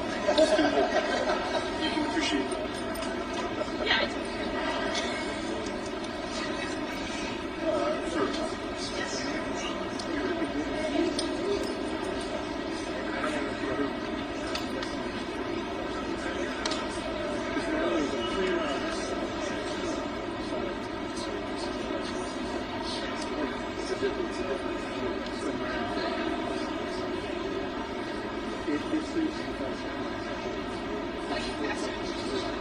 Ones that we have to.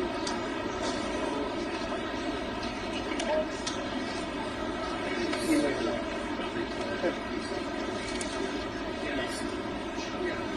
Oh yeah.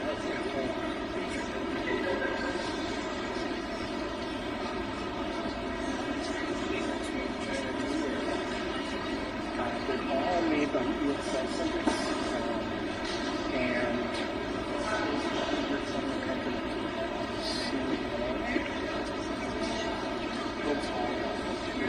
so he was like, you know, some person that had issues with the machine. He was there to